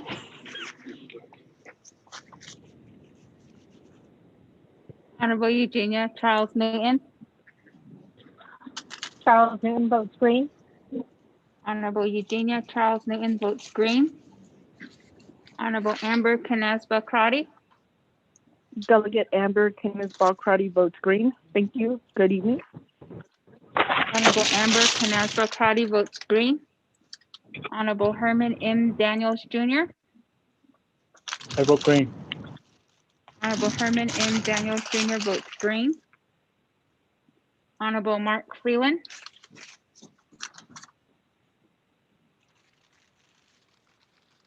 Honorable Pernell Halona.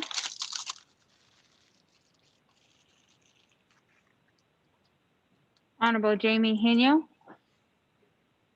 Henio votes green. Honorable Jamie Henio votes green. Honorable Vince James. Delegate James votes green. Honorable Vince James votes green. Honorable Rick Nez. Delegate Rick Nez votes green. Honorable Rick Nez votes green. Honorable Carl Slater.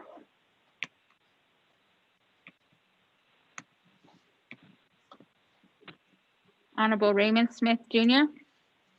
Green. Honorable Raymond Smith Jr. votes green. Honorable Wilson Stewart Jr. Green. Honorable Wilson Stewart Jr. votes green. Honorable Charlene So. I vote green. Honorable Charlene So votes green. Honorable Daniel So. Daniel So votes green. Honorable Daniel So votes green. Honorable Eugene So. Thank you. Honorable Eugene So votes green. Honorable Otto So. I vote green. Honorable Otto So votes green. Honorable Thomas Walker Jr. Thomas Walker votes green.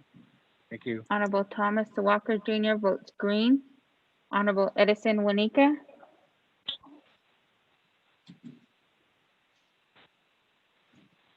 Honorable Jimmy Yellowhair.